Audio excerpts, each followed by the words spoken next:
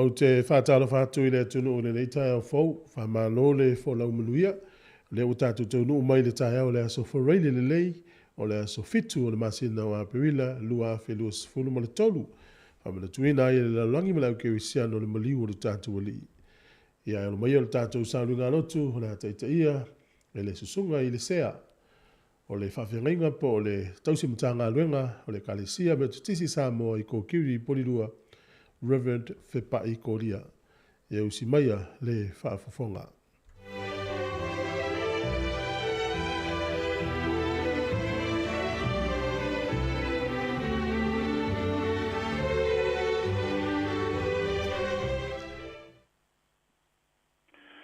Samoa le no ole tu so fua te bala ya bala watu le minga o te tawai tai au le seto le nei to sanga o mai tato tariatu le lofa mata mata tele o le tua malona fa ma uni e peo se moi moi le ngau si o se la au ko yo ma fale mo tua fale o le mori ma wola yo ane so ona lo famia e winga ile ne aso sa ia fa pe ai sa ile amatanga le sa ile tua le o ia lava sa ile tua ile amatanga na ia paia me umalava ene ai pois me tasina paia ile paia ia sa ia te ia le ola poi o le mala malama leo le tangata wa popula mai poi le mala malama i le podiuri ai le tadia e le podiuri o le atua, o le anganga lava ia, o e tāpua ia te ia, e te tau na tāpua i le anganga a toa ma le whamaun, o le pese se la wiv spulu, e ua longo longo lava le tala. E ua longo lava, o le tala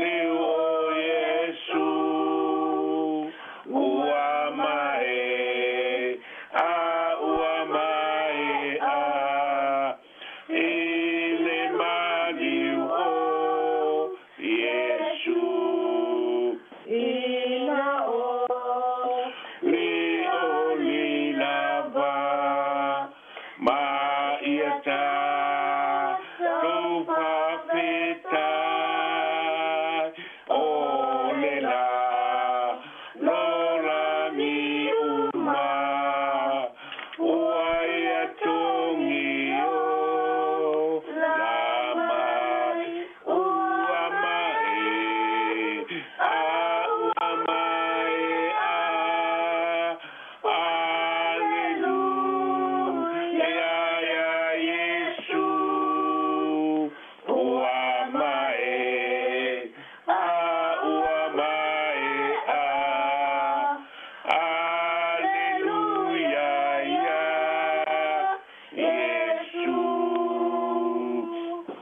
tawina o avion pa ia le tua ma tusia perfetto Isaia ni mas pur mal toru le mata upu pai tawina mal fai pue ono i le valu o tato uma wa se tato pe o ma moe o taitasi ma fasanga i lona lava ala a ua fa'o ia te ia le ali le amio le anga o i tato uma na pasawa ino ia sa tinga ina foi o ia ai le tautara mai o ia pe o tamai ma moe o taita ina i ofisia e pe o ma moe foi i luma o e selero na furufuru o a paro longo ia o ia foi o le tautara mai o le pasawa ma le pamsinonga na vese inai o ia o ai foi na te taratara ina la tupulanga a wa vai e se ina o ia i le nuo tangata ola na taia o ia ona o le solitu la fono a rone no pa Manuia tele ne tua e ala faita wina o lana pionga pa ia o le tua o le nei aso i faita unga tusi e le se ua e se tangata le puapuanga le tua e ne ma pai tangata ona suia puapuanga le tua ina ia mai o le leila o faponga mai le anga maurunga o le matua pare anga o le neia sopaleile o le tangata valoina tangata valeina o le perenice o le langi ma le lalolangi o te pia pesiri atua o le a le puapuanga le tua e le maseua paponga mai la o i le tadi ale pata ma le au perfetta po le toi ino i seia a ua pinangalo le ali e tui momo ia te ia wa ia fati nga ino ia pe a paina te paia se taulanga mo ansala o na iloa le ia o lana whanau e pa leva ina o na aso o le pinangalo foi o le ali e manuia lea ia te ia ile male nei mai lava i lau ngutu maati ati ma le peni maai onga maola lau siusi ale nei tangata o le atua. A le fai fo i lea wa avea ma poutu o le tusi atoa ale perfetto i saia. A ua manua o ia ono wa tatou soltu la fono. Wa momo o ia ono wa tatou wa mio leanga. O lea o inga e fi le muwai. Tatou sa iona lunga lea. Ona lava foi ua malo lo ai tato o le si langa mamao lea le atua mai lava le tusia kenese ina ua paure ua tangata le angsala se ia o i le tusia paringa e a pio mai le misia o le alupele o le atua e fa o i ai le mai a ma le lima te o tangata le ino ma le matau o tangata le tau fai ma le fati nga o le lalolangi le tu lapo ina ma le fa noa e ona lava tangata le fa machino ina ma sa wanga fati te fua i lona tumuai ai talo fai le aisa na sala le sa taulo i le aso nei na tau ai le vao le langi ma le lalolangi i ne vao pango tae to lua ua ala ngā te tau lava a la sala. O se manatu e wha ma i te ai nisi manatu i le matua. E soi fua mai le perofeta i seia i tonu o le a aipa ia i Jerusalema. E toi pikse lau tau sanga fio mai le keriso. Ai ua leva o ne teu i banto matu maunga vai tafe ma vai tu loto papa ma lau fanua to afo Israel le to fa ia le matua faivo le fofoanga pa ia ao e le ma pai stangata ona seu malo iai pe fa lave fo iai o le fofoanga mamao o le a iai se teimu e fa ngau i ai lona i tua ai a fio mai le tangata ato Iesu Keriso e pai matongi ola o le lalolangi a sala. A le aso le ne. A lea e mori mau fo i ai to ino paulo i le kare sia i Roma mtau pe lima pe ono. A wawu maliu mai ke liso i ona po ua te tawai. Ina o vai pea i tātou. O le sui o ia o e whale me tau ma whapau pau. O le aso le nei, o le aso le sa tauro anga tā. Ma le au wha maringi toto. E ne o se aso o so vale mai. Pe papua veta, pe papua sei, i le tala anga o aso whai tauina. Ma wha mau wina o ka lena le lalolangi nei o na aso. O te talitonu mausari o le aso na to whaina. Ma wha tōr whala inga e lo tātou tuatolu taspa ia. E toe whau wai le whare mapa i whai mama le pelepele anga. O le lalolangi taru le mata ngā o le angsala. O soe le tala le. O te fia pai atu wā i a ano o lo fatu. Nā e lufi ina le toto ola le nā ngā yoi ai lo tangata atoa. E te umaru ai. Ne mea moni le nei. E le ma pai tangata po se isi lava mea na paia. I le mata i sau le atua. O na whamali e ina le pina ngaro pa ia o le atua. O na o le angsala. Sa ma pai le toto manu le pōnā. Ma ta talo le au osi taulanga i ona pō le whea ngainga tuai. Pei tai ne maliu o ke riso. Wawa noa whasolo a tore langi. Mo sia sau ma sia opo. O le aunga o au te o se vai o le nei. Au na whātau waa. Nā o lea tua lava na te whamali e ina ia lava. E te le mapai o te le mawhai, tā tō te le mawhai lava. Mai lava i le amatanga, o se a eringa tā i le manawa o le ele. Fuanga whaarua mau alo tātou wadi i le atua. A lea e tau tū i aitu la toa o le atu nuu. O le tau e lele i le vātea tea. Ma le tia e le mase ua le fina ngalo o le atua. Ma ana fua puanga. Ne ka le sia pele a ke riso i New Zealand nei ma le lalolangi. O le wha manatu wha paanga. O le tala o le wha o le tanga o le seta.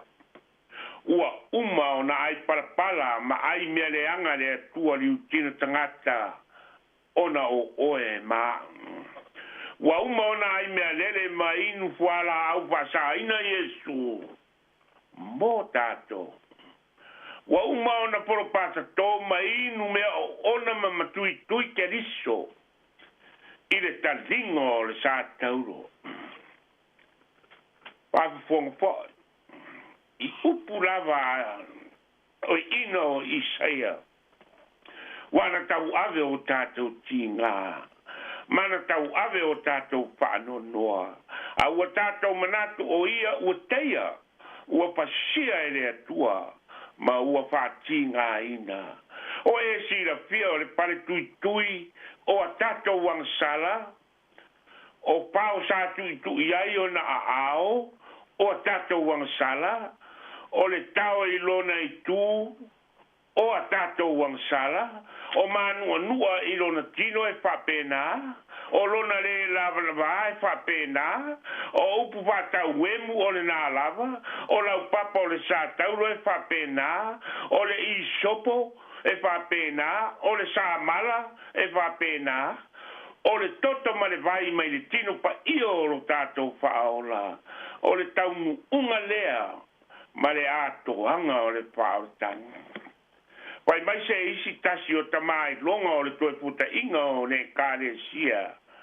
Ma tini nu telu. Ua uma o na whātangata anga sala le tangata pa io Yesu Keriso.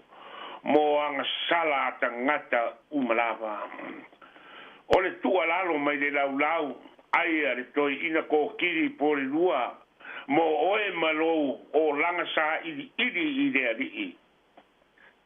Se fo nei I le tua. Se salmo nei matatalo I le tua. Se whanau po wina nei usoe mo lo tua. Se patua tua nei ma ori mo lo tua. E toia pio mai lo tato wali I whaora. Sa opa I tau le tala re Rio Stanley Jones. I lana se singa Eastern Pool I teti. Po lea sa ingoa ia Constantinople. Ile malu o le kare sia Kerusiano. Sa pa ingoa I le tai pa ia o Sofia. A wa vea nei mano fuanga au tuo le lotu Mosalemi. Na fale anga mawa e se uma ata. Ma pa tusa Kerusiano tonu o le malu ngangu. Ai tu iai tu singa le au alapi. E fa pesa va ia e o ia I lunga o le pa alo o le patawhai tau langa. Ai pai mai au pe wa tu fa po se ilo na fatu. Sa tango atu ma u mai le limo o lana uoma langa. Vai! Ua toe sau o ia. O le mafia fia o vali o sene turi e tele ua mawai. Ua papo se I ona mani pinifi pe mou ese. Ai so solo mati le tira mai ai. I lunga le urua I ata le na tu sia le ata. O le toia fio mai o Yesu. Pai mai le Rio Stanley. O. E le mapai ona e ava e sea o ia. E toe sau o ia. Uso. E le ale toi sau o tātou tau taimata pala o e pi I le waa. O te talitonu pea lava pea tātou te le tau o se pare tifanga. Po se pare siva, se pare taano, pare kalapu, pare inga, pare fai pati, paka, po nisi poi. Mea e sula I le anga le leima le alofa o le alii. E mawai e su I lo fale. Ai tasi a lona le a uso pede. E miliona I lato. Wata a sea I lava I o lato fale. Ma a inga e pe o ma Moise. Ua le aise taita. A pai o fa pe nala usikai. Pai se suinga I le nei e seta. Sui nei, ma ai le mea le nae fai mo tamai e tua mwhatinga ai tinao le a inga mani whanau. Se matua sori pala E o vai. Ona e tofo lea ma e inu marie.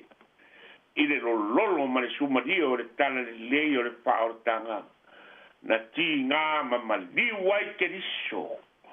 Mo tato. Tato tā. Ta mapa iae. Le tua mamana ma whamaoni.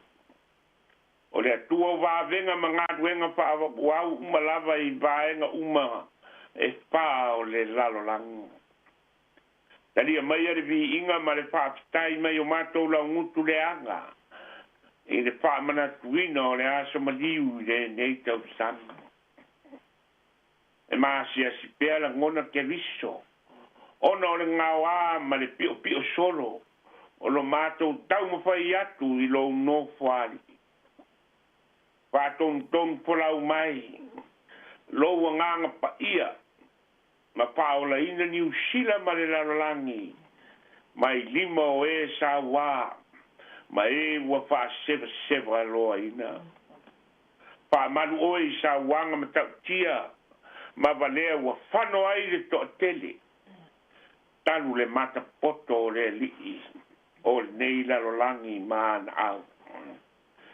Tau si wātere oe yo mātou tai whare mālo, whare anganu, whare kāre sia, whaalapo tōng tū maoti, whare au wai pisinesi, whare au whato anga malatou uma o ngā rue au nanga whare au tele. Mō le manuia o si o mātou watu nuu nei. Manuia le au pai ngā ruenga le tio le lau mua nei. Ma le tautua mo mātou uma. Ai maise le avanua tā ua. Ua wha leo atu ai le upu o le ola. I au tangata lo mātou tuanga. E ala ia Iesu Keriso. Lo mātou wadii. Ma lo mātou whaola e whaavavau. Whaavavau lava. Amen. Manuia tele le seta mana toi tu Samoa uma I New Zealand. Alo paanga o le toi tu mana asu maliu. Amen.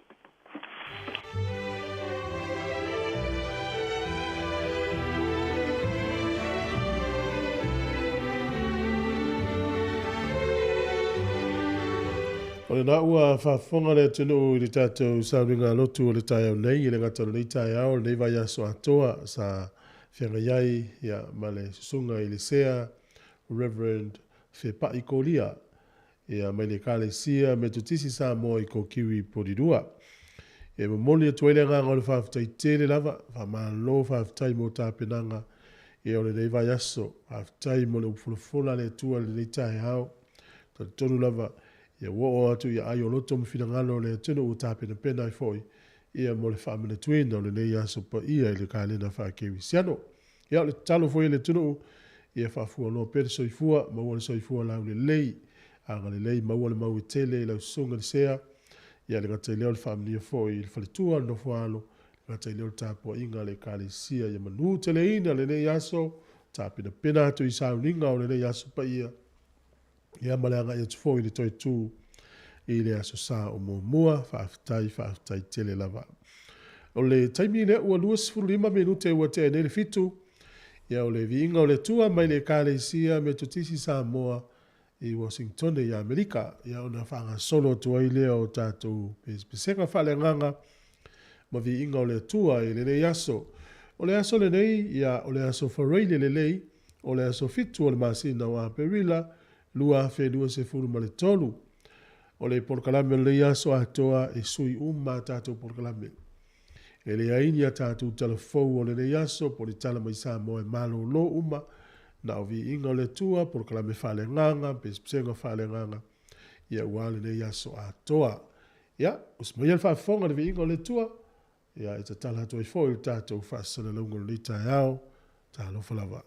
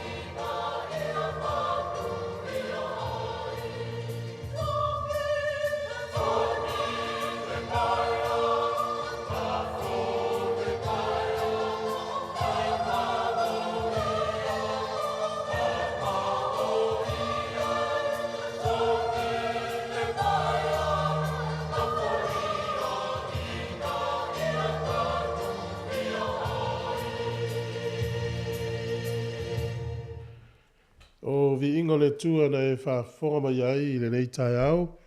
Ia lenga na nginatu e le kalesia me to tisi mai nai loa hat. Ua polo ai mai Yesu. O le kalesia me to tisi mai me le pone tongi le maia. O le taimi le ua to e se fulu ma le iwa minuti o na tane o le valu. Ia le nei tai au te o whalofatu ma whawhelo i atu le mamalu o le tātou tunu ma le au whafonga. Tā lofa lava. E o le tautua le nei le si fonga le laumua i Wellingtone. Le fōa mtalia le nei taimi se pa i fōi le tāu le lima i le fiafi. E le ala leo le tasi ono tesi mo le tasi whamo. O le tātou Facebook, o le YouTube, mo le tātou api. Ia, o na whawau le tātou api whasa launga i le aso atoa. E mai le lima anga i atu i le tahao, e na halwa i lava lea. Ia mo le luasu whai tu la. Ia o te fia e whai ilo atu, o whalofa atu, ma whaatalofa atu. E le mamalu le tenu ma lau whafonga tā lofa lava. Ia tari tonu sa manuia whai ngā malo longa le pō na pō. Ni futai au fōu i sunga i whawhenga inga ma whaletua. Ia tupu ma tamali i o le tenu. Whaletua ma tausi sa wau ma le awaluma o le malo se le tenu ma rei whanau. Malo le malanga manuia. Le ua tātou lia le aso maliu o le nei fōi tausanga. Ia o le aso fitu leo le masina wa perila. Tari tonu la foi. Ia so wale fo longa o tātou iai i tau o le nei vai tau. Ia tari tonu la foi. E leo tu la fo ina i la e tātou e le tua. Ia e ala i tātou whātua tua ia te ia. E hanga le leima whesoa soa ni mai. Whawhelo e tu foi. E le manosi o le tonu. Tari tonu. Ia o loto tele lava i tātou lo malo lo i ainga. Le fo utua onga le whanau. Ia o te lo o te tari tonu. Ia o lo ua tāpena pena foi tātou mo le anga i atu i sauninga o le ne yaso pa ia. Ia o le tele lavo e kālesia no whaia sauninga le pō na pō, nisi o le aso le nei o nā nei le fiafi, wha solo tua i le toitu le aso sā. Ia o le whasanalunga ni usila lava ia i le mawhai o na alu ni whasanalunga whapisi nisi aso nei a fia i le aso maliu ma le aso kiwisi masi. Ia o le tātou porkalame lau le nei tai au. Ia na au vi inga o le tua, pespisenga whale nganga, maniso tātou porkalame whale nganga. Ia o le nei aso. O le afol se fulu le ua tā pena mai ai, ia le tātou porkalame whapitoa lava le ase singa. Ia o le tātou, le isi fo ilea tātou sāminga lotu whapitoa. O le aso maliu. Ia o le ua tā pena mai ai le sunga le to ina malo lo pensione, Reverend Alda Risati son ete. Ia e inisi o tātou porkalame whasolo atu i le awa uli. Ia te tonu la foi. Ia o lo to tene nei o tātou ainga o lo mafuta mai whafu atu Wellington e so se whaenga o ni usina nei i lo whatu porkalame. E ngata idea i o tātou womba anga i mafuta mai Australia, Amerika, Hawaii, Tutuila o Samoa. Ma so se whaenga o lo langi o lo e mau mai tautua le nei. E ofa lofa, ma whaata lofa atu ia te oe tā lofa lava. Ia a whapefo le taimo mua leo e whaafonga maki e lau ni teo po lau Facebook, po le YouTube, po le tātou tautua nei. O le si ufonga lau mua le whawaina lan tautua le tausanga te se iwa lua. Ia o le ua fo lau a le siria ma le tolu se furu tausanga o lan tautua ni usila. Ia e lima ta ina lava lana tautua, e ala le le whaafiafia, whaailoa lapta ia ma le tūlanga taua o onga. Ia e whaataua tātou tū maanga, e au tātou ngana Samoa, e mara tātou talitonunga whakewi siano. O leo toa sifuru lima minute o na tāle valu i ona watu leo le tātou tala o le tau, ia le teminei, ia whangaso o solo pea, ia nisi o tātou pesipisenga, ia mavi inga o le tua, i le leitai au fau. Ia o le pese mai lau pese a le Hallelujah Singers, ia o le pese ua whaingo ina Yesu e le whaola, o le si ufofonga le nei o le laumua ta lofa lava.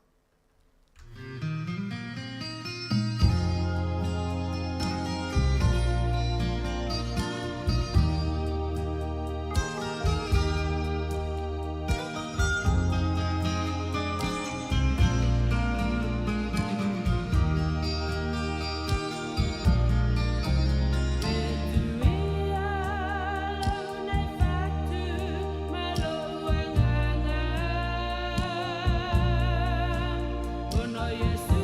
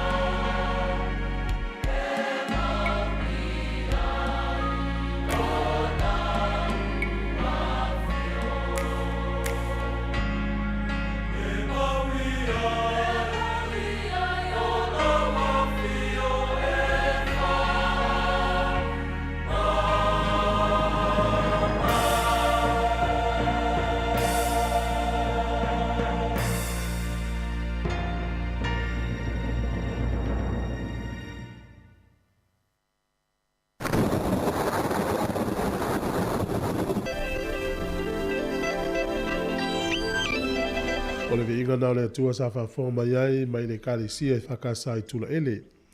O le taimi le ua toe awha minute o le tāle o le walu se i whawhoma iai le tala o le tau mo le yaso ia e fuafuanga o le yaso ma le anga ia tu le whai mo le vai yaso. O le tau le so ma le aso atai au pe o le valo ia le official vai tau e matele i le paolo le aso le nei ma le aso atai au. Le winga e va ia le matole la ai matele i na paolo le winga tau le leia ia mo fuanga.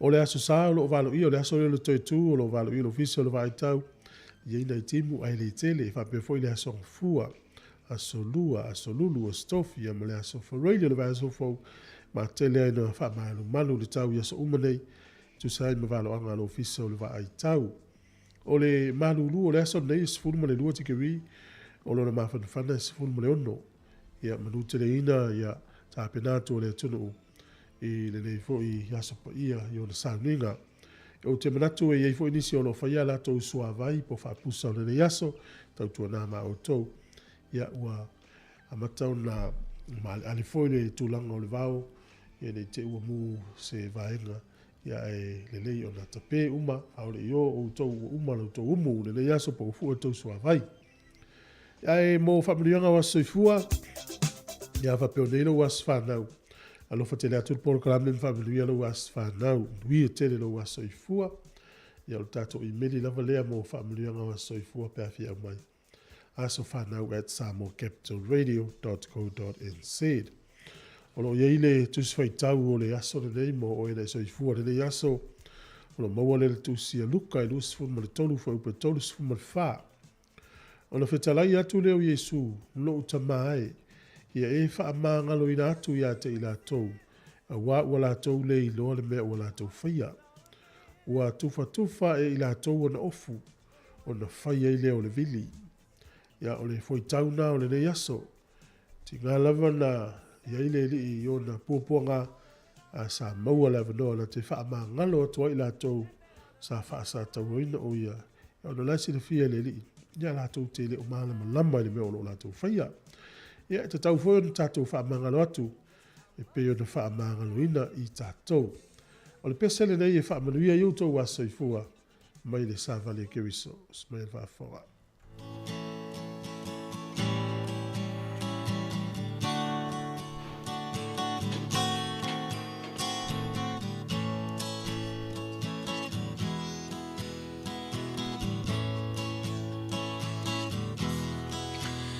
Ia vi ia lea tua ua ulia loa so soifua ia Manuia loa so whanau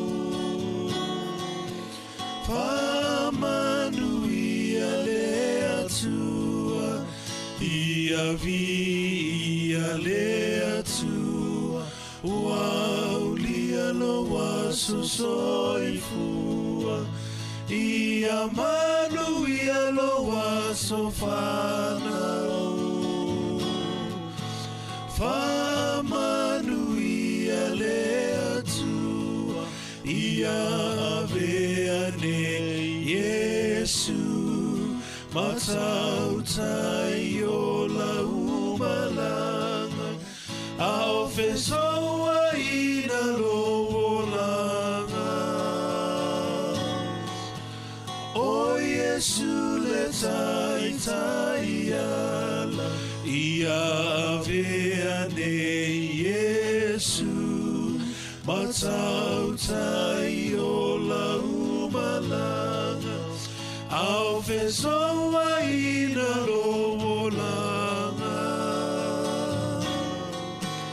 o Yesu le tai tai ala ao fesoa ina lolanga o Yesu le tai tai ala.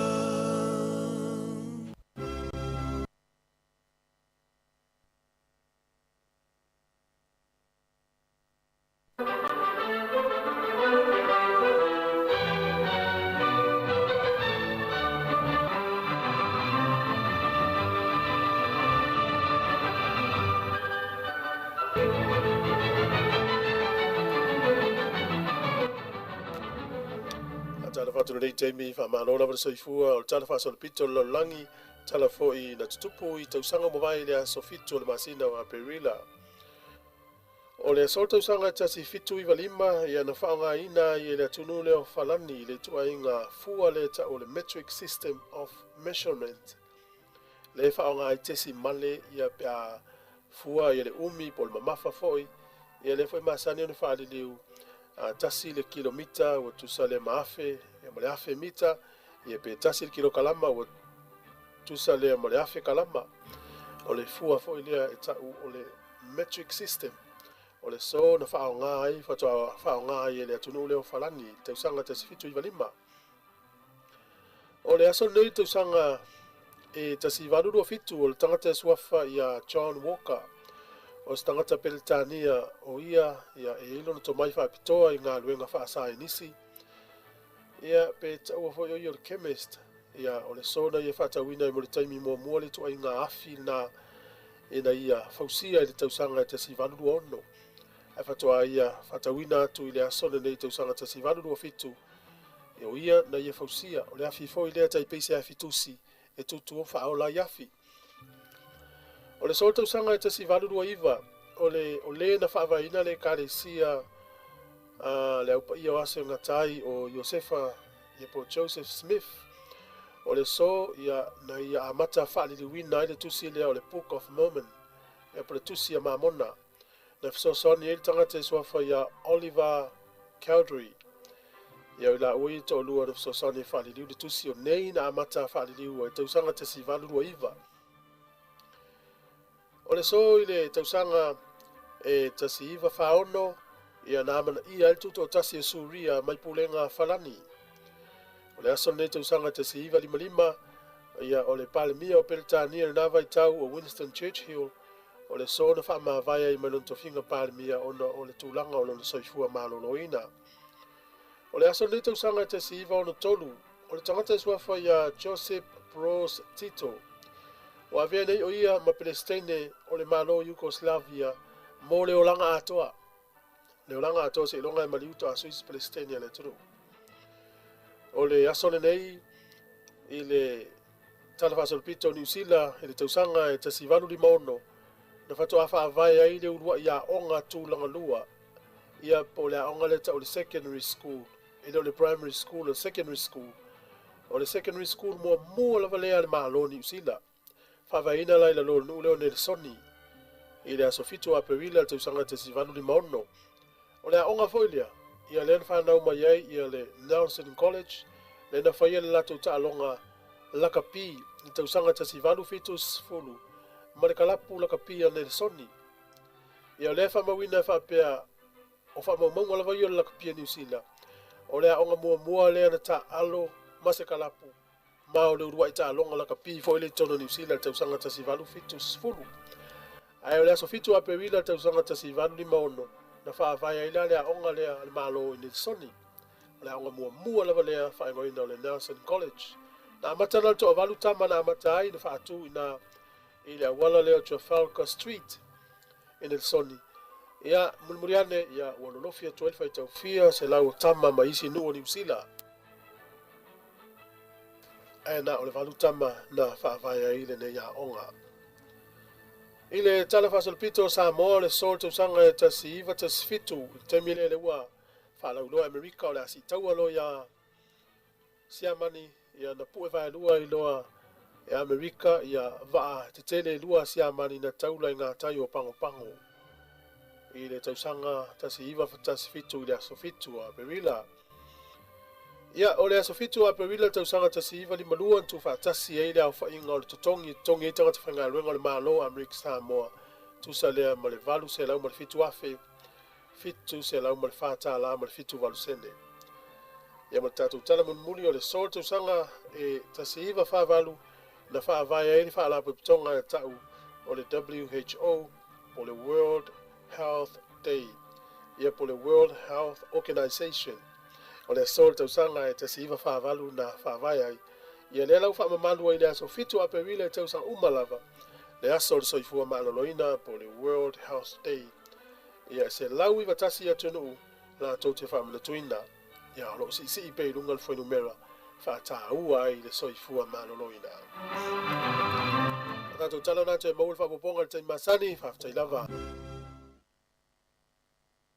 Si fonga lo muano e mafuta mai ai he leo te alvalu minu te iwa. Te alvalu minu te iwa o le asole nei o le aso malolo. Ia mane foi lo whawhelo i atu i tātou paanga lea e whatalo whamai te au whaftai tele lava le whawhelo i mai. Nisi o lo mafuta mai Samoa. Ia mane foi le whatalo au mai po fia tonu o laulangi nei te mafuta mai ai. Whatalo whatu stina i alo to ma au kilani. E wiko ma oele i Samoa, sunga tele aliva. Ia o le sunga fo i Lucy ala tipi to whawhiro ia malo, to i fo Manuia. Atalo whatu fo i a tio tunufi sa uvao, pia o Amerika le mafuta mai ai, po fiti fito ai, sina leo, mai Island Bay, tina ia Rachel, ia o Kelemete Sefo, pesa mino, whawhiro ia tum whatalo whatu, whamanuia atu, ia le nei tae hao, ia te oto umalava, mau malitau tua nungo le tātou YouTube, ma le Facebook.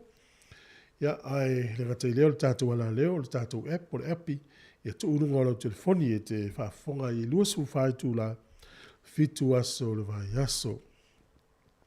Peo le toi e whaamninonga o aso malo lone o le aso maliu, ia o le kiwisi masi manisi aso. I whaamomonga ai o lalo tu la fono o te tala ai whale o loa mga luenga ni usila. Pei e whoringa mai e lua male a whaaso aso e matua i tapu e lava ona tatala ia whale oloa e ia inga whatu amwhain tatala. O le aso whareile o le aso maliu, o le aso kiwisi masi, ma le a whaaso le Anzac Day. O le tausanga nei la, e pa ule Anzac Day le aso lusfuru lima o le masina nei. E matua ma malu ale a whaaso mai le tae au e o le au auli. Ia whatu a tatala i loa lea o whale. Ia au le aso le nei, e le ma whaio na tatala i le te le o supermarket. Po supermarket i uma, ia whai supermarket i tala i le aso nei posi whale o loa. Lono winga lau sauni la tau tongi sala. Ia awha peo whai i supermarket i tala wo tatu tangata i whai ngā luenga. Ia tu sa la wale aman ia whai i nafal whai ngā luenga le aso. Tu ulawa noi o nei tangata whai ngā luenga i mafuta i ahinga. Ma o i sauninga o le nei vai tau.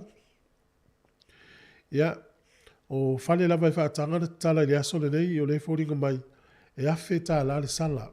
E a feta la le sala pe a fa pe a te tala se fale no ile aso nei ya ia i business na fa o ia i fa se a tangata ile vai no lo vai business ia na mau ile o fa sala mo la to pe a le a feta la ya o le tala tu na ile aso nei o le aso pa ia wa e uia ile ke usiano o tangata ia le fa ta wo ina la vai le la lolangi a to ile le aso.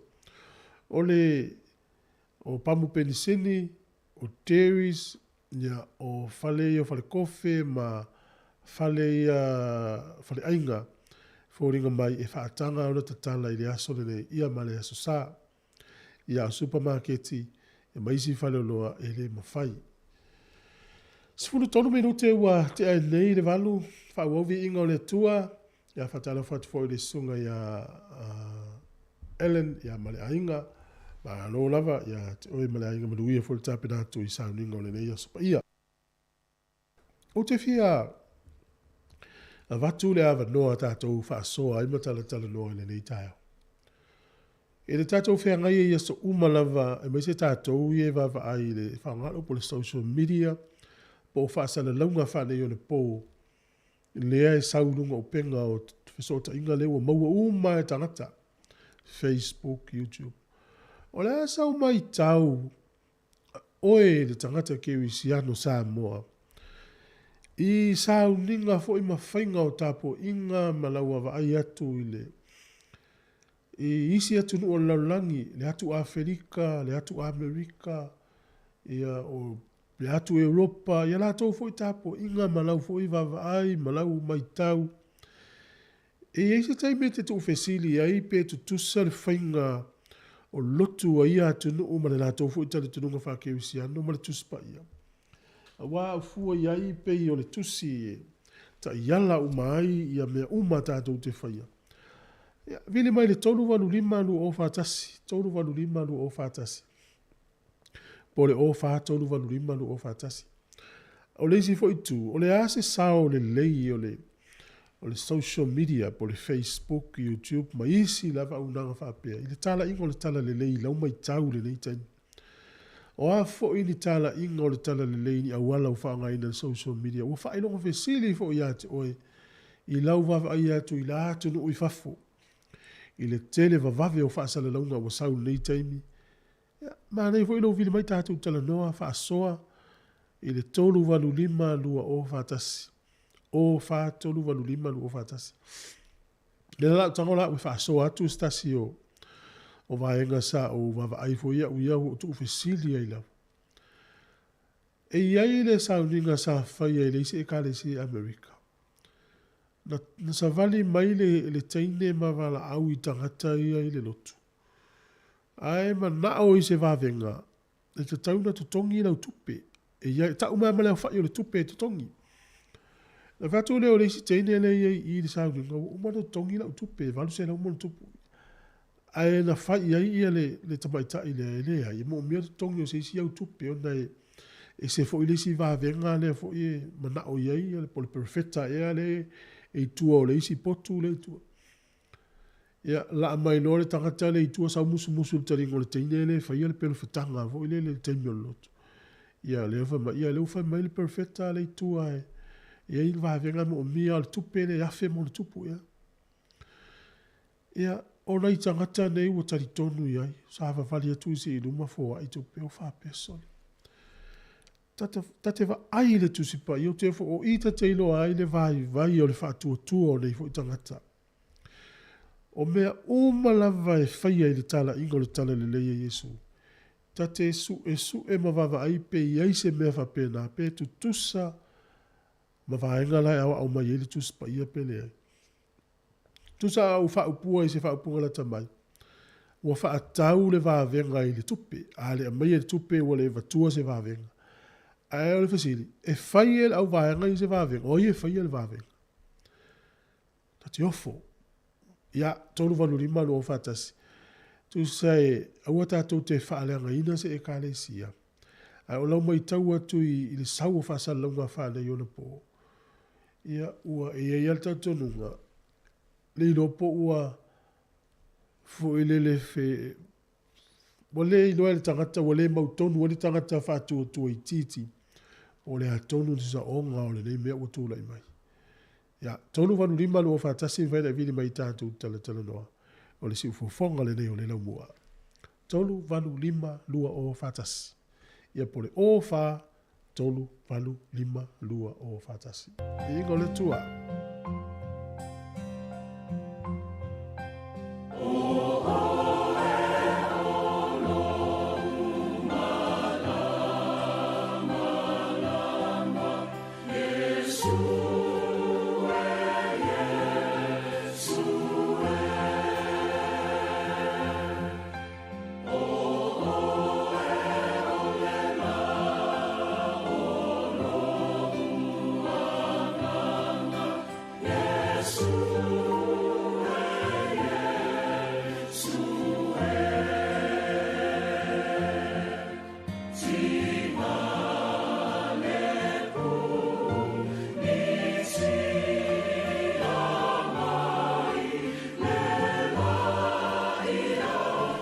Tata wala una lunga laina. Malo sa fua talo falava.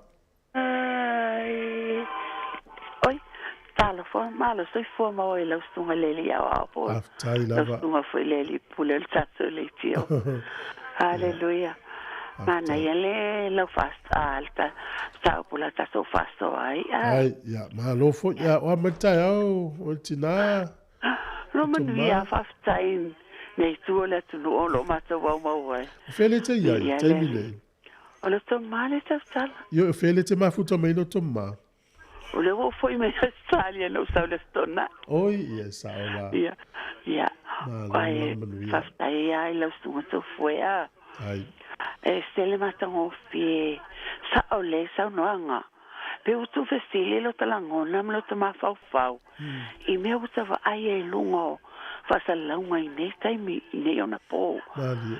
foi la tilo tu lotu foi le si la malo lo estava o pole fiong pa ia le tua au kako ke va sta no la te mi ange wo mai anti ke risto kako va vai ai me uma fa mai o fa me uma le au amatana va vala mai ia itato lo tasto no fa maoni e lo tato o tu soi fo lo tato o ona ia ai mai se lo na pelo Yesu ke risto amen le si me le o vai tu foi le sai me fa malo longa ele fa pe fa no fa malo longa tu lo sai mi ama tanta vai foi but talistonu ia alpa ia leli faula a so mona ona au so imave fo tato fa longa tu spa ia fa tawai o mele e o tu lei e tu lei foi le ngai tua o ka fa o ka tato no lo tu foi e masa salo lo tu lo o te masa salo o te leva vitaliaina o te leva vitaliaina tu lo lo tato o tu nois ai pe o tu noi fa fole fe anga ia lo tala le a pe o vai a tu ama tan solo mai o le wa ama tan solo mai tu lo tu fe le sa no na ele fa malo longa i New Zealand le na mato o e mato mal ainga o au tu lo tu foi ku le au tu tanga tale fa malo longa ele tu fine to lua i o tu tal tu foi telepau tu lo wa o telepau la le tu lo nga le tu lo te ma fu te le tu il mena le no tu lunga io mana onga lilo ale pai le lo tali le au tu le fu o puia la ta mai ta im te lo mai se foi le o eu ma sa lo tu lulu ye lo fa pe voi le ku le ya tu le fa lua o ta ma lo le o le fa ma ulik le ta ma lo le no fa ma lo longa tu foi que le pau ele ye lo loto la ma nga le tu o me nga le o vai foi la ya i lunga o penga tu vai lang le tele tartonu ye tu foi fa mo le fa ma nga lo le leo tele tartonu ya ai sia ese fa mo ngo tangata la tartonu le tu so fua ana va venga me uma e manatu ye la fa fonga le tu tala le foi taia ai fa stai tu foi mo la no fa stai tele a lo fa soa tele me fa long fili lo langona ma lo ma fa fa ai e fo ngai ni tu po ya presia ka ko va vai la ye tango ma ya le tua fa ali lo na malu no matango fi ta so va vai foi i tono lo na no lo no Israel ala ta tu te lo a fa ye morning fa mount ta tu ta ton ye ala fa ali me ona alo fa ali ma ya ta to lo ke sian ta to fa to solo so forza to tu foi leo foi te talo wa pe o fa longo na fi ka ko news foi na sa ni ele fionga to fa fi ai i la fionga la wa o fa longo ai talo fa o talo ia le so lo o te talo fa mole si la fia lo no lo fai e tu le ta inga uma o nganga ma fa le ke sian o ia lona no o na va venga e a mata mai tono lo no pa ia pa fa ia lo no nei e pa ia foi lo so fa pele ia lo na ta tono tu foi nei ta alo fa tele atu fa stai mon sa pu la ngai foi se ngona fa mo nei ta famiglia le tua ta to famiglia foi ta to le tio famiglia foi tu foi lo stunga lo fa tu men no fualo to fa sai fua Manuia porca la Manuia Manuia le seta sai fua toma tai la fa sai fua mana tolu valu lima no fa tasi wala mo tato fa so tato telo no o fa tolu valu lima no fa tasi vili mai ai ile no wale telemonia o le tele io taimi le fa alu tangata va ia i lungo le o penga o te fa ilangi o fa sala longo fa le po sa wei la ia sa minga esse ole tatu le talanoa la i sa minga isi tatununga salemi ia mo salin tapo inga wale utato va ai fo le sau tapo inga fati a polo la tau ia la fo ile lo to satani ala fa mai na ia sa minga le tau te va ia pe ole o le sawa o le saua so o se tala mai tuli manu e fia o le lalolangi ua momoli atu ai ate o i luma i lau telefoni. E te mata ma e vava ai le ese o le whainga o tapo inga ma tali tonunga o tangata ma le whaalili wina e tangata o le tusipa ia. Le awala la tau te whaalili ua i le foi upu ma le foi upu i o nauno le whaatino mai e pe e te i langona te i le wha moe le vava ia tu le whainga. Ia, e pe ilanu ta ua tina ia lo tomu ma. O le isi lea to e ngā tali tonunga le sau taim nei o le tu lei o le tangata i tua pe ata talo. Ia, e fau i le mai tau. Ia, e mai se o le tele o to e ngā whainga o tapo inga le sau ma le kontinenta le o Afrika. Ma le vile mai tatu tala noa, o ani vaenga e te i e fo i lausi le sila ua whaalu fesasi e ilo tali tonunga i le whaaliliunga i istangata o le tuspa ia ma whaonga e la tau e la tau tapo inga. Tatou te le whaaleanga ina se isi. Ai, e au ngā fo le tatou whaasoa. E te toi fo ia oe whaitau ai oe lau tuspa ia. Ia mai whaalongo i si whaifi au Samoa le nae te au nai le li ia po si whai silotu pālangi nae te iai po le ale ka le isia. Ia ma toi wha mausa li, ma toi wha ta mau ai lo tali tonunga i le li. Nei sau tala inga ia mai whafo e sui atu ai. Wai ia i le isi tali tonunga fau lea o sau wa le vale wa matau na ali mai.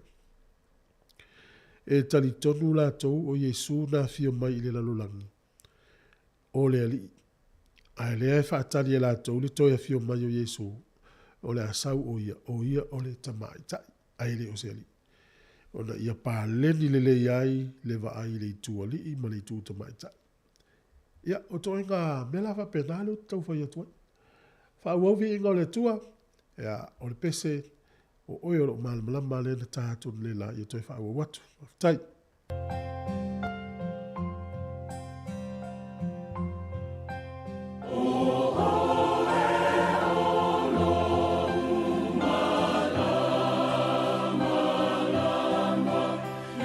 Sue.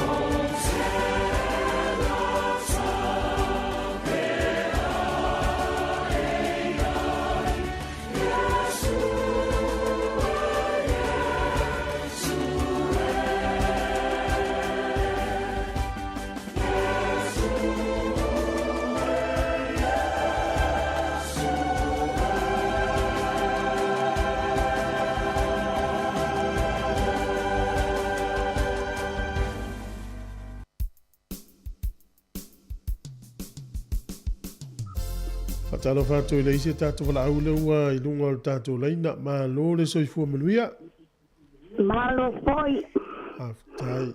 Malo soifua. Ma lo lava fele sa wila wala au tina. O ime lava i po e lua tu fue. Oi, talo fai ia ma lo lava soifua. O lo fia vili ya tu ia le telo. Lea ai. Ile ai se ava noa. Oi, ia aftai leu mawalo wa no. I o tolo fia i nei ai po e lua. Oi, ia ma lo. E ma nei ai o li a. E se ma nei o lau samloanga de fasoa nei. Aftai. Ona e se alo tare fia. Awa foi la wala te vavave ia o tau saunia ia. Ma tau ia ba tua te tere o ai te ina. Fai mai lau whana o fai ia ki vi o te ita. Awa foi te tere i loa wha o ngā ma tere fia manao. I ngā mea fau wha penga. Ai o i te wa mo wha o umare taimi. Le ai, nai lava tai. Sungai lea wao. Aftai ue vili mai ia ma lo fo ia. Ai na ta ola mai lava i Samoa todu lava. E kare si o te lotu ia wa o matua mau a inga. E lea iau taia fuoni si tūlanga. O le pope, o le kaiki, o le tonga. Ia a lea la sa o fo i nei. O le tangata lava ia. Le mau o le whatutua ma le tū mau. I lana lava e kare si o fo i a tōsunga ia wao. Ia o le fo ia ma siria na e ma o tōu. A wao i tātou e kare si. Ia wao o le lotuare me ia na ta. Whatuina ma la lotua ia o le i wa himo le paise a wainove. Le ono lua na whatu a ono tolu na te sa wai New Zealand. A le ono valu na whatu wai po le lua ia. A le fo ia i Samoa a e lotu ai. Tonga mai, pope mai. Ia iti. Ia laulale na whaasua. O pei lava o nei au wala tere vavave o tō whaia foi o. O tutu ai le whapea o le lalolangi ia sa fo. O tele a foi tu ai ngā popoto tangata ma. Ia le aise mea a te i le fuato i riuai ma. A o le nei wo ovale. Umale i upe lioi. Nei a kare sia o le nei lava. Ia rua ia i tō ma. Tō anga lava lot. Malo, ia whaftai, ele lei foilo le... Ele lei foilo le mai moa mai vava ia i vaenga ia. Ia ua nei whalave lave lo tatonunga na ua pi mau tātou tua, ma le li o Yesu. Ia mo mātou ia e ti vava ai. Ia e peo lea mai se le sona mo mātou. E te tau na mātou whasoa tu le sia ngā tupulanga la iti po a mātou whanau. Ua le tari tonu ei, o mea ia se walai va ia latou ia so uma maso uma, peo le... Ia la, le nā lava. Ai mana ia, malo. Pāwhitai lava tu fui. Pāwhitai. E se le bata o fie o fui whasoa, pāwhiagaiga. U bata fui le vai aso, no veia vale. Toia ida fui a bata via le laso vale. Tera fui whate le tari fui le taibio. Sto ina ia li sati le mei aso. Fui whaitau le tusi. O le mātou sa uninga o ana pōna. O whai ai, o le tūmuia, i iwa himo. Ia, malo. Ia le whalau mana ia le moe umia ala le tātou lotu lea. Mātango fie furi sāni. Mātango iai. Ia, wale le. Ia, alo whātu mo le tina, whaftai tele le vili mai. Ia, whaftai lava, ia o whao le taibi a le beale dāi. Tu ate koe viri, a tu hale, i le whaasoa. Ia, wale le. Ala ane o tau le usu bai ale pese al batou nuu lea. E usu so ba. O e tau nuu? O soro, taiba soro uta, ma ngamo ma. Oi, ia ele mwhaina tātu nei se tātu nea soro fua. E usu wha tai ai. Oi, tālo. Se tātu nei nea soro fua. De whaapitai lava i usu se taini. Ia, wale le. Ia manuia lava. Manuia lava lo waso le sunga le awa o whapena tau. O fisa atoa. Ia, whasoifua ia tina. Soifua. Soifua lava. Pa nei vini mai tonu van mima lo fatasi tatu tala no le mta upu. O lau vai atu I fafo I atu no I fafo. Ia male e ei fo ilo na afianga I o tatu tangata ilo utali tonunga. Ia ono tu inga tele o tu inga tapu inga ia tau te mai tau o tu ei fafo. Ya, vini mai tonu van mima lo fatasi fa wovi inga o le tua. E ei se taimi o le nei aso na toi fasala laule o le tatou saunu ngā lotu o le tae ona le la. Le sa tapena ina le songa I le sea, Reverend Fepa I Kolia, pe a whai tene I whafonga iai, ma leia te le whea ufolfola le tae au. O le whakasai po rinua, ma tau te vi atu.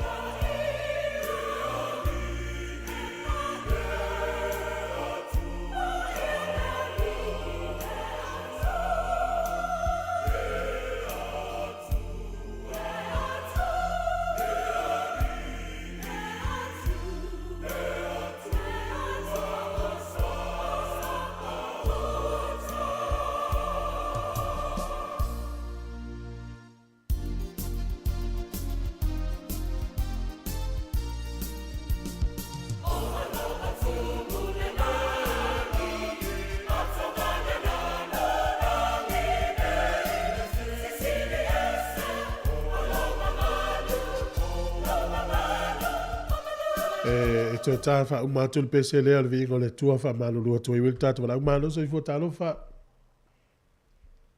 Alo so I fua lau sunga le wao tu fue. Malo lau.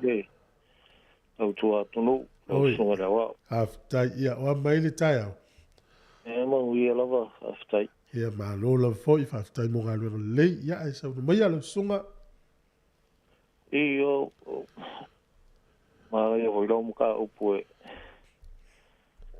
Alongo foi ma ia lau maka upue whaasoa mai. Aftai. I ole e pe ole piko le kau wakoiso o maka kuka. E pe whaafenga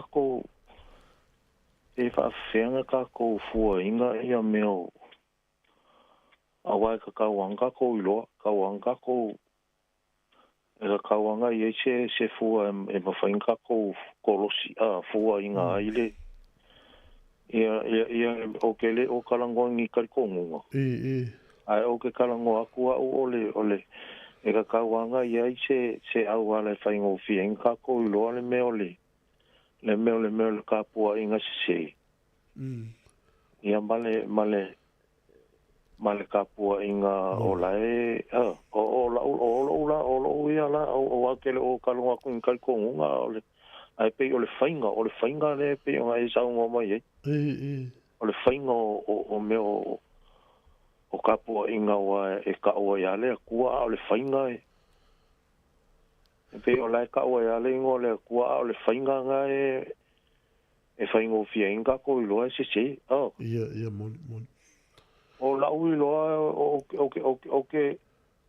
e ma e me le nga sa ngo mai ai le sikai mi e ka kauanga fua le kuspa ia ia mali la e ka ke sia kia u ma ia me ai fa ka kau i le akua i le kuspa ia i mea uma ka o ile ngo le akua le fa kingo ka e ka o lo ula ka ko e ka ke sia kia le kuspa ia mo ole me le fa ko ila ukala wa e o lo uia ka ko ngai e mo yo le e se faingo o me yo ka ko vai ai o me a ka kupu ka mi fo yo kuspa ia mali la ole ngala ukala fo le wa ole kasile me e makua inga ya le kua ile ngangu i sala e fa sa ile kua ia ka isala e ngi ya fo ngi so e se kulo wale nga ngi ngongo fo ku i pe fai a inga ku i pe so kulo la ko nga fa nga i ka ka fo i o e se o la kua mo la le ia o la kua i fo la ko ia ele se mai le kua le o isala e le ka ko ia o le mea la o ke lo o mea o le kai o mea o le van ko pul ngai ai fo ia le kai mo ko spa ia ai pe wo ese a wala ngai o mai ngai me le kai ngai o makua i makau kia le foi le fainga le kai ngai pe wo ya o nga manga o ke ka ko mo ya ese le mau wala le o fai ai ka me ka o ia fa mai o ka po inga fa ka ile ku ya o ke lo me a pe o me o le ese o wala le ya o me fo yang ko pur kai mo kuspa ia mo a la ia fa ku anga mala o ia va ai o ka ko ile la ngonga e siaki uma ile kuspa ia po fa mai tus pa ia io e siaki al kuspa ia ka ke ilo ali se o me nga fa ia wa ile ia o lo que a ku fuang i ka ko nga wa me mo ia aka ko roi me nga ia ke le ale mau ka pu inga ele o a foi ia ana ke muso ia ka la ku me nga la nga tai nga ole fainga ka pu inga le ke fai ko ile ka le pe nga esa ngo mai le ka ko va ai ka mingi wa le pe le winga le tala vole e tanga fa tu e titi e le fai tau le tu spa e fa se ngo fia la i tu nga sa ngale sa wi so mi mai fa ya sa ole se la sa ole e ma kwa fa ole me le ka ke va ai ole wa le ka fa lunga ku fo i le ka ko i Samoa o le wa isa mor ka pu inga fo le karikongu ile ku o le feminist ia mali le karikongu ile ku o le fafinge ma mo ia o la ke fa longo ia fa mo makua ko mo a so wena le va veda le liu yo ista mo makua ko mo a la nga e ia au wala le fa nga le wa nga fa attractive ka ka va ia aga ko le makala ia e ka lo fai a Samoa e nga alu a okay lo le or kuspa ia ele ia se sia o penga o ia ka ko or kuspa ia le ka ke ngo fo ko e sia ki mo ia me mo la mo le e mo fai a mo fai ko kuspa ia o le ku al nga le up mo la malo fa tai mo lo fa no wa winga so ia ku le mo ka ma ga ke le la mo ka fo ka ko fa so ile ngi e sek ia fa tai e Manuia fo le yaso mal ia va stai la tu fo fa tai tele ia to fa so fo tai ia vi mai tonu va lu ma fa tasi tato fa so mo tala noa pe yo le mai tau le dei tai mai se to tele o tato e fa ngai na social media po wala fa le o po le sau o tala inga ese ia i fa o tali tonu ngai ese ia Ai ese foi whaaliliunga i stangata o le tusi pa ia. O isi va inga mtautia i le tawai. O le whaaliliu po le interpretation o le matau. Pe o le papo le ngā foi nai le au fai tau tusi mai la tōlo a o ina le tusi pa ia. E lapata ia le au fai tau e whaai tete i le tonga ta sei ese mai o foi upu mai to tono o le matau upu. O nā mai no le whaawinga se loa. O ina fo i lea lape ai fo. A mana ia le whao ngā uma peo le mta upu ato. Ma vai po le ali winga o le fo i upu i to tonu o le mta upu. Po le palakalafa. Ina ia sa o ino na whao ngaina. Tā lofa maa lor so i fua, tā lofa. Maa rotu fue, maa ro ngā dui. Maa lofa, tai, ia o matai. Yo, le fukua ara whai fo le kai au fo. Pele sa welo walau. O yo ngai Wellington. O ia, le maa le tau le yaso. O whai sto soundinga. Le o maka le loku mo po. O ia, maa le ia. Rongi. Ia le ia, sa lo mai. Ia, rakte mga koe le lau mka upu tu fue. Tai. Ia, nau ke li mo anga le makanga. Ia, nanga fukua ki e kula au. Ai, e lau mai kau au wha, lau a mai kau aku le soifuanga. Ia, le. A maka mai la lau whamkananga o le peol suinga le la fasolo ye la langi pe nga baru ia o sa ngi se le kasi va baru dua ia sa fenga lenga la company le printing sa mako lo mi ai me waka ka pu e yaso por se lau ko san karuai tu mak sa mako karkarango a mga ikampa langi to mako makamaka yakangi le la e le leyo o ka ilaso Tangata New Zealand. Io kaka New Zealand ma ame ki foi ki kaka lana. E fai le leila e o tinama kamai kai. Ma se foi kamalo. Ai ngau mau muli la le se karai kai mi o harfo le roku ni New Zealand. O kai mi nga la ye le nganga le ma lo se fa ke siano. Ta fai le ke unga e mamalu me ume fai. Ongole le makanga mengo lola fakirsiano ama ko aku vola I me onai club nga kai e pole alma nga yo o fu esiaki ako e o ayo se vai a fare con se vai ko fu ia le fase sa ia alma malunga al kai minga kapungi pa pul se fulu le po au ke sa fa mai le levanga uma sa kapungi le ongo le fiasi ia ai fu fa ma fa fu itu fu la velocidad fia o le coupe le si anga o ti apollo le moina o le kela mga o le coupe o le kele fu la nga fa le kong o nga sao mai I wing o ki apollo e pe nga vai ngi vai kau o nga o ye ko ga ka coupe ga ka ilungole social media me pe nga modila o coupe le ka coupe le vesio ma fa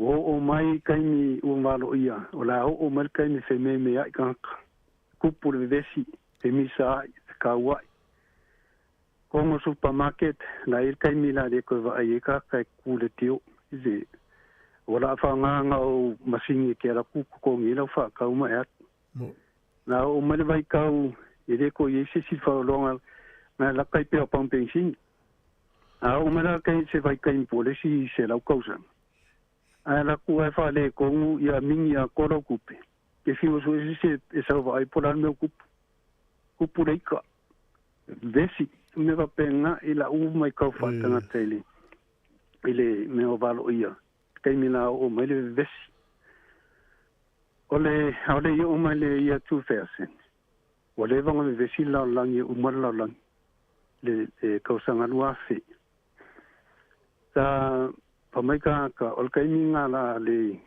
pe uma mas ia computer o moli me uma o ngalo tata fetaranga yesu ele ai me se singa ke lo le aso uma la langa tama pa ile lang e olmo ko ese nga ia le ka ko e ngi vai ka o sawa fa sau ki munga o lo longa o vevesi kaka se meme ai le monga ke le aisa la langi I la loi Antarctica Ua kafe fea sora maunga usa. Mo. Whare kongu mea ola. Ua whare kongu le climate le kau. E mkwa mawa ea me ua makunga mai me valo ia. Mo.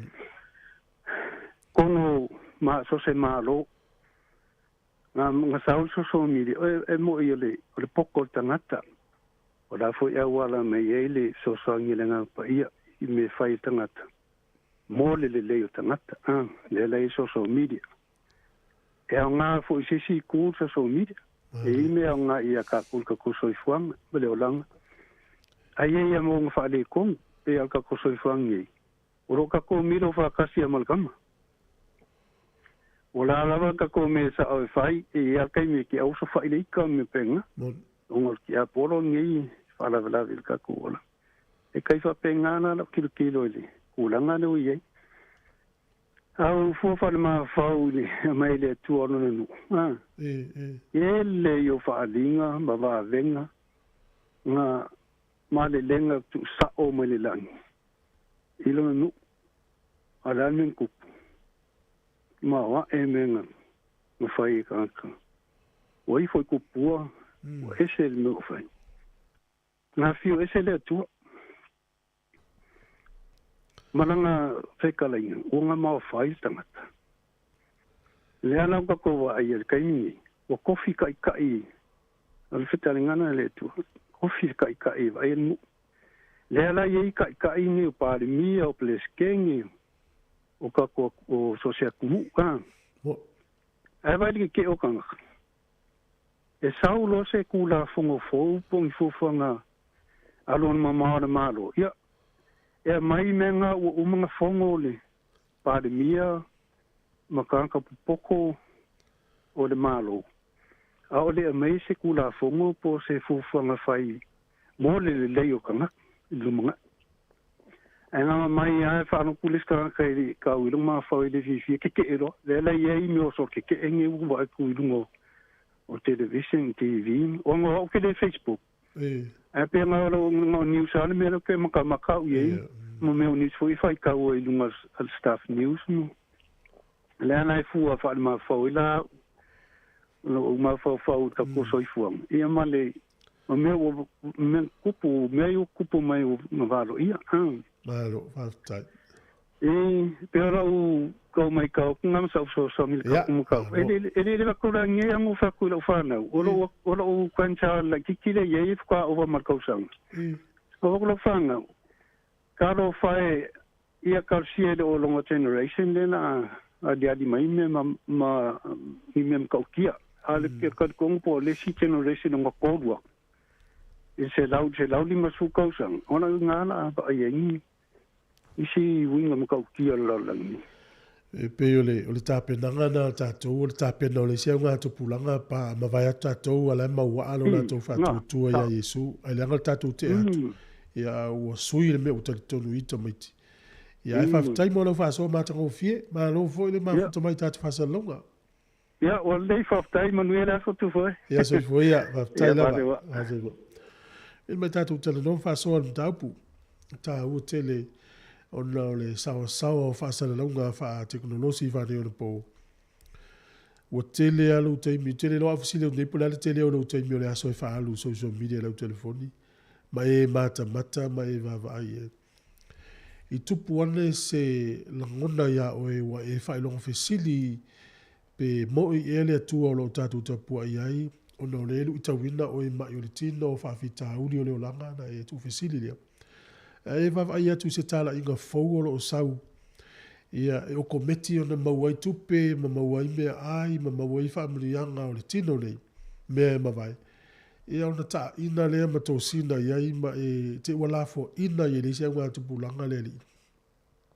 Ma li liu i seisi tali tanunga fau o le tala i mai i le taimile nei. A mawai atu la tātou, ona le to e tali tonu leo tamaiti ia Yesu, o le popo lenga le nā.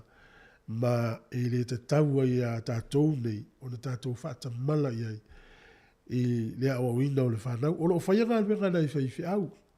O lo whaianga alwenga nei au au. O ti a kono. O whaia o ngā susa, o pātele, mai lātou uma o lo whai o whisosoni. e pikopo o la whaia lato ngaluenga. A o le ngaluenga pito sili o na lata i le tamaititi. O lon ta mamalo tina i tono le ainga. A tala fatu ni tato la ma lo soifua. Na lo soifua wale o te le ala uri tio whangita i tatu tala noa. Ya ta lo falava. Ma lo soifua. Ya whangita lava tatu tala noa pe a le utele le uri tio. Ya tolu valurima lo fatasi. E le wato e wha minuti o na tāne o le iwa. Manuia fo i tāpe nanga o le reia sopa ia. I le au ke wisi ana uma ma le lalolongi. Whea lava o i mafuta mai ai to e whaatalo whātu. Whau au le vi inga o le tua mai le whakasa i porirua. Vi inga mātango fie. Si mai al whafonga.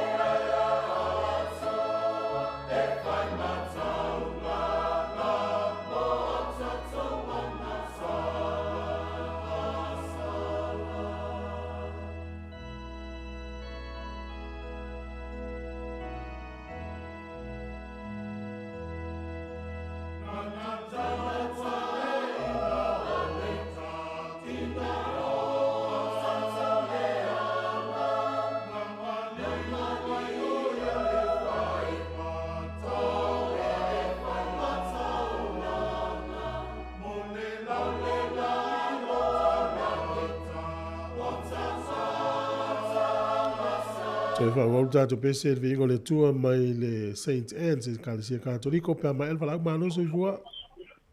Malo do la sunga de ao. Talo pai, mamata. Lo fa laba. Malo a tua. Ai, fa se lo tu le yas. Ai de tango le sutas. Oi, yes, aula. Ya, malo, tango maya. Dao wilia kuole ka te mga manaya. Ai. Ole le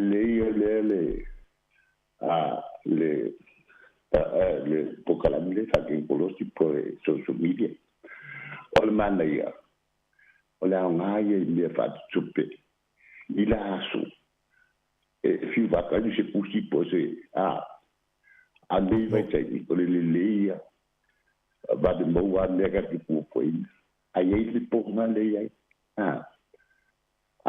Baba ai le itana ke nei fa mai le tele il tele tai bile so bi e la ko ale mai le na sa wo le lu mo le mai ya ma sa no ele tala pe ngai se fa o me foi le tu se me foi le wala inga a tai na boia ti tatu e kalisi paula tu o tangata o te pilabo o la sumfo tatu do umale tu ari kanaka da ko le tu se umalo tu paula nganga tango ngai katolale sana ngali sinale le o me tatu go lo mai sa mo ya te pe pola le mele ya o le si tangata e anu li filut ya na paila io tala pole pengo le io che le mo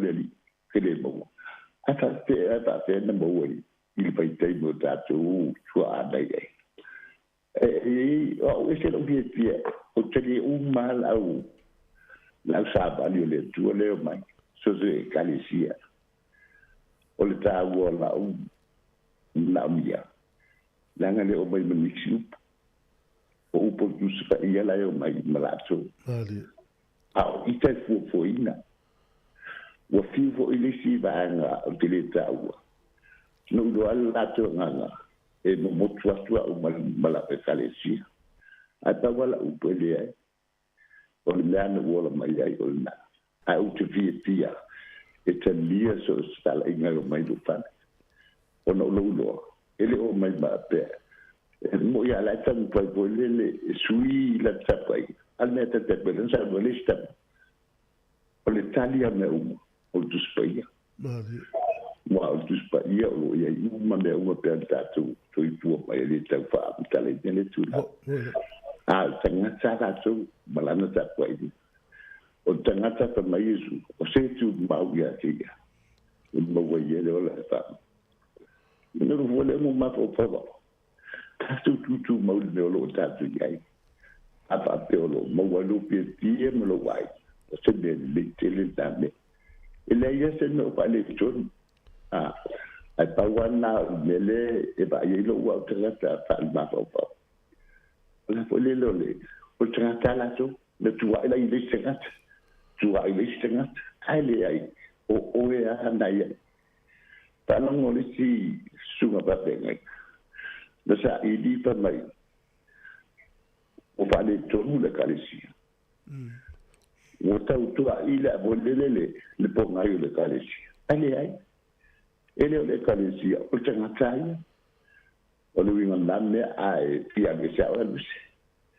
o me vola le e fa pena o tanga te tuba ata te wo isi le vi ai te le isi le no fulfan tan no ile tuba tan no tuspaya ko ia nei no kalesi antele le si ban o yen sulanga na APR i telo o lo ando nan la ia abitale se le kalesi ia le o ia nei anta te mandaya maliu palo foi visitaba le sale li o tu spia le talio me umo na tu spia o lolo me a lo tu essa não se pai é tu ya solo ai tu pua wale me tato sa uni me tape de ben e ia ile tani o mo ia bien on a passa tu ia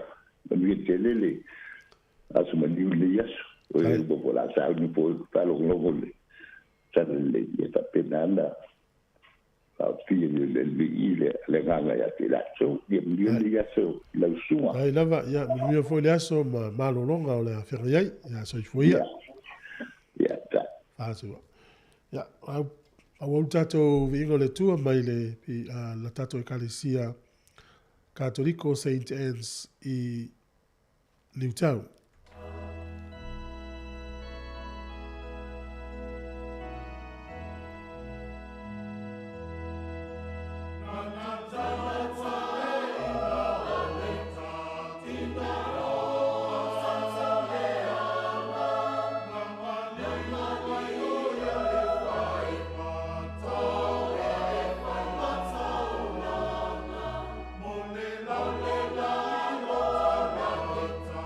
Wow.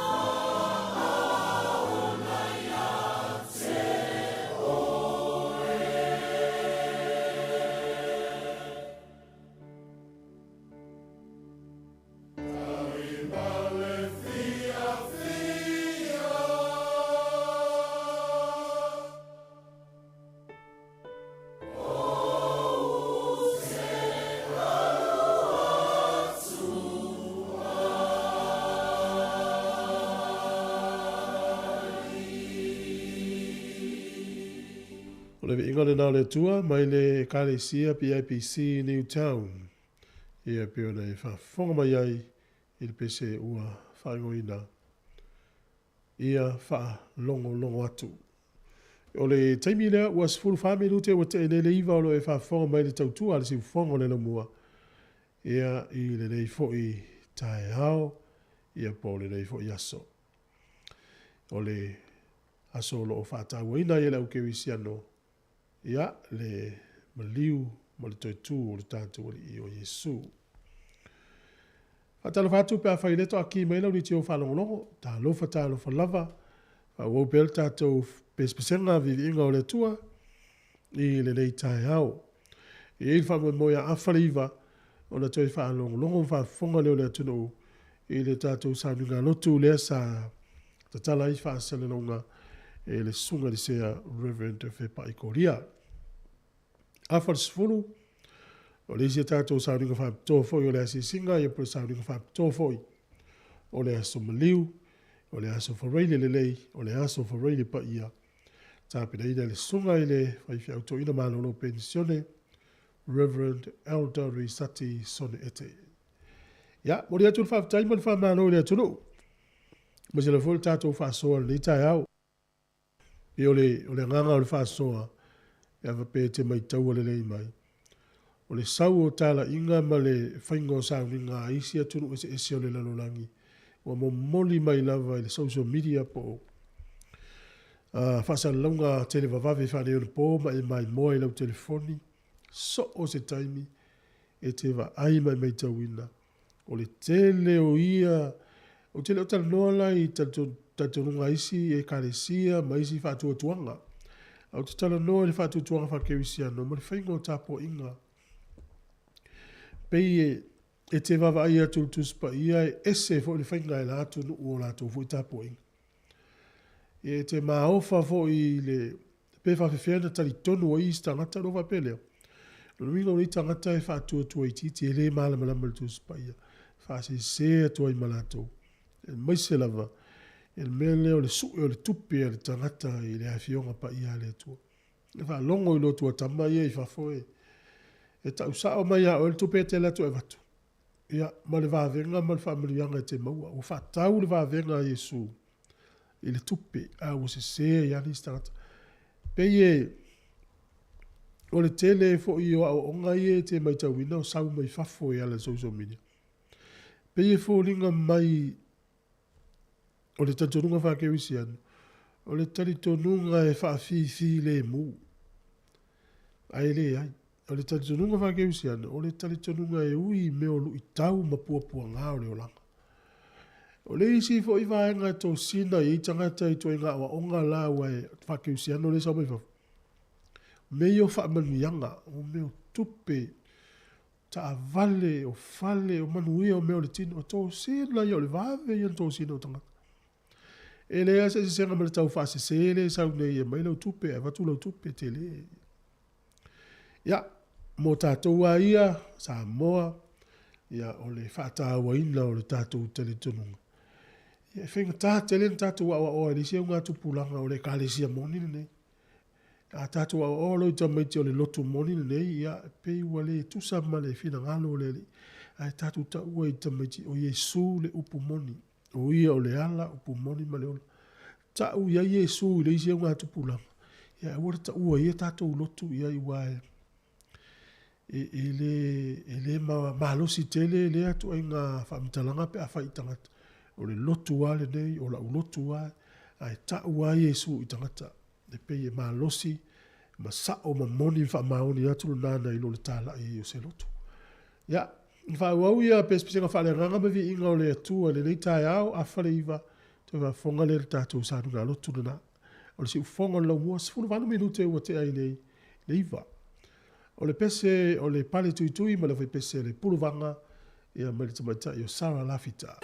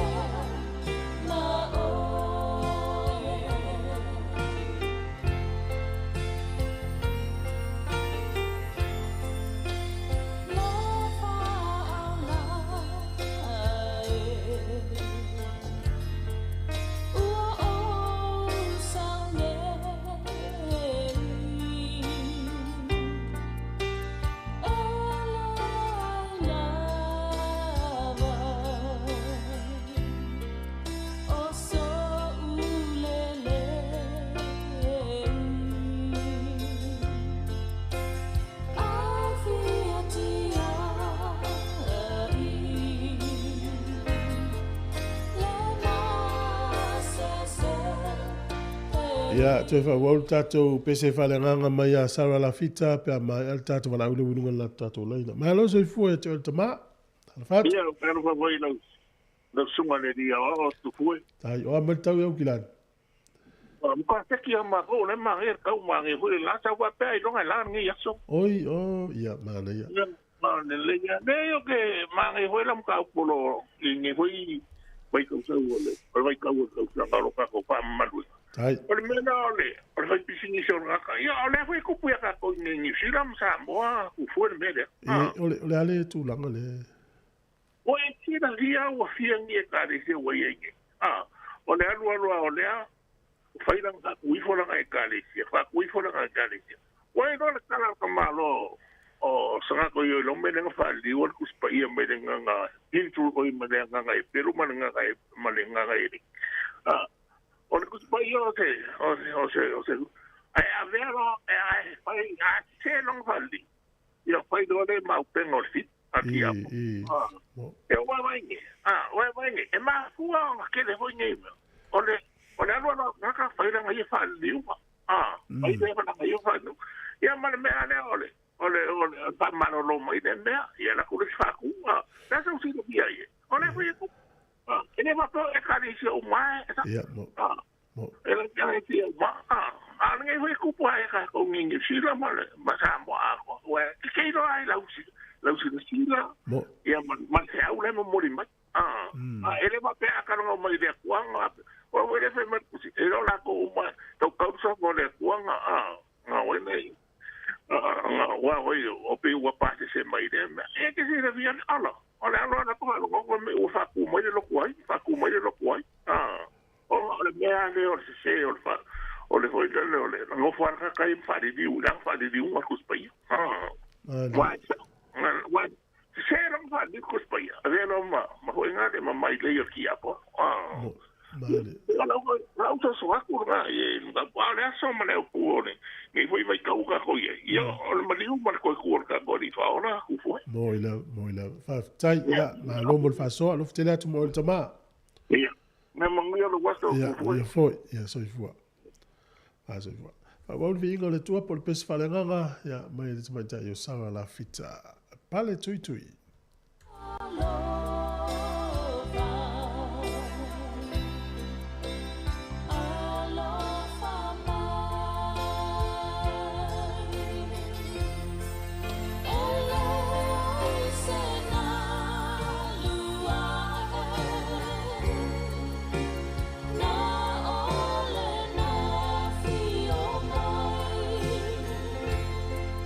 Le fa a ola tanga mo i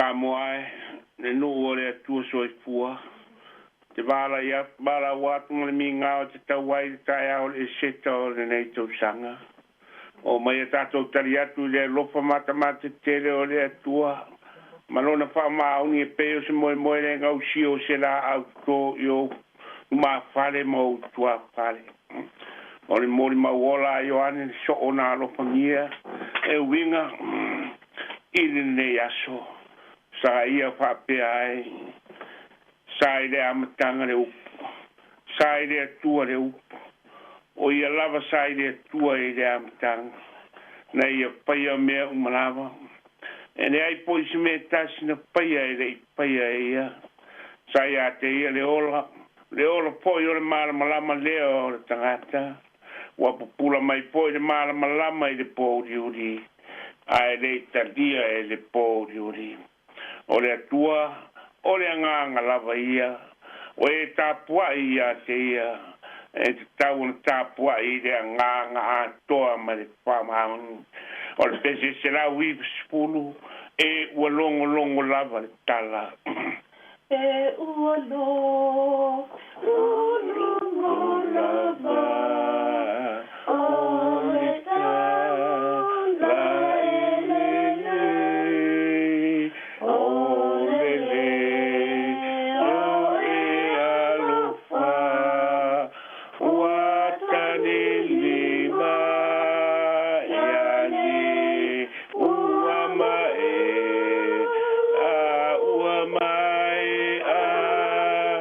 wapeta laima Yesu uamae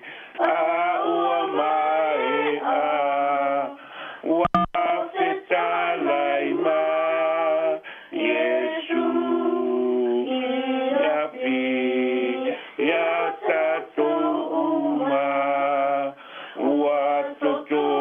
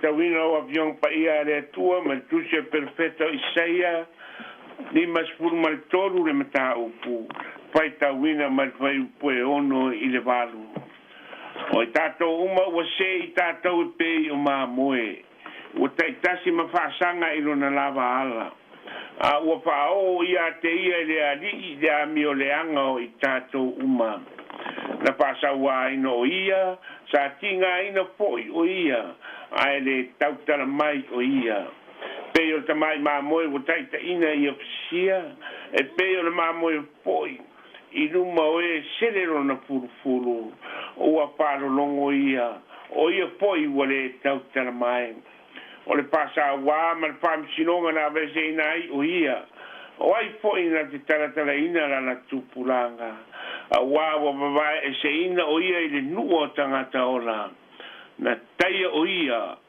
ona o le solitu la fono a rona no pa Manuia tele ne tua e ala faita wina o lana pionga pa ia o le tua o le nei aso i faita ngā tusi e le se ua e se tangata le fuafuanga le tua e ne ma fai tangata ona suia fuanga le tua.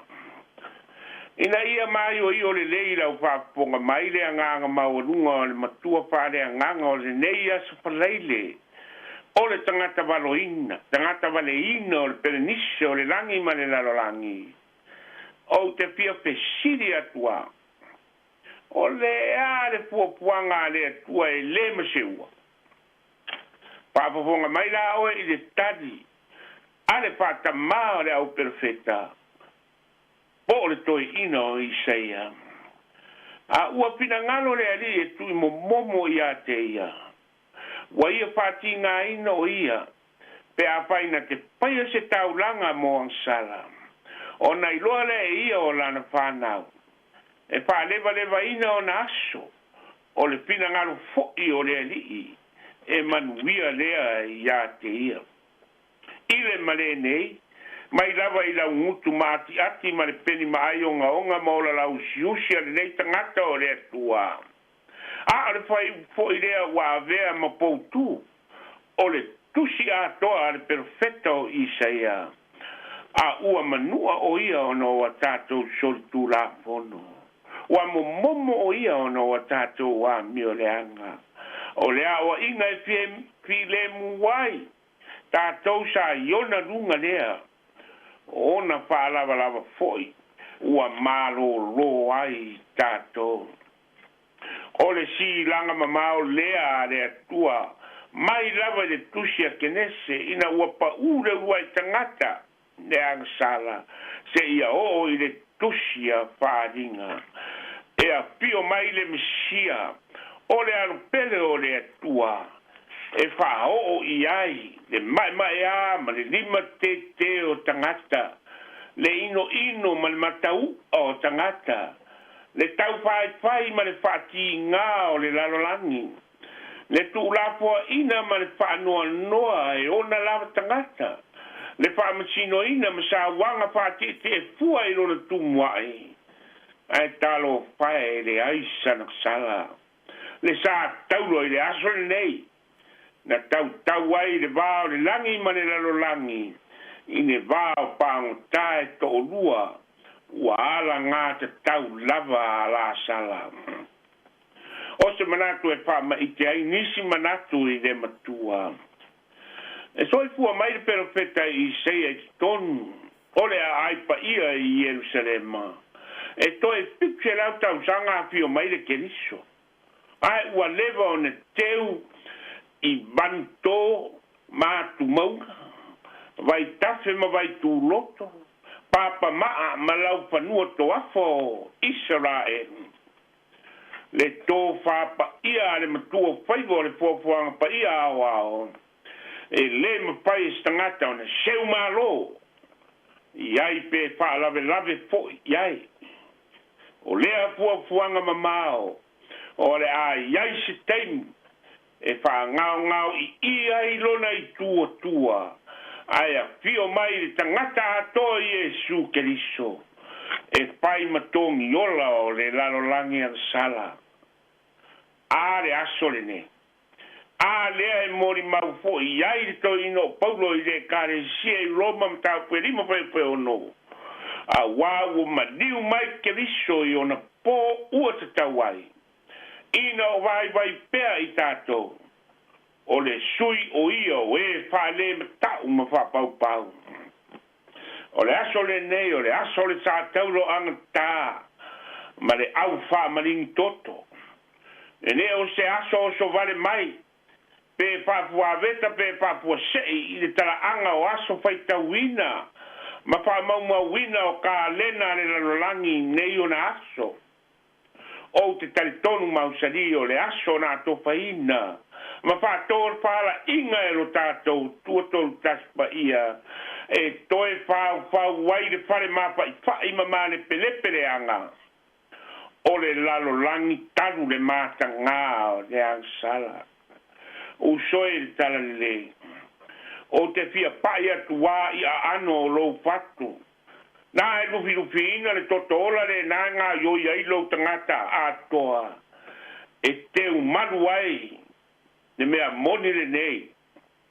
e le mapai tangata po se isi lava mea na paia i le mata i sau o le atua ona whamali e ina le pina ngaro pa ia o le atua ona o le angsala sa mapai le toto manu le pona ma ta talo le awosi taulanga i ona po le whea ngainga tuai pei tai ne maliu o ke riso wava noa pa solo a tole langi mo sia sau ma sia opo o le au ke o se vai o le nei au na fa tau va na o le tua lava na te fa mali e ina ia lava e te le mapai o te le mafai ta to te le mafai lava mai lava i le amatanga o se a eringa tai ma navo le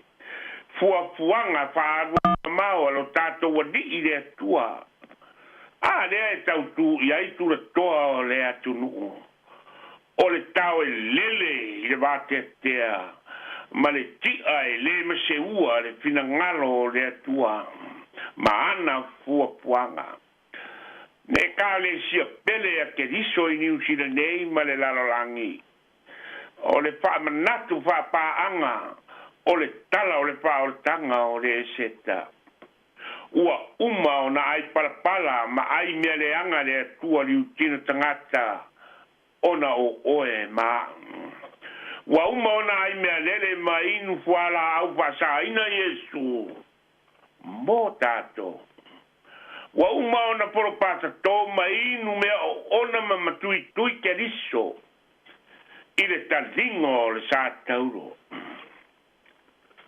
pafufonga po i upu lava o ino Isaia wana tau ave o tātou tinga mana tau ave o tātou whanonoa a ua tātou manatu o ia ua teia ua pasia e le atua ma ua whatinga ina o e si la fia o le pare tui tui o a tātou wangsala o pao sa tui tui ai o na ao o a tātou wangsala o le tau i lona i tū o a tātou wangsala o manua nua i lona tino e whapena o lona le lava lava e whapena o upu whatau wemu o le nā lava o lau papa o le sa tauro e whapena o le i sopo e whapena o le sa mala e whapena o le toto ma le vai mai le tino pa io o lo tātou whaola o le tau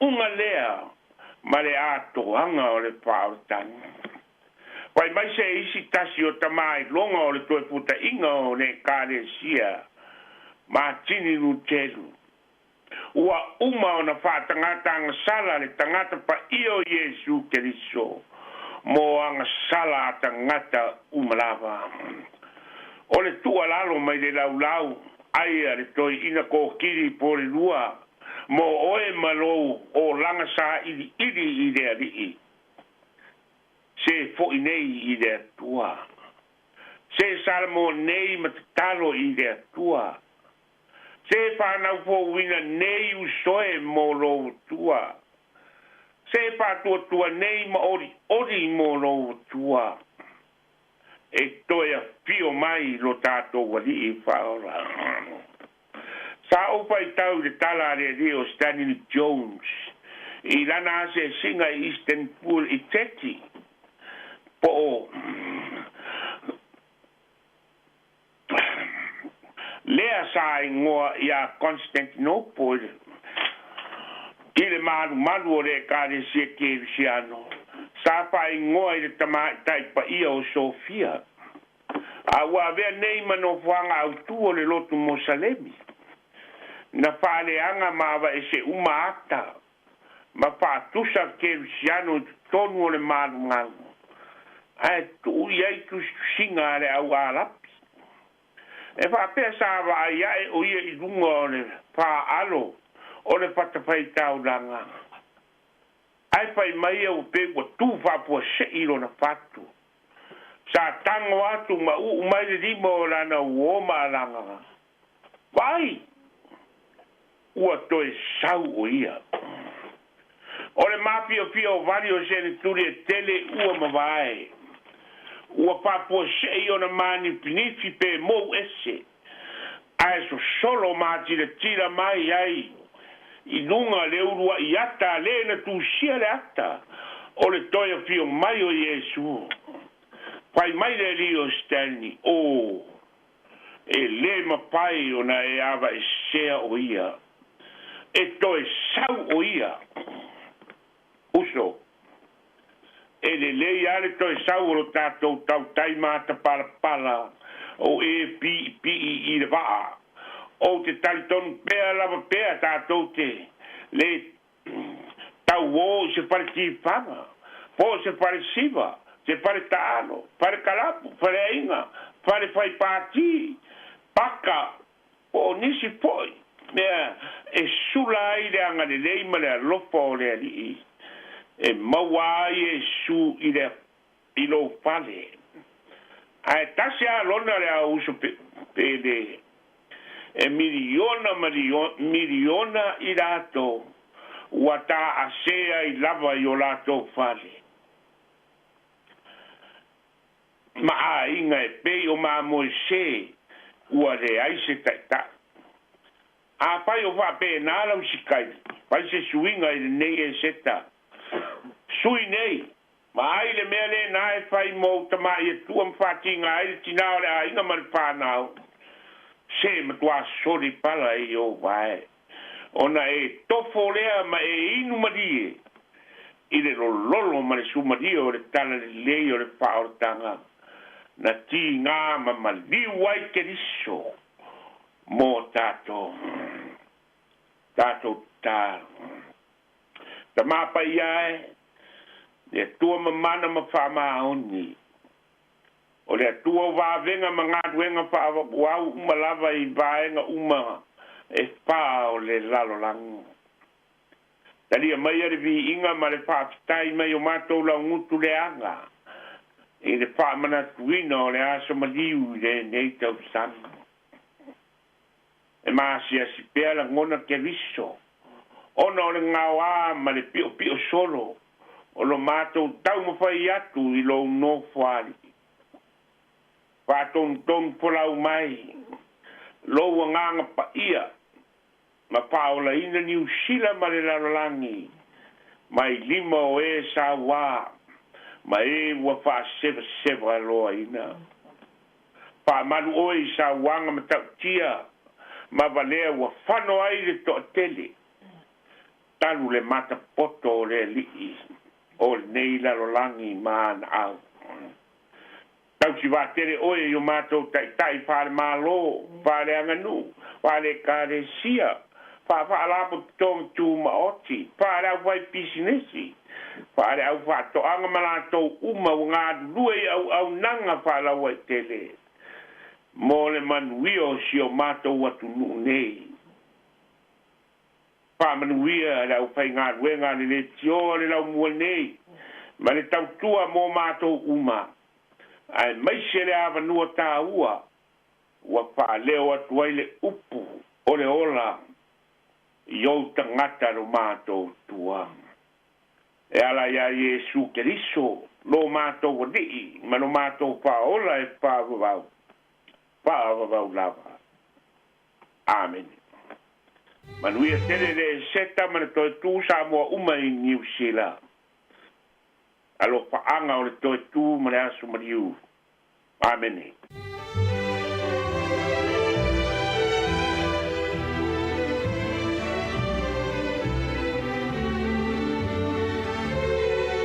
O le toi fasala wina le nao tātou sanunga lotu le tai ao.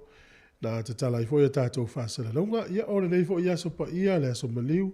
Amna tuina lau kewisiano o le kālena wha kewisiano nei lau langi o lo tātou iai. Ia peo na tāpereina e le sunga i sea Reverend Fepa i kōria mai le kālesia me tisa mo i kōkiwi i porirua. O le utoe vanumi i luteo na tāle o le sefulu, afar sefulu, e i tātou porkalame whaipitoa, ia o le saunga rotu whaipitoa fo i o le nei aso pa ia o leli tāpereina mai le sunga le to ina malo no pensione. Reverend Elder Risati son ete. Ia whaawawi ingo le tua, mai le ekalisia me tutisi I papaloa I sinamonga, o le salamo o le pāngota, ia, mahalo, manuia, ia, sauningo le yaso le halo tu le tunu, nisi fo ekalisia le ua, uma sauningo le pō na pō, ia, manuia fo ia filo inga wha le ainga, ma tō na I o le haoni, ia, mafuafuanga o le yaso, mai tawina lawa I tausanga uma, o le tele I o so I fua a fia I lungo le awala I nei vai tau. Ia a veia nei vai tau se vai tau I malo no le I le fale. Whaia mawhitanga wha le ainga, me se la fo I o tōro I matua tausi, se le mānei o le asiasi e le matua tausi ma. Whaia lau tō nai, avi ita maiti. Wai le I loa lava lungo le o langa le tausanga. O le hawa noa tā ua e maa futa fia I ainga. Ia ma whasoa I le alofa mleanga le lei o le tua. Mai tauina foi fa popo ia pepe foto no ainga. Wai umana manuia tau foi nisi fa nau I fa ungo le va yaso. Si tia ngā rue ngā nisi. Whaia fai poi ponga o nisi. Wa toa tau sanga o nisi. Ia vai telo ne yaso ma. Telo ne vaenga ma nei e poto ma. Whaia se tō na I matala noa fia ai ma whasoa I foi. Fuanga o le tau sanga. Ia le walo fa nau ia lato utuanga o le kuata momu o le tau sanga. Toa ele tele wa onga le sulu sfulu ono le masina le APR. Ya usi mai fa fonga le vingo le tua pe no fa atu. Si fonga le lomoa.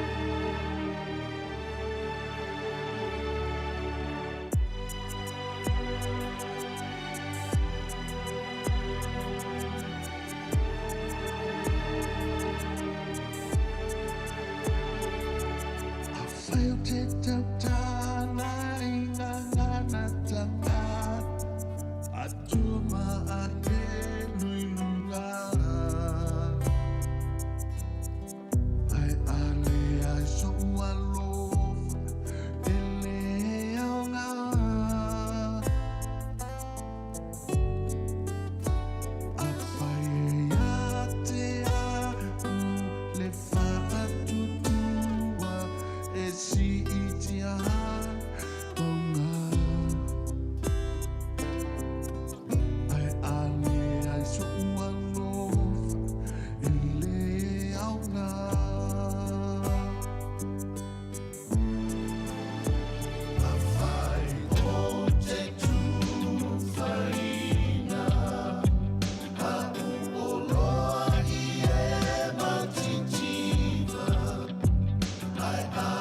Yeah.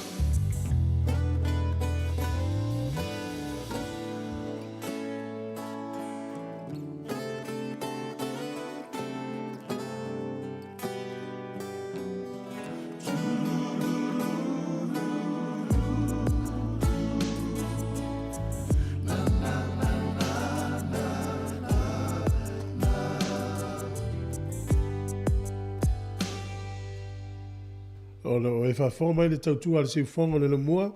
Ia siufonga mātako fia le sunga ia Sani Josefa. E o le pese nā o lo tusia mai le koronito i se furutolu, mua koronito i se furutolu. I le tā ua tele o le alofa. Ia ua te al se furu minute lima. E il tātou porokalame i le afol se furu e peo na o whailo atu. Ia au tātou iei le nei vai tau atu ua foi le tele wa o ngal whanau pea na alwa ngala iti le e toia el vasole le solua. Ia le tātou i loa sa teva whaia o ngani usila le mamau atu ono tūlanga o lātou tutongi ma ia inga o lātou ngā ruenga. Whai tau atu le tai au ile. Tala fia mo whaia o ngai a wa o ngā mata kindergarten. O ringa mai o le ua whirangalo le vaenga o le malo toisi itia lātou tutongi. Na latu te ena le whaafe whaapopo ia te se mal tausanga te nei. A le whoringa mai o le ua toi whaapopo le isi luafe lunga to le whaafe. Ia o le fuafuanga fo e toi whaapopo fo le isi pe ia te se mal luafe lua whaa. O le nauinga e whaafe te se mal tausanga la luafe le la toi whaapopo i lunga o le whaafe. Te se mal fo le tausanga luafe lua whaa toi si i fo i la tu tongi. Ia malo lava le pe fōringa mai a whapeo le whaia o ngā le sa iwa sifuru afe ro na tongi le tausanga. Ia o le lava ai le se lau afe tā lalo na tongi le tausanga. Manuia ia au tau tiute ma whaiva au tau whaia o ngā. Ia malo fo i mōre awa wina o whanau. Whaalongalongo fo i tala i tātou tunu. Ia i le to ngao le ufrenga luenga ia o le tūlanga wa onga i tātou tunu. Ia tālusia ia maua se fofo. Luenga ua to tele whaia onga ua retire. Whaia onga ua leo toi fia whaia onga. Ia ua to ngao ila le ufrenga luenga. Ia o lai to tele na ua pia tamaiti. O le whawhonga mai le tautua le si whonga le na mua. Fia tupinu te ua te aeris fulu. Ia va pe foi o e fia vili mai e fai lo le taimi o le tau sa ringa nane le fiafi. Mo nisi e fia asiasi atu e sua se lotu e ngā futai le fiafi ma se la tolo ngā lue. Ia tala volta tolo leina na o le tolu valurima lo o fatasi. O fa tolu valurima lua o fatasi vaina e. So tai mai ai. E ina matou tala noanga matasi ma stasi o alo le tātou tunu o lo ngā lue. I lalo le whaamalu a malo o whaatasi tu tono Israel. Ia whai tele i whaafonga i e le mātou whaasole na. To e whaalongonongo mai ai se taimi o le awa uri nei. O le ama whai ona to e mamori atuai. Tā ua fwere ngā luenga le alo le tātou tino. Ia meise o lona au maua i tono le nupa ia. I le mai tau foi lea i le tele o. O vaenga sa whiawhi o iru tātou li. O whai nei ma mata anga ya siasi e le to tele o tangata o le lalolangi. O a fio le tātou le i le langi. Aolo o iai vaenga i e whai ma pine wha mau. Sa iai a inei le lalolangi. Ya, pese mali tamaita i o fuafiva va a chat. Ina ua valu minute wa te eris fulu. O le tautua le nei a le si ufonga le laumua. Ya mo la tō lo tāpina ina le suavai e po le kuka fo i o le tai au ato na i o le auli. E lo fatu le polo kalame mautou.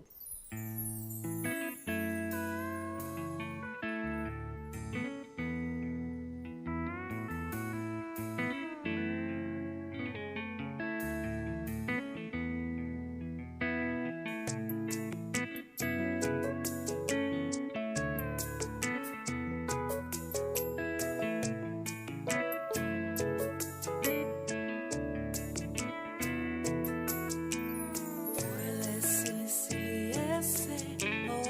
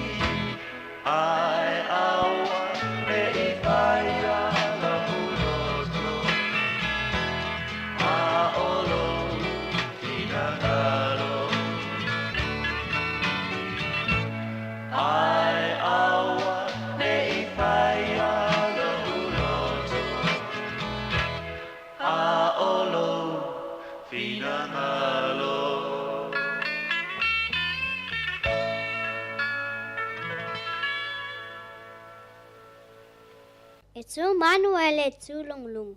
O le upo Solomona. E sile toa na te pulelo na lutu. Inai lo le toa na te aea le olu. E usi mai a lau whaafafonga ma lau whaalongolongo. E se la watu lau solo.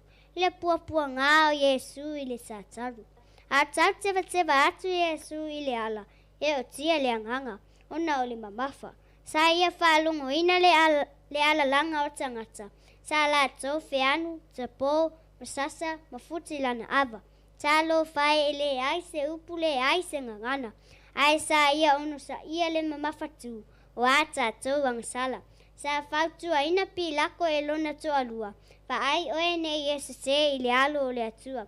A e ua i ulava le wha masinonga. O le a wha sa taroina le wha ola.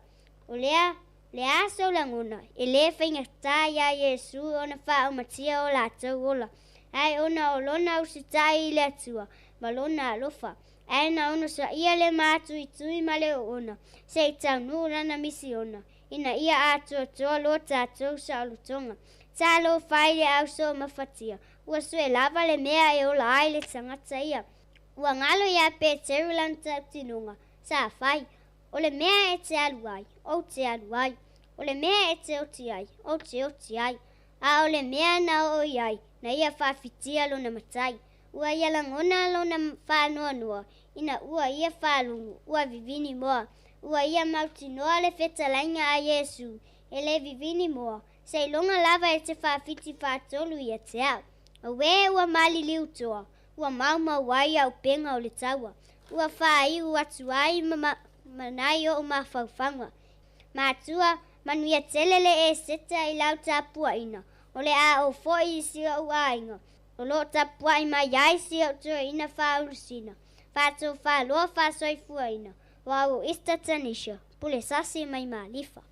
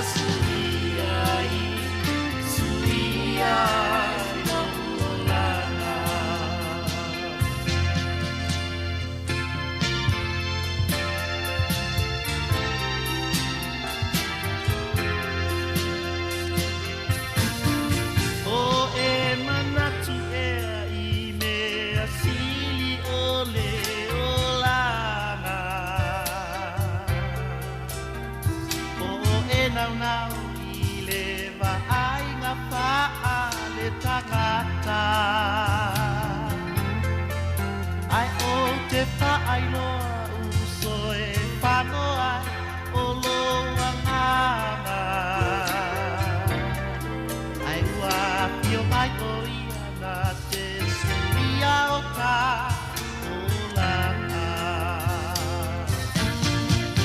Yesu na sui tu lana ya te au. Yesu na sui tu lana ya te au.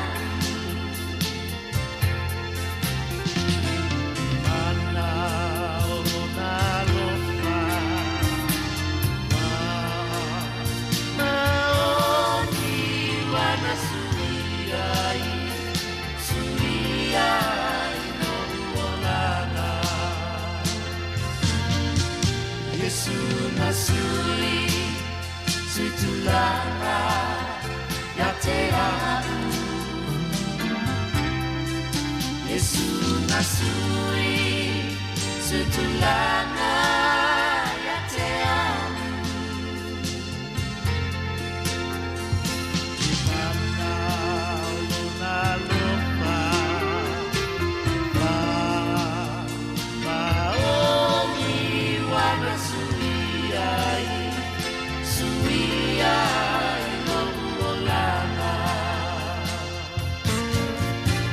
Wana sui ai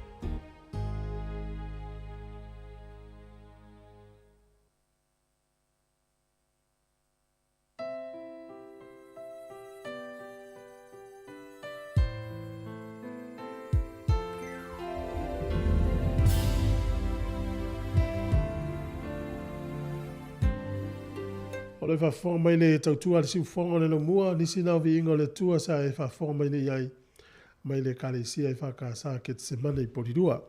O le teimina I o le tātou sauringa lotu whapitoa po le asesinga. Ia o le reifo I aso pa ia o le alii, o le aso whareile le lei, tātou te whaamana tuina ai le maliu o le tātou atua po le tātou wali o Yesu. O le ataita ia lea e le sunga e le whaiwhauto ina malolo pensione Reverend Elder Risati Sone Ete. Ia si maia le whaafonga.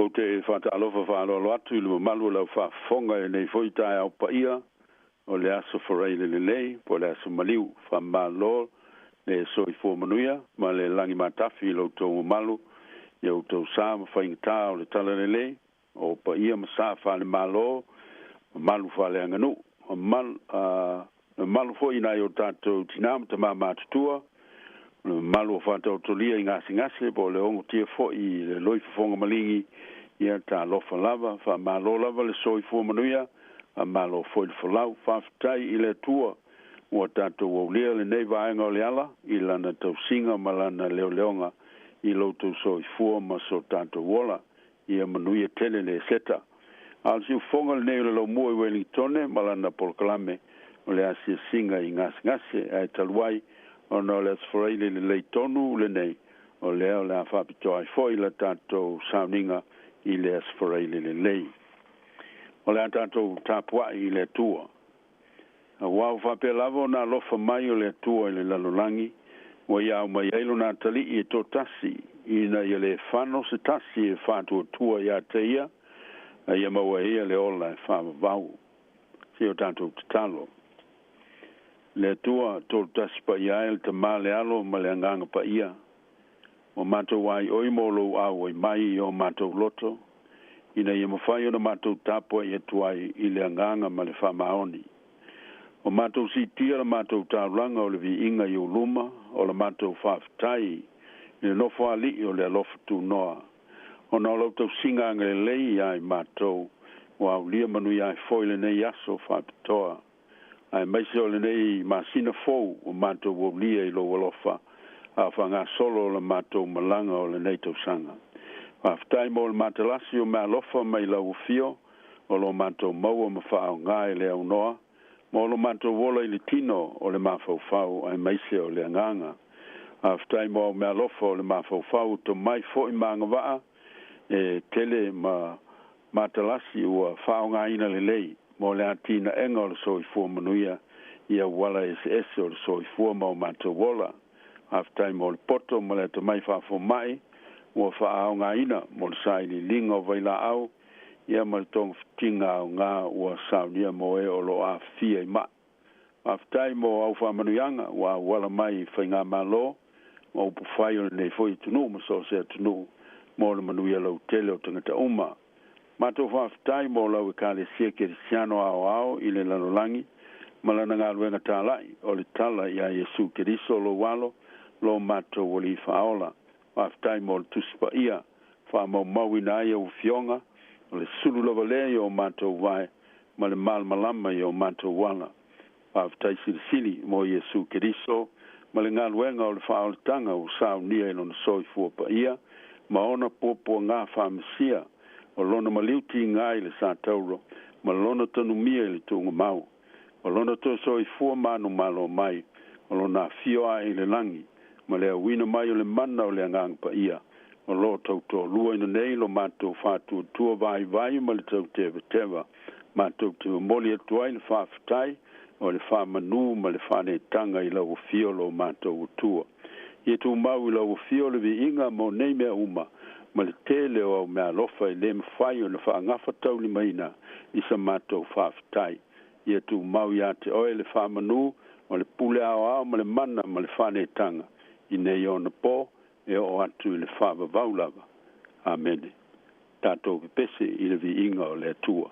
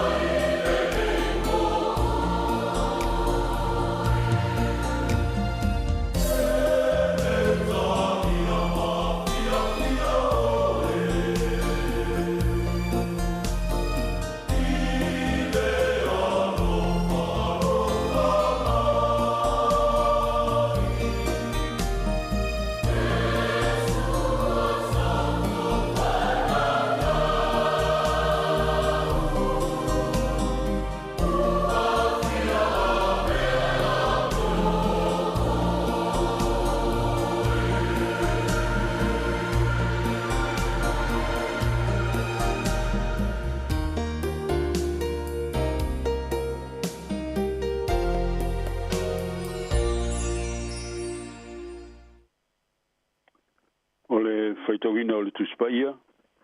Tusi mai whainga ingi tuai o le tusi al perfetto i saia i lona mataa po e luas fulma le tolu. O te whaita wina nisi o na whaiupu. A whanga mai e whiong pa ia le tua. O ai e uta li tonu i la mātou upu e tau longolongo atu. O whaalia i ate ai le a ao le ali. Na tupu ai o ia e peo se tā tupu i ona luma. E peo le pongai le nuna umati. E le au le leipe la le lei o ia. A tātou wawa ai i ate ia e le esu na matanga o fie. Ina i a tātou mana na o ai i ate ia. O ino sia matu la fo ino i o tangata. O le tangata whanoa noa. O masani fo i maletinga. Pisi ai o alo ese mata i ate ia. O ino sia o ia. O tātou le mana tua lava o ia. Moni, wana tau ave o tātou tinga. Mana tau ave o tātou whanoa noa. O tātou manatu o ia uta ia. O whasia e le tua. Ma o whatinga ina. O manua o ia. Ona o tātou soringa tu la fono. O mamomo o ia. Ona o tātou a mioleanga. O lea o inga e fi le mua i tātou. Sa i ona lunga lea. O ona wha lava foi. O malolo ai tātou. O i tātou uma. O se i tātou. E pei o mamoe. O te tasi mo whaasanga i lona lavala. Au whaao i ateia i le li. Le a mio le anga o tātou uma. Na whaasawa ina o ia. Sa tinga ina foi o ia. Ai le tau talamai o ia. E pei o te mai mamoe o te ina i whasia. E pei o le mamoe foi luma o e sele luna fulfulu. O whaano longo ia. O ia foi. O le tau talamai. Le vangili a luka. Rona mata po lus fulu male lua. Fai tawina male fai upo tolu fulu male iwa. Angata mai fas fulu male ono. Umali watu o iei fafo. O savali atu ile maunga o live. O fa pela na masani. O muli atu fo i on so o ia teia. O atu o iei le mea. O na fatala i atu le o iei ante la tau. I o tau tatalo. Ne yo mai fa so songa ya to. Ona mali wesele o ia. Mai ate la to. E pe yo le tongi le ma ona mao. Un to tuli ile o ia o talo. Lo te mai. Ai filangalo ia. Ia e vesele de ipu ya ta. Ai ole fa yo lo loto. Ha lo filangalo. Ona fa ali mai ile ia te yo la ngelu mai langi. O wha malosi i teia. O popo ngā o ia. O a tili aila na titalo. O lo nāfu fo i pei o alu toto. O pa uifo i le ele. O tūlai o ia sa titalo. O na mali o tule o ia i ona so. O maua i la tau o momoe. Ina o ti ngā i le alofa. Fitala i atule o ia i ante la tau. Se ara mea tau te momoe ai. Ina tula ia, ina te talo. Ina ne yo mai le whao so songa i atu tau. Ia whamanu i tele mai le tua, e lo tātou whaitau, ma le whanunga longo i na whiong pa ia. Tu mau i ate ilo na vi inga e whawa wau. Amen. A tātou te pese, i le vi inga o le tua.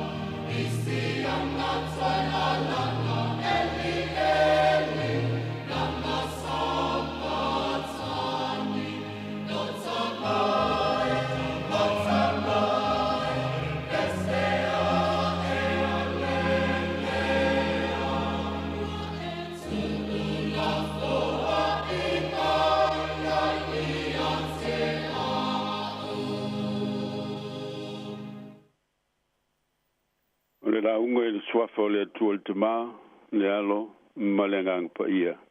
Amen. Le maul matua mai tusi na faitowina mai le vanglia luka rona mta po lus ful malua al fa yu po fas ful malua lo ye yu punei lo te mai a e filangalo yai ia be esele ne ipu ya tau a o le faia lo loto a o lo finangalo le vai aso pa ile nei u fa manatu inai le u fole atu Yesu le ayu Jerusalem mai maliu e pe ona sa fa manatu inai le susana te nei o le susana lo pama o le pona po ta o le Monday Thursday fa manatu inai le fatu ina o le uai fa manatunga e ala le tali suanga muli a Yesu maona so a o le fa la taina o ia yuta le sekara e tele si vai inga taua ma le fama moi loto po ngā fama sia o le li e pe una fama wina i tala le au fai evangelia e o fia fama mfaina le ne ias fraile le lei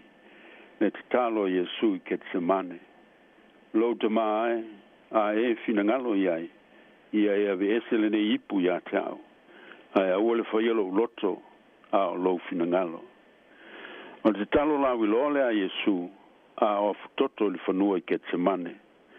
Le talo na faia i le luti o ti ngā ma mafatu, ma le wha manu mai o le maliu i le sātauru. O tāua wai na manu mālola ngona whātangata, o le fefe, o le atu o tuvale ma le mautonu.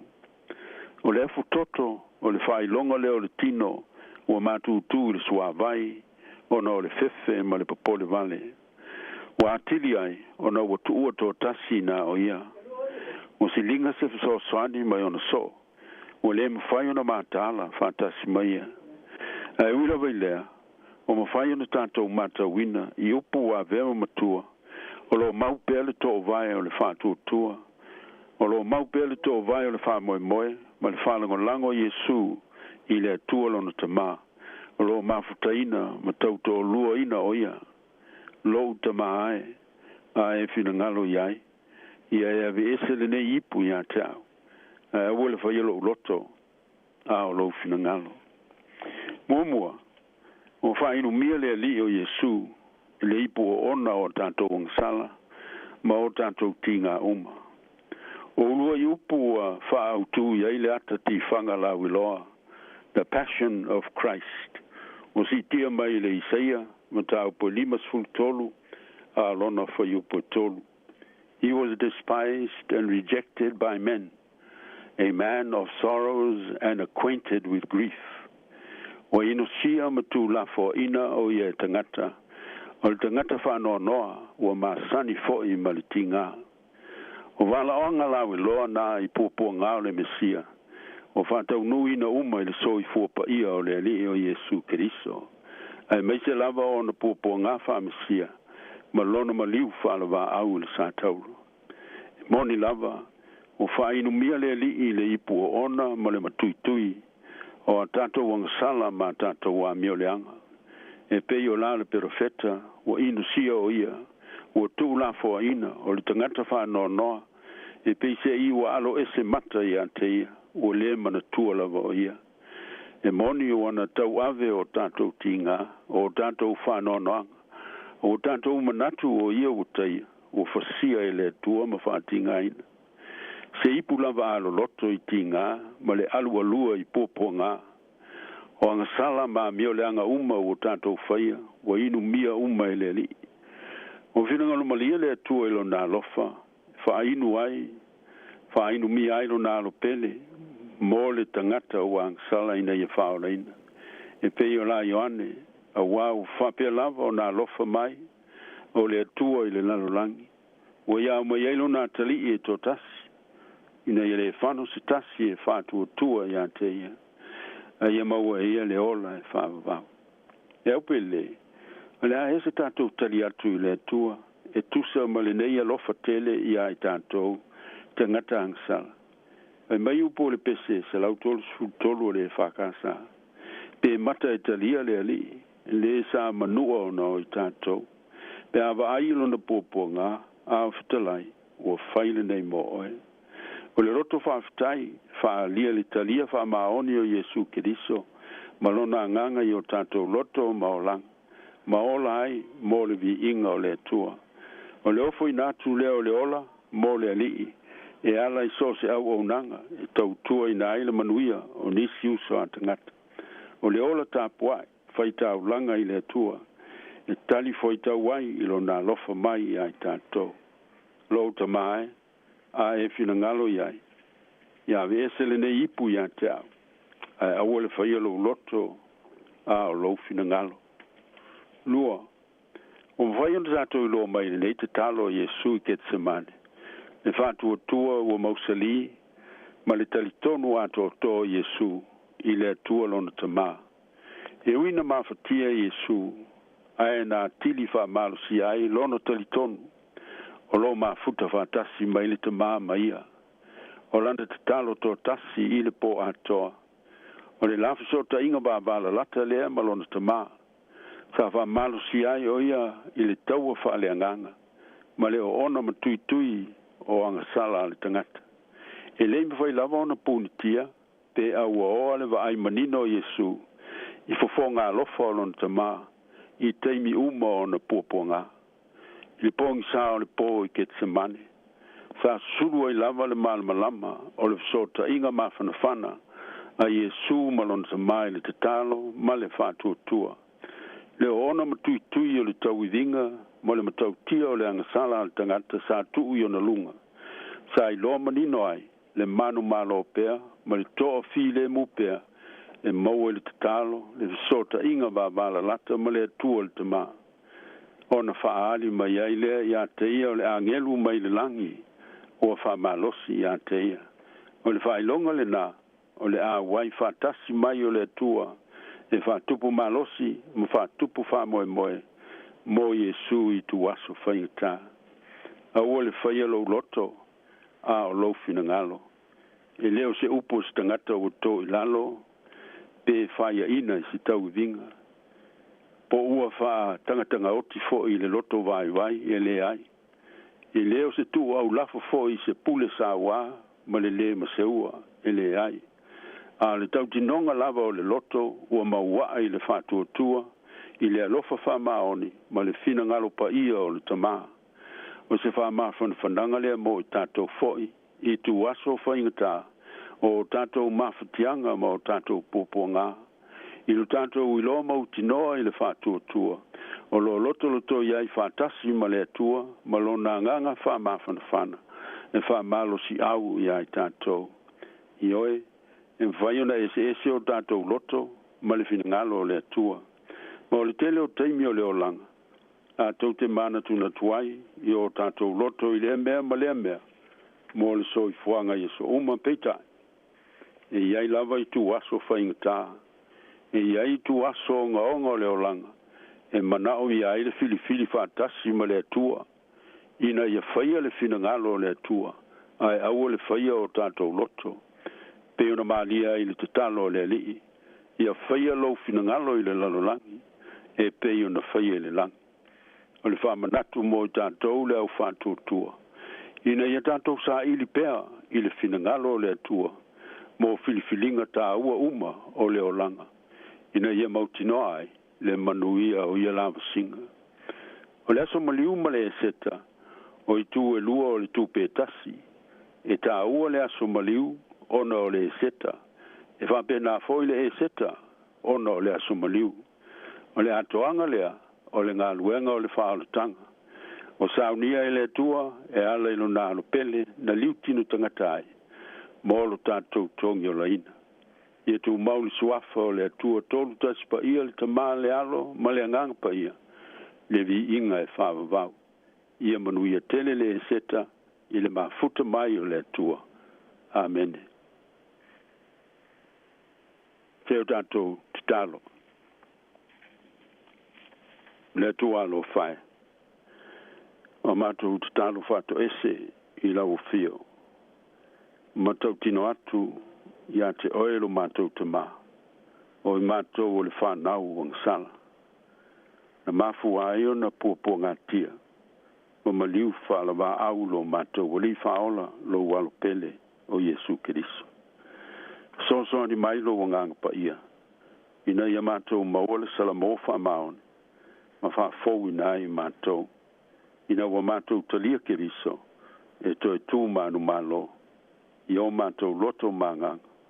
Ma o mātou o langa Yesu uma. O mātou tatalo nei. Mo i lato umalawa o mawhatia. I sose i tua inga ngasi. Tono whale mai pot tono a inga. O e mātutua se i o i nai whana witi. Ne ia fōa i atu i ailo mana wha malolo. E ala ia wauna fō mai. Ma lato ngā luenga le lei o lo whai e pēr. Talo molto tele o a fia i whanoa noanga. Ona o e pele o a vesea mai mawhatanga. E ala i maliu maleoti. Na ia wha mawhana whana ina, wha maise ina i lato. E lo lava ngang pa ia. E lato lole oli o le toi tū o Keriso. E wha malo si ai i lato. Mato tatalo mo tamam, tina matutua uma. O e utau nganga ifo le lao le so i fua le tino.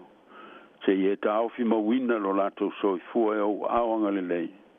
Fo i atu i eilo file mui o lato tino o loto a toa manganga. Talo mo i lato o lau whanau o i eimana o ngā whapitoa. O e pipili o e tā waso malongo noa o e ngungu a toa marisi a fianga uma. O a fia ili to tele o tangata i tino ma mawhau whau. Ina i tū maulo o rofa so swandi i a te lato.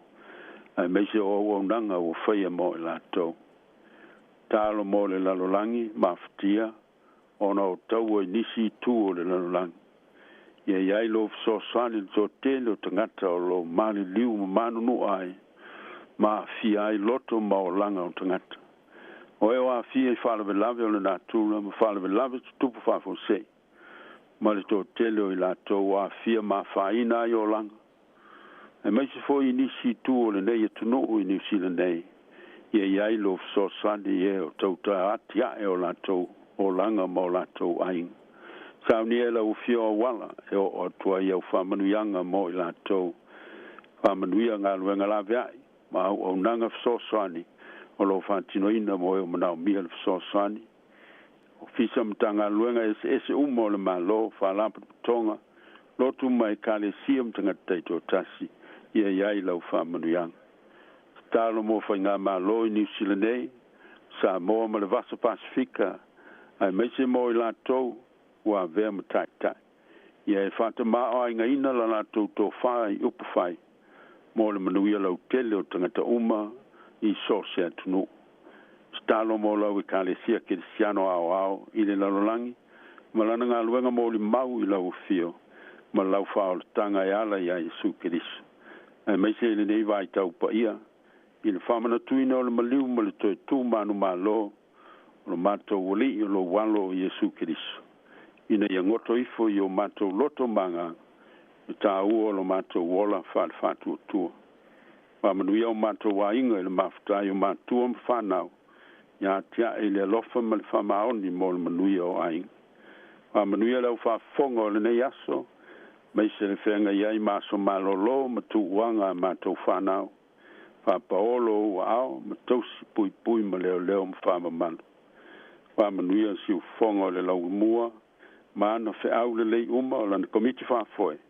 Ma leo whai ngā luenga ngā lue. Ina ia manuia ai nisi, ma mau ai se vi inga mo lo swaf. Tātou malanga ia whātasi ma lau fio mau manuia. Manuia ai la mātou wā ngai pēr i le lumana. O nisi o mātou mana. La ngona o mātou loto tai tō tasi o silfia. Mātou tuinātou uma ma le loto whāwhitai. Mātou whātou tuolo e whāwhonga mai tali mai. Whai e ilo fina ngalo e le o mātou loto. Mātou ole mawala watu i nei mea umalawa. E ala lawa le sua whapele o Yesu Kiriso lo walo. O lo mātou o li whaola. Amen. Ole a tātou pese li vi inga o le tua.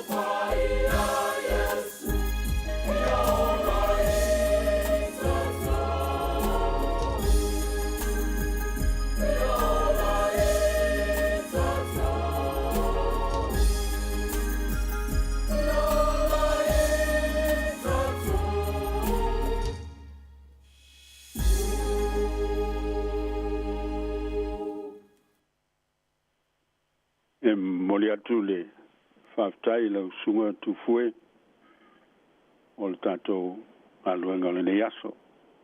A malo whaftai ngā rului whamanuia le tua i o tō whaiva ia vi i ai pelon swafa after I foi lau whafonga i lo tō awai mai manuia lava le e seta i le alofa o le tua. La tātou whai i le titalo. Tu maumai e o mātou lunga le lofa tu no tele o lau fio le tua o lo mātou tama. Le lofa silsili ese o Jesu Keriso o lo mātou wali i ma le whaola. Maua pe i mātou le mawhatanga mawhanwhana ma le anganga pa ia nei se iau i le whawavau e whawavau lava. Amene, amene.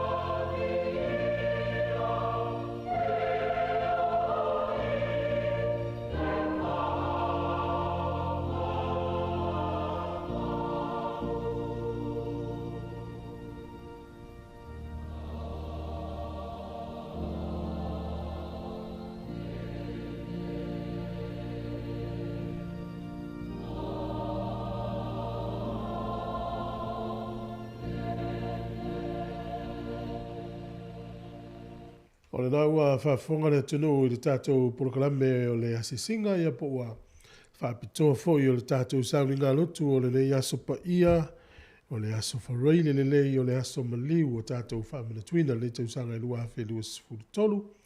Le saunia e le sunga i le toi ina mano lo pensione Reverend Elder Risati Sone Ete. Ia mori atu aile nganga le whaaftai tele i le sunga le toi ina mano lo pensione whaaftai mo le upolofola le tua.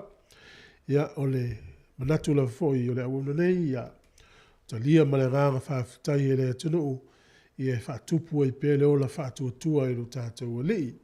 Whaaftai i whaamanui atu le atua ma ua pere soifua lau le lei. O le lei fo le whaletua ia meisel no fualo ma le aingali whaaftai lava. O le taimi le ua te ale se fulu tasi me lute se fulu ma le tasi. O le a whafonga le vinga o le tua ma le whakasa ket se mane. E o na mata fo i leo na sui atu nisi o tātou pese nga whaale nganga. O le aso whareile o lo tātou iai le aso pa ia. Se fulu tasi me lute u te ere se fulu tasi o le aso fitu o le masina o aperila. E le tausanga i lua fe lua se fulu ma le tolu. Tā lo whalava.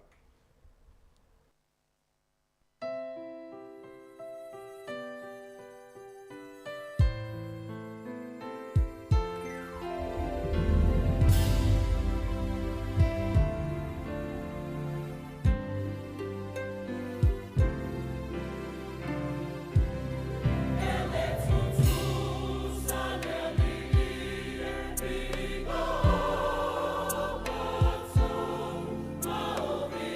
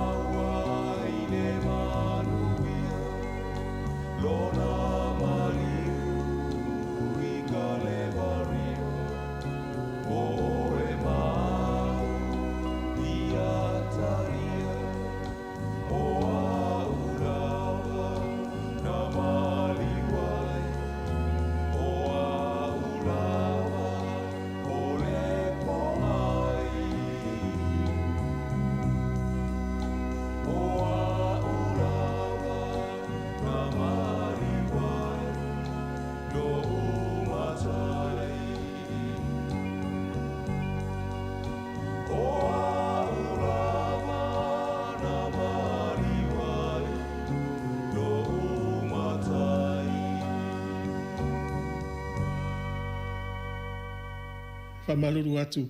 Ia o lo ua mafuta mai nei ia Israelu taimile. Ia a lela matata no atu ma tasi mai ava tu tolva ai tono tatu potu fasalau.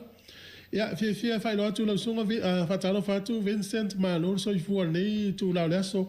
Ia le si ufonga neo lau mua ia por Samoa Capital Radio i Wellington. Ia fatalo fatu. Fatalo fatu le pa ia male malu foi o Samoa e me se foi ia pa anga masani po kalame mo foi se ava no ta to te mafutai. Malole so ifua Manuia, malole so ifua Maua. Malo foi le tawata ile nei tula lua va se lua mo le fio ngai atolva. Malole on side. Dai. Ja. Pa malo foi tatu loli nei aso ia tonol po ne ama to i o tae ona inali i lau moi i nisila i naitu. Ja, malo foi le so ifua Manuia Vincent. Ja, lo foi aso ia ele o toe tal no ia ai fa tai le lo foi le tua. Ia le foi o mo foi le nei ava no ia tātou te taltan noi foi. Ia e mai se ai o na o e ia le nu pa ia. Ia to te le foi tātou te nu le fia si le fia. Ia po a foi ni vaenga o lo tupu na tunu. Ia pe mana ia foi pe le a foi se au mo na i Israel. Ia le la fanga so tātou fa tan longa ma lo la fa tai foi.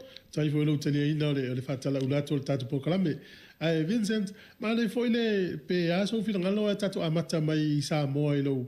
So if you anga foi tu langa tawa onga sa ia wala to tele o tanga table time mo le sila le sunga fa fonga mata o fa longo no le sunga.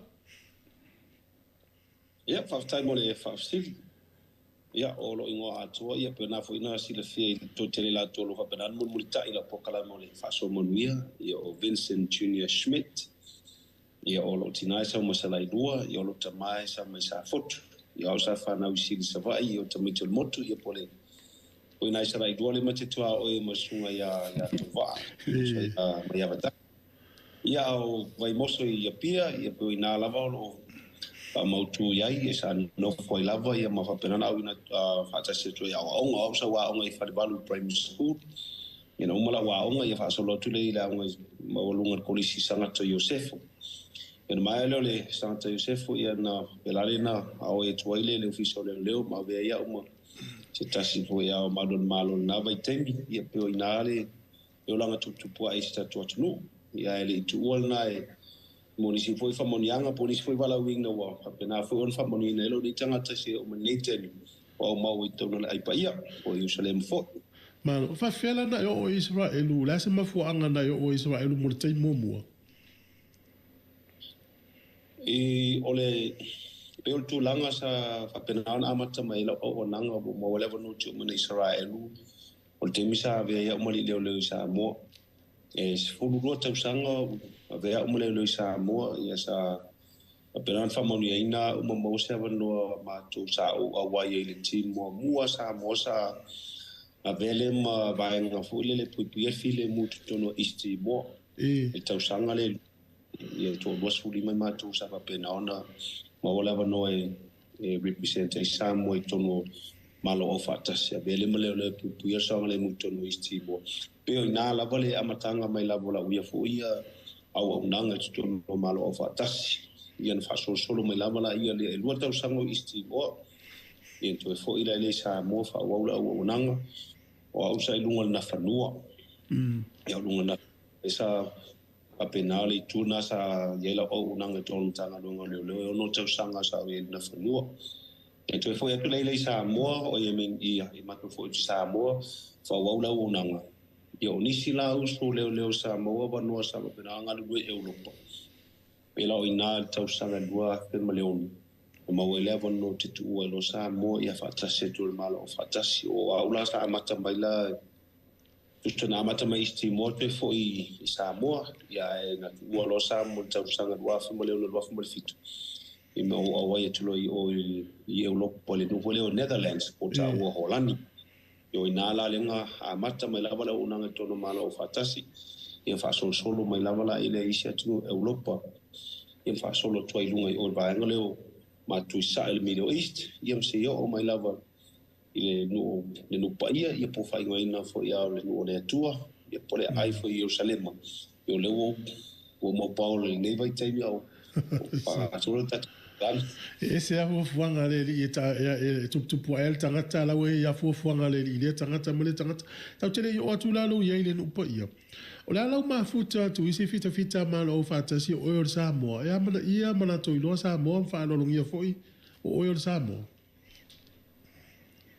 ia atonu foi sa fa fentala matanga te mina fatu au ai e fai lava sina lai tito tatu fai numero i tutono malo o fata si te mina ele ngata ele e tuainga leo le security a pole tu leo au le tu foi la le lau sabili nga nga vole le tonu o administration como finance como society nga ele bo walungu tatu ya mato ai au nanga ye ne te longa mato ye sa le fai nga solo la ni tu malo fata si pena au le to ono pe to fit e lo telese se mato numero e pita yane ole au nanga le tangata sa mo tono le malo o fata se fai lava sina mo walunga mo walunga la lunga la vale reputation ta to ono le nga lue fa maun e le tau mate foi a tonu foi ai ina ona light ai mana o mia la vai malo o fata se au nanga ta to sa mo e al termine yo lo pai lava si ke te na inga foi le ona fai o lai tito ta to population sa mo ia o ava no foi e tu na tu ta to le fai ona awai mai ai e pe al to te lo atu ye le fai mo la to no malo fata si o no Afrika ni o atu Asia yo tama foi ia matua i tele ma no tai de la to foi fai tau ngatangata a tele la to population i po Filipino ni o Pakistan yo tangata umana ese umo ya mese foi la saudo sa wa ia au ba ngale le Eastern European va foi la Serbia la Bosnia ben saudo sa wa ia tama na fai fo sin to tele fiti foi to tele au nanga fiti to no malo fatas ono fiti la to la komikeli ye por la to ami tele la la ulina ele ngata ine Israel ya mese lava to oi ya ta to yo leo la titi lava numero wa mato uma ye to no malo fatas temine no fatile ngale security mato uma la sa ave ma li leo mto tailo lo to no Samoa amo tele tu wasta to watu Malo. Tu sala, o leo o fena leo fa mautu o temine po leo peisa iguale ma ua o leo to ia Israel o temine ia se você vai ngalo langi sa ia. Ia o temine o le po fa mautu o temine o to Jerusalem.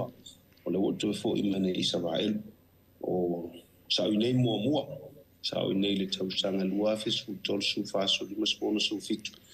Au tele tu o Israel ma to ai nga sama tu fo e tu le New York le headquarter le UN pa wa wala o nanga ya pita yane o ye finisi na nisi fo e fitu na inga nga fa ye tau sa lua fe su malbal ia sa fa pe mo te siasi o le fo ma to se me ma se ma to tu ma sta to tu ai me se ma to ai e sa la ma to o Samoa ia mo ka ple Samoa o no ma to machine ia wola se o te le titi pe penal ma to ai nga ia fa na Samoa yon mo tu tam faila ia le ngole o se matua ing se fa na u va ngo me 16 ya Amerika yo au si sen ya Samoa sa tam faila ia le e faia ama apalaila o queen card ko ile ina ya be ma tanga tan o Amerika le fa ngo fio no matu fio ai fo le ia te ton fo Amerika e faila va singa street tu ba ngai la tu tanga tanu so ste mi ala mo tu travel mas matua ing mas ma fa na ia ya tu atamana o le tu fo le US president series ya lo le si tu fo le o ngo o le se ele sta tanu pe nga sa ton fa fa ngali queen ka e su at queen ka le na le ma fo na o tolu tau sanga mo te Hawaii ia fa mo ni na lo mo le queen ka ri tau sanga tene ia au fa tu tina ta ma ti pola tonu pe la ma tu ta pe na mai ni ya te o fa mai alu ia o e mo atu alu lo so e festa to fali ia e levo to tau no mai le futu a tolo wa yaso o nei le o to foi mai ia to no ono le sa nei mo yo tu langa na sa fa fa ngo fio no to foi mai nei Jerusalem sa mo foi aba no fa pe ai to foi e si foi atu no sa ngo do mo pe o Afghanistan o Iraq e me Europa e pe ia o Jerusalem mana fa na ave me lo to malo ma fa te to fia fo i mai nei ona tele la voni famonianga telefon tūlanga sa whapenan whate tonu ina ia. Au mātou mafuta I temi mō mo tonu no le tua ia po nei whare aipa ia Jerusalem. O lau iei la o lau toi fo ina Jerusalem al temi nei o le te alua ina lo ngā ruenga malo whatas. Ia, sa o le whaasira o lo toi fo I mai lawa la unga ruesa, la unga ruenga sa iei. E o toi whaawaulo awananga tonu malo whatas ina Jerusalem. O le mata o tu sa iei mua ina Israelu Vince. Ia, o lau tau onga mua lea na oe na e malanga pe sa tau malanga tu ma el tina ta moiti ma whanau. Pe iei fo ini ni au walo sa soifua e na ma whanau e Israelu whamolmo. Ia whaftamu whafsiri I o tau sanga lua whesuma tu se toru tau sanga sa o I Papelonia. Le mantua fo Papelonia o le inonga o Iraq. Toru tau sanga I la o unanga tonu Iraq. Sa lolina Israelu lua whesuma tonu. Ono maila ia leo o se o tō roma se o tarik te mina o tasir mātama. Ia Manuia ina mā ue tō rua si mā whānau nei Israel. O le tama ma le teine tō rua ia vāenga sa whānau nei Jerusalema. Ia sa mātou no whaumala I nei. Sa mawalawan mātou whātau sanga lata lima tau sanga wai nei. Ia peitai ana wai te mitonu ana sa whāme vesi e lava I nei. Ia ino lofo tu lava la si o mātou a inga mese whānau Jerusalema. Ia te lea ati no ina unga ruenga I tua oi, ia mesela wawa e ngai tu poi whawhita au li matulanga whapena. Ia o popolenga sa ia tina o tamaiti ona whapena o tu e tūla I mese whalula. Ia peita iane, ia o whatino ina I unga ruenga ave mal whatotua mal taitonu lava pil tūlanga sa le se popole sa ia mese fo ia training au o nanga sa whapena anta pena lo tanga te whatino ina lava leo unga ruenga. Mahalo. Vincent, ole tua lena e whaitau le tuspa ia I Samoa. E whaitau ia Israelu I tono tuspa ia le anga same o masa tatu iai. Le laua e nofo I tono le atu no uma e iai. Ole se anga o Sam o le tua I tono tuspa ia I lau nofo I nu e se peo Samoa ma le tua I to tono Israelu le nu o le tua. Tai lava mo whaasiri peo tūlanga tonu ana ke le wanga e toi amai au e le tua I tono lona nu. Ona te misa mata iai mua. A te mo lai titi, te tua la whamitala sa o a vela o a mai ala o mawhawhau no mata no masio ta maa aile iki. Aile maliu. No whai alo ta maa o te fio o le nuu leo former Yugoslavia. Ia na ono ta oa ia au te leilo po whea lina anu. Ia ma le nuu lona lua no fio o ia o te fio o mene Israel. Ia e tala ulala lo ta maa. Ia, ala pawalan talo mai toanga whai tau tuspa ia o ingale iei. A te reo o sao o whenga luenga ina I Netherlands. O whenga luenga ngar whamasino. O ngar luenga la mātou e whai na o security. O le vava aia leo tangata maururunga I tonan malo o whaatasi. O ina ala sa whai whamasino ngara wali I fuie. E mai malitau le tau o Balkans. Le wali I o le vaenga o Kosovo, Serbia, Croatia, Bosnia, Malawi, Albania. O vaenga tonu aia tau o Yugoslavia. Tau le lau miti. Ioi. O peila le miti mo mualanga lenga sa ua tau tonu ai ai.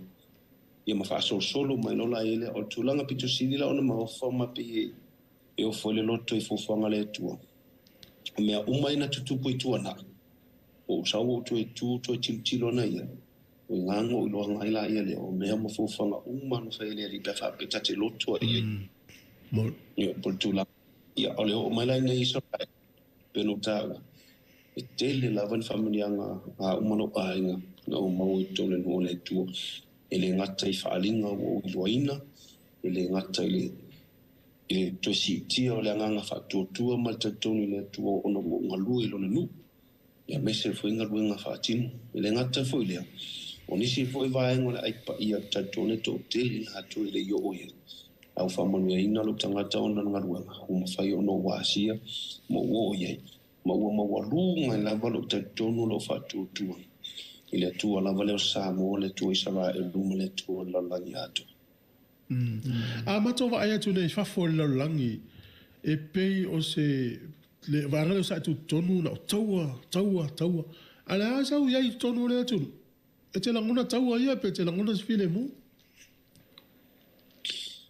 ia vai te me e a whaianga e whesese a iai e per tulanga fōna e ala iona an whaila o kalama o whaaso Manuia ono lo tala I ile Manuia ma le leo tono le no le tua o telefone o tau ma vai nga o to o le time o le lua fisu to sa o tau no mai pelo ta o sa o SMA Iraq e te mitonu ale no sa fa il ISIS na tam na matalonga tu la mai vai nga le o le au terroristi po la fa tu fa ba ISIS e tala lo la ISIS la mai tono Iraq o ese lo pesa pitu silina no fi no fa pe o ese milita o le mal ISIS e peta yani no to mai Israel ai fitau i lo maritau o le pau Israel numalo i malalo i kas no win e sola mai le sitau ai sa fitau i le tau ai tulanga ungala na mo to titilo na itua e faisinga malo si o le pui le tuelo na nu yo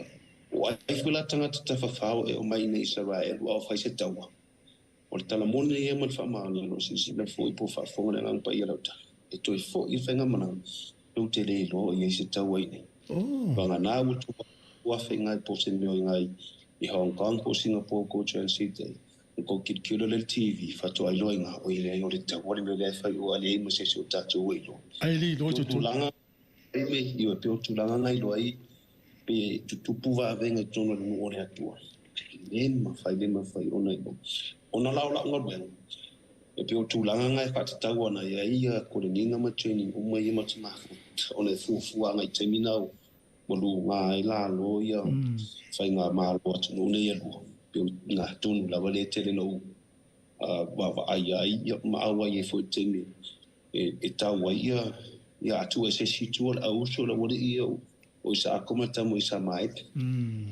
le to malo faftai means ese senga o lo new fa lo nguna ia tu no ia sa malanga ia mesisi o tatu tu no Samoa man ia fa lo nguna le no le tu le taimine nei le winga fo le tala wai tatu o le si me ese ala nguna fo le tatu o le si me ese ala nguna ese senga o tatu tu no Samoa male tu langa le wai le taimine nei man ia fa lo nguna le no le tu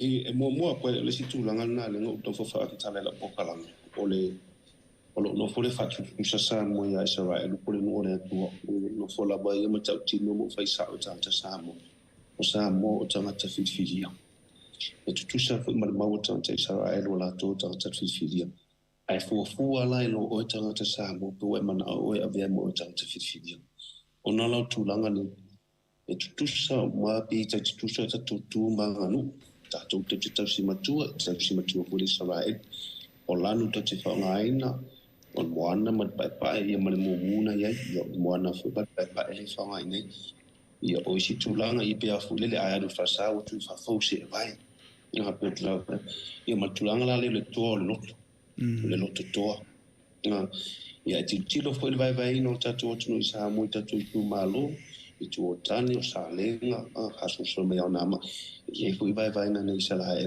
i try for ia po por fana we sa ko le tos furubu e tisi lava te tutsa ia male si tulanga o le fono sangue o moni ma fa maon o le ile no sa mo le ni e ile no ila lo alo i hepolona ya ta ko le mi lo tano ya pula e fa ngo sa mo e moni fa maon ni lo tano mai ma u pe no fa pe ye si sa ma tolo ma te moni ma wini mai lo inga le mele ye wal fo di se fa fanua ma wal fa fanua si o senta ku dunga la pokalama si ta o tu tanga ta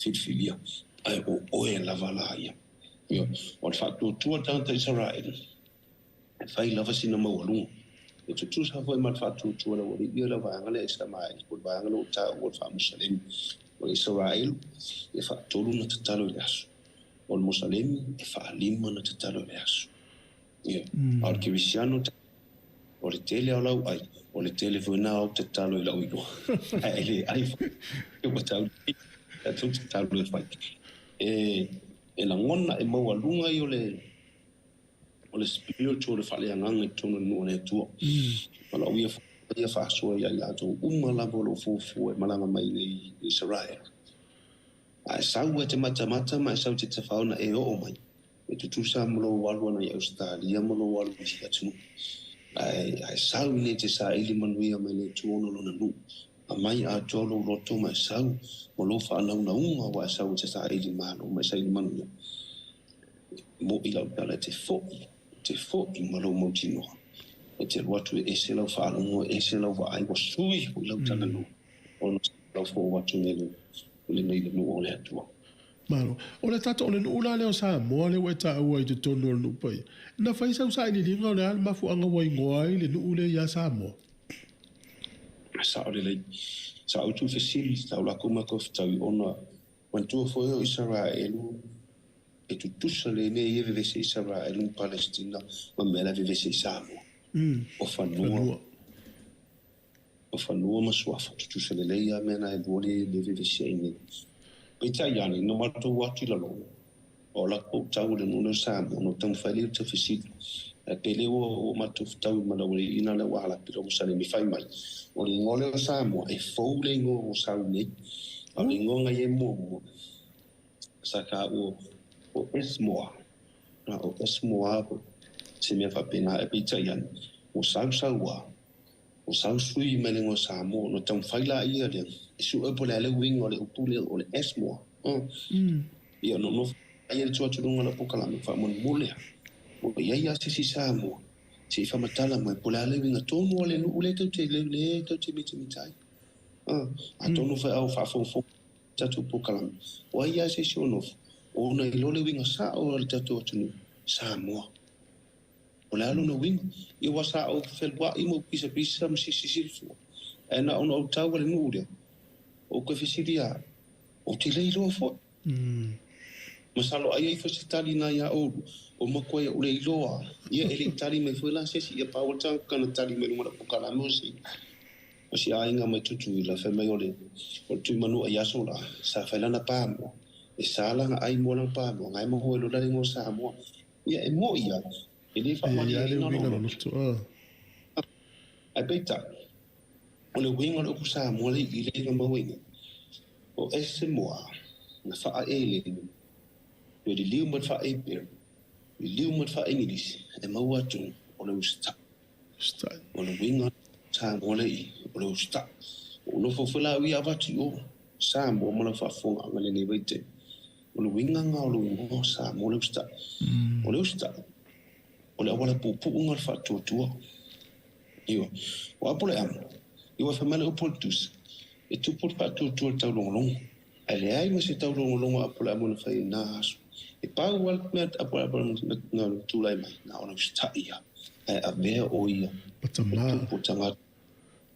tamano pena vela tatu Samoa anga e uska ia maua o le Manuia o sta i tau si polo inga o sta i matua o lava me tau ne sta i patau ono le wing o Samoa a tonu fo i si winga ia pe tu langa nga in a spiritual side it's funny no fo te fa matala no fo tala a to le winga o Samoa i wa matau fo i o sa le pau sa le sami o sa me o no winga fa sa i to tu la le mo e to wa mo lo te lo to no sta to fo nga o tu yo le mo yo le mo ali ta malai ta pai i pon mo pilimba yo le mo to to no fale o le onga to no fale ia ma le mo lo to yo le mo le i se tu lo le fa bele fa sino fo mo to le mo ia ngata o le mo ia pe o onga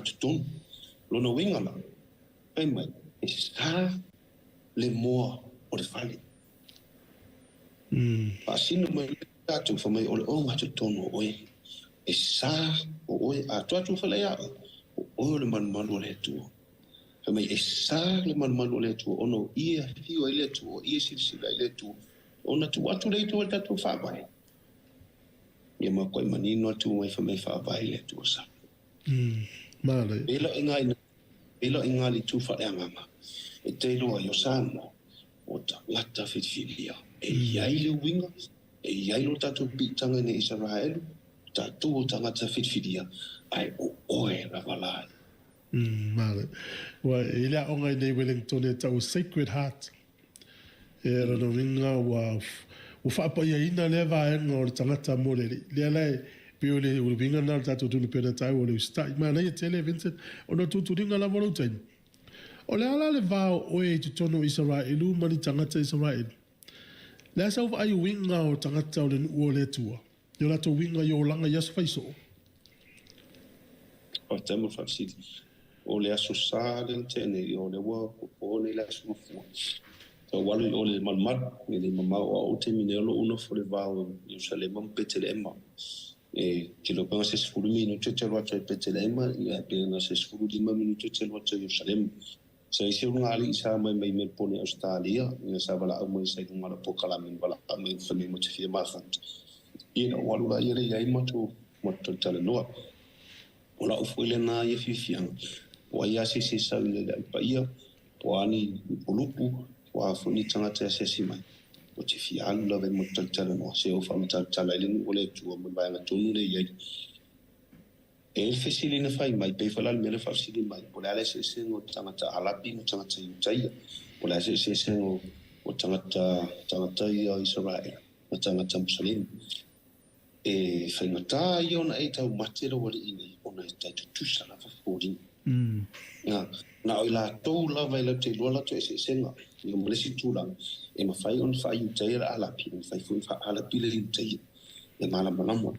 E tutusa whoringa, e tutusa hoi la e, a beita yani la, ai alo re tutona manma, tutonu o le OCs, le levanga sa vari fa lo le ya sa lo tanga ta fa me to sa fa ta me le oh mister $10 10 shekel wale se keli le ngol tu de Israel 10 shekels 20 shekels o se sa ye tu fa ta so se me ta le petalo masaleka pe que ta pana umi pe que ari kalilaya pe te ema po i mo se i yo salen so se fa ta se me fa benecho ora ala pita tanga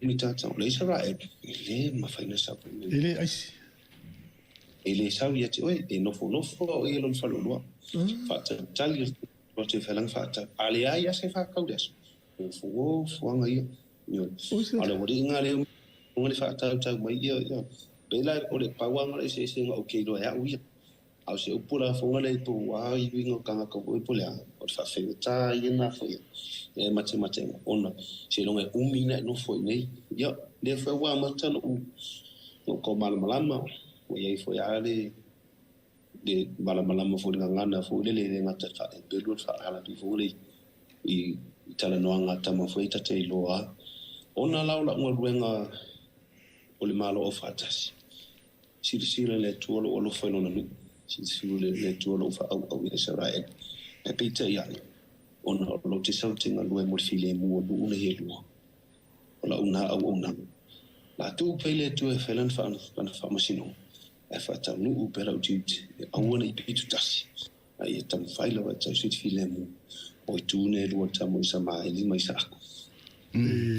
ma lo vins faftai ole wata ua e longo fia le sala ilo no fo ai fa lo nei fa lo ele se la mala fa ta pa inuna ye mo se u fa fengo fia le na ile wala ora ngana la e ngana ta te longo fia le sala ilo mala ala pil ngana pe ta sir ngana ta tala tanga tani ai se le ngana fa yuta e se ngana fa lapi e a benota wa ola wali no fo tono o Israel kusole o mal tonu ali mal de Jerusalem o i tonu ali tua o i Palestina mai fa mai Israel pero en ali ale nga vivesi o ngo ile mal foi la o vai fa to ona se ya inga na fa i Britania ma tu ya sola o vai fa to no mal avele si kwata ma vitaya avele si kwata ma Musalemi por agua alapi a ver si cuatro mola Christian y ahora si cuatro y agua moisita por ahí no me si fallano o la fia fue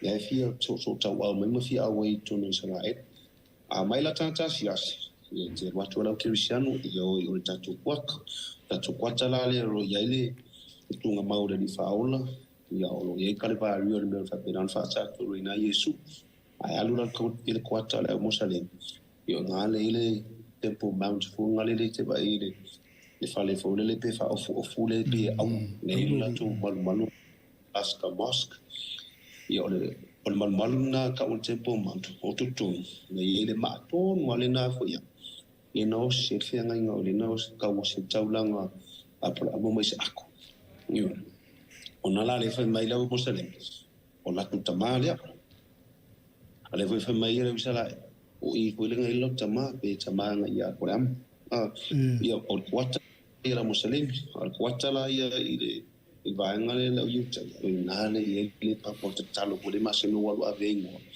o to enga ngal balu so ine solo mona o mai la termine yo lo ai Maro, o vai se ia tautus pa ia sa fea fio il tato faula. Wa yo o mai vai na lei Vincent o le asa o mai tau. E pelo ta wa a fa pelo te sa uni te ali no fuanga i. E tau o le po a te le ia ia wa ia. E mo te talo mo to tu o ia mo le si voi mea. O sila fia le tua wala umala wa te o ia. Pa wale mea ia fa fonga mele tu lo watu lo tu ia te. O ai no va nga le la lo.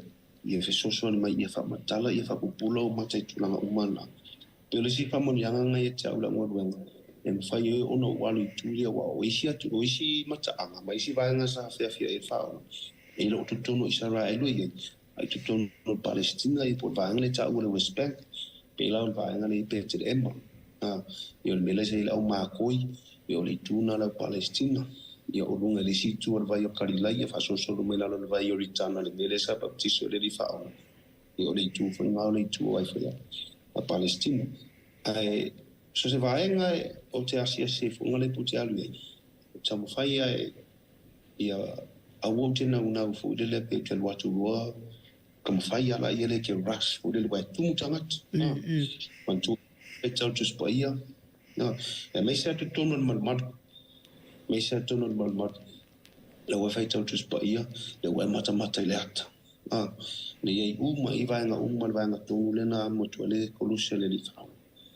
il va nga ta Olivia Torosa o tau sanga nei o se tau sanga pito sili nei ona e ele popo lenga ile atunu i nei ona e tau sanga mua nei ole o mai fa tasi Cristiano o le sala el Jerusalem ole fa tau nu o le celebration ile masino mati o perila o so ile la pa uto nu ai la pa ia vai nga ko ia masino pa manatu la fa manatuina e se te lo Cristiano o la fa manatuina ala ponga ala Jerusalem ia la fa manatuina i fo ile isi a so fa manatu i ka yo la no freta o pas over io kusala o te lo tau sanga ese vai te me fa ese repression o fo ia o tantonunga nei a pita o tau sanga nei o la matua i o mia fa tasi lo ala le tolu nei lela o lo ye le fufu nga fa pe ale ye se vesi ala ye se fetu na inga fu de le ye tsausanga nei se me po mati po pelila yo a penota o nei me uma sila le tua o ya na fufu nga o na ilo al me lo tu pa waltanga ta te lo e te tonu le pole tanta fa tu ma tanta tu tau foi lá na ta pena ye ila ya me chama tu ni tau e tamu fai e tau si al file o la unga luenga o tenga lua e to ono mato e to lua na tama Romania ta sire Italia io stama sa me lo i South America o le mato unga luenga mato pui le tama o le ile u miele ni fonga mo lunga li UN ambassador i tongu in Israel po fea la fe malanga po fea ya lua ile UN ambassador mo te tamu mule ya fe be vunga pe escort fuli pela tuna le awe pa Manuia lo tanga on fe mo to West Bank fe mo to le panona fe mo to Suria pe o na Yoritana pe mo te fo lo ekopito e po te tono fo i casa vai na po le fa te ka fanga mai lo ke ki te lo te o le mato mai tau watu whainga malo Israel elu le fisu ia mese lava ia Netanyahu o le se ufa fonga tangata Israel elu fia lato pan mia leo o le o te lo ta ufa pos fa whaingata o te e pe eve vesi ali tua tatu ono o me faltinu o te mine Israel e o rua al fa perfectanga ma vai nga umma e tutu o me umma e tutu puto Israel o fulfill te le prophecy tono lo tu spa ia me se kuta tu fa kirisiano o le ala i lo po a fitu na inga po a fisu so inga fenga mala o man tatia o te tonu fo ino konga la tu spa ia me se va tonu ia tato fo tu spa ia o va inga le ma temine o to inga le o Benjamin Netanyahu o lo nana o no Israel Malusia ia o Israel fo le ia se sia tu fo Israel ia ole to ina ma fo le fa military ia wa tanga o ma Israel no ko military io to fa fine io lo wa fine ia po lo tari fo awa no to no le military so ia penota e tu ora e tau fa porki ia o stam fai la awa la bane ia so pitanga fo ila ia le ia ona ele ngata o lo fa no nga ia oni tu la mes fa fita o le matuno fo nei pe ku mai se des o talo fo na ia tam fai la vai file muria e nei le promised land e po Israel ona o le lo te tonu e fa amato a file mu fo downline ai a over file mu fo o ta milo fo ila fa pa po la va o fa tu fa la e tam fai fo la ia le nga po le assist tu langa fo le ia ia pe o tilo ia o esa security fo dia o le covid langa sa lo covid corona sa volta manga ka pe maltele mo fo fa ma plan mo la fa pa po mo la ke le sina ia a titio fa le temi mo fa ia singa quiet ia ai le malo lo la ia ma fo fa o fa tu fa le loa po fe se me fo ngale la fo na to ia o talo ai ia most file mo no lang ia pita ia o ne me o mo tu sia tono la fionga le tu e tau na tu ma ole at tu o i fo e tu te fo ta tu i o fa tu ia mo na tu ole to pui ngana le ampasa le o le UNO ito e fa ngani to wa penga foi tu te foi mo to Vince ia sa ole pe tu langa na o na lao ia ole na ta ingala vai ia wa tunu nei wa tunu vesi no fo nei tele lawani i training se tele fa ani va nga fo le mo ta pena e me fa ye ona e o mese la malos ya war fa tino no wen yo la malos ya yo puinga e ya timi ton fa nga ya tele tano sawiya e pe o se va nga fo le timi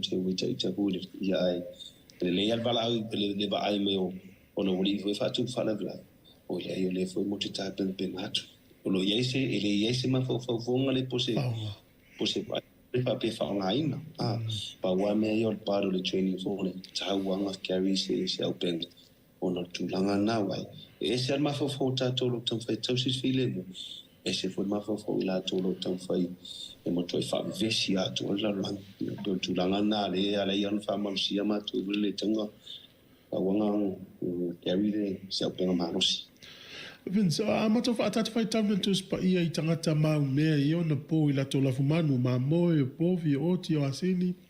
Tato vai fo I fuo vine ma fuo faile leang. Aole nu, e lau toafa. O la sao mai tau I fa atu anga I nai lea nu, e le ngata e le tele le tu nu, ai lau toafa fo. Tau le la fo yam.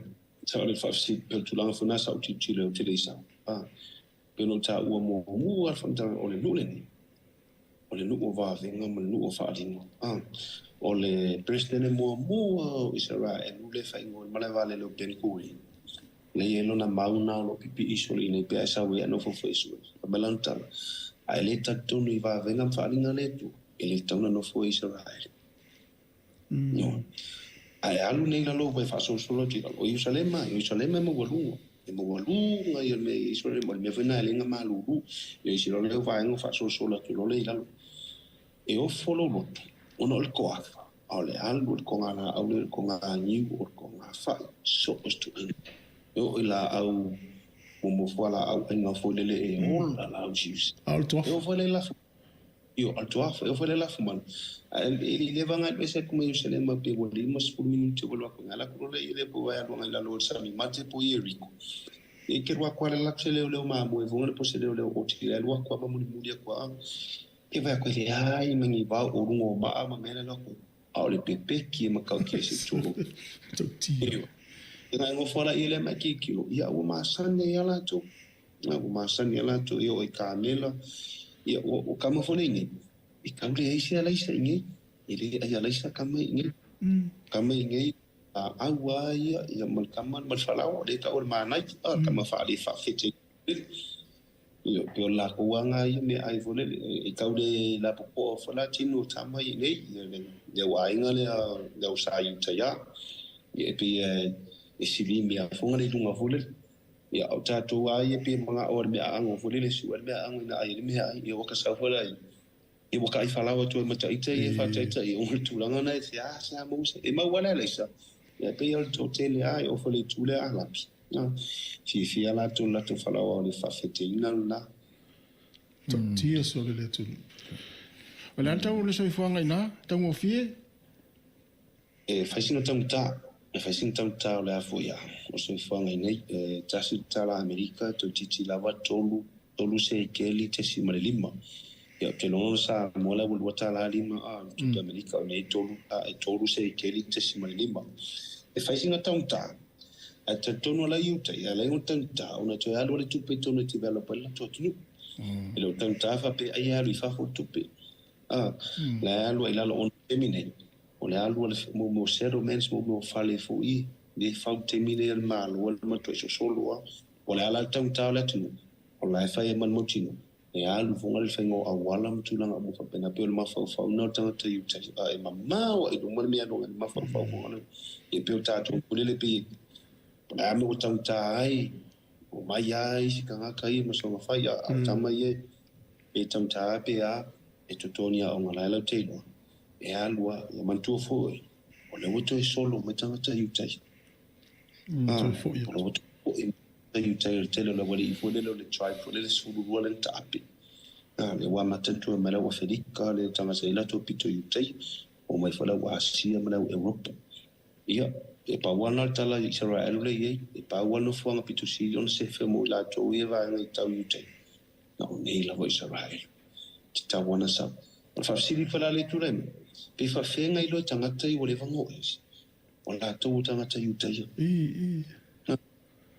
e tali fala tama e tali al monsunga le ngang pa ila te whanongo ina lava o le toto i o le Saudi sa ura au Ethiopia ma lau Zimbabwe e sa le so kama fa pe ai tangata iutai a mai a kamanga o le kemi ai ku vai kamanga lau le ke wa pe ko ngiki fu le pe o vai le aka fu le se tulo le avatar na ko le ka pe ki ra ko ki sa va ko api so solo mai ole la we lo o e ki pe long e le aku sa pe fa penga e si temi fu le e ta te no fo e ki fa lo inga me sa tono le ko ia e tu tono I sa le mo tone le o sit ya e no tuai e te fa lo inga malu si angole le fio le mo pa I tono e te fa lo inga manichi o tino e te langona fo ia ala fo ye tanga te tono le la no fo tono le o city ta ta vola io lo to mal mawina la vola to ilo la to vole aye ko la semetu o motino e tama ye e o sa wa to lo le lang to nga ma fa nga ma to nga fa to nga li tanga te ipetu so la ve por stu la mai pos pese nga ati o maliu e alwa man motino e fa ya la sinema fi tele man mo walungo o fa tu tangata ye ne ia ona la le woka sa wota ola yai woka ai fa tasi ta no fa tasi e pe o listu langa la na po wa mata fo ono sa vali ma mano si lo to fa tu ma pe wota e se volata ti dona la lang o se volata baba ai mela vive si mela lai tu wata ti pe o la vive si faltino ai pe wota vai fale nga ia o fa la man mo tino fa tini nga luana ia o la se finga no le tu o la sana vala ia ele o vala o se nga ia lo vala o mo ia taru fu ia lo mo so mo tino ai o ke quero mais só aqui o la sau vai dei tangata iutai a wai o le mea lesa ia so I le foi au ta tu spaia pe I ta tonu la to o Yesu o le alo le tu o tu mau pe to ngata tonu ngana te lo la to ele o la o fa ta tali pe la to le so sa le mesia po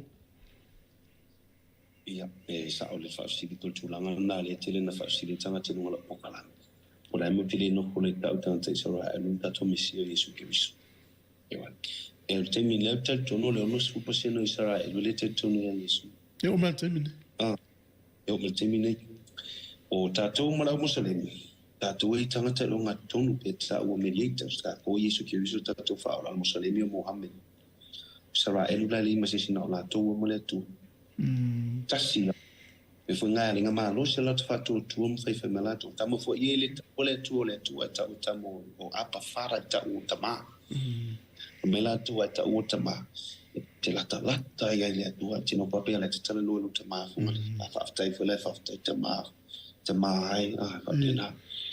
Ni fo le o la poka la me fa me. Ola me ta o tama o le tu ai o le tu me se ta to le kibisiano. Yo no fo fa ku tel to to le ta to ta le mautino. To titi a ono fitu ngole tu e fa ingoi ta to kibisiano. Wa umone ali ile tu ali si le selo mata ile le mamu o mai te pe ngonga le tu eta sila ya le bi e o te tam fai foi la ile fam tala kibisiano ai o tato ia fasi no manga ile ole fa me Yesu kibisio le sesi e si tu o tala bona na ia la vale ala mo pumo o tato la vai o popole tele ya Israel e yai ale te ya mai ele tu tanga te Israel la tu te lo o te mini o lo fatali Israel sa mo la tu sia sa mo le fatali yo la tu le fatali sa mo o ta to le fatali sa mo lu o na la tu langa nei wa no ofisili ya ofisili le olia la me tu te le tu no Yesu ki mi sola no tu e pe atala le yote na mai lo lan fatte te yo fo le o famtala a rapela o ma tu na Israel du fa pele o ke o fa no pe kai si o el te meti tira tai pito no tai mai fa na o me na yo la no le tua tu sala pe fervi fo fa va venga fa malo lo na mai mai ele ai ma se se ko wa ko yo sa le ngai tu no o no le si fo esa va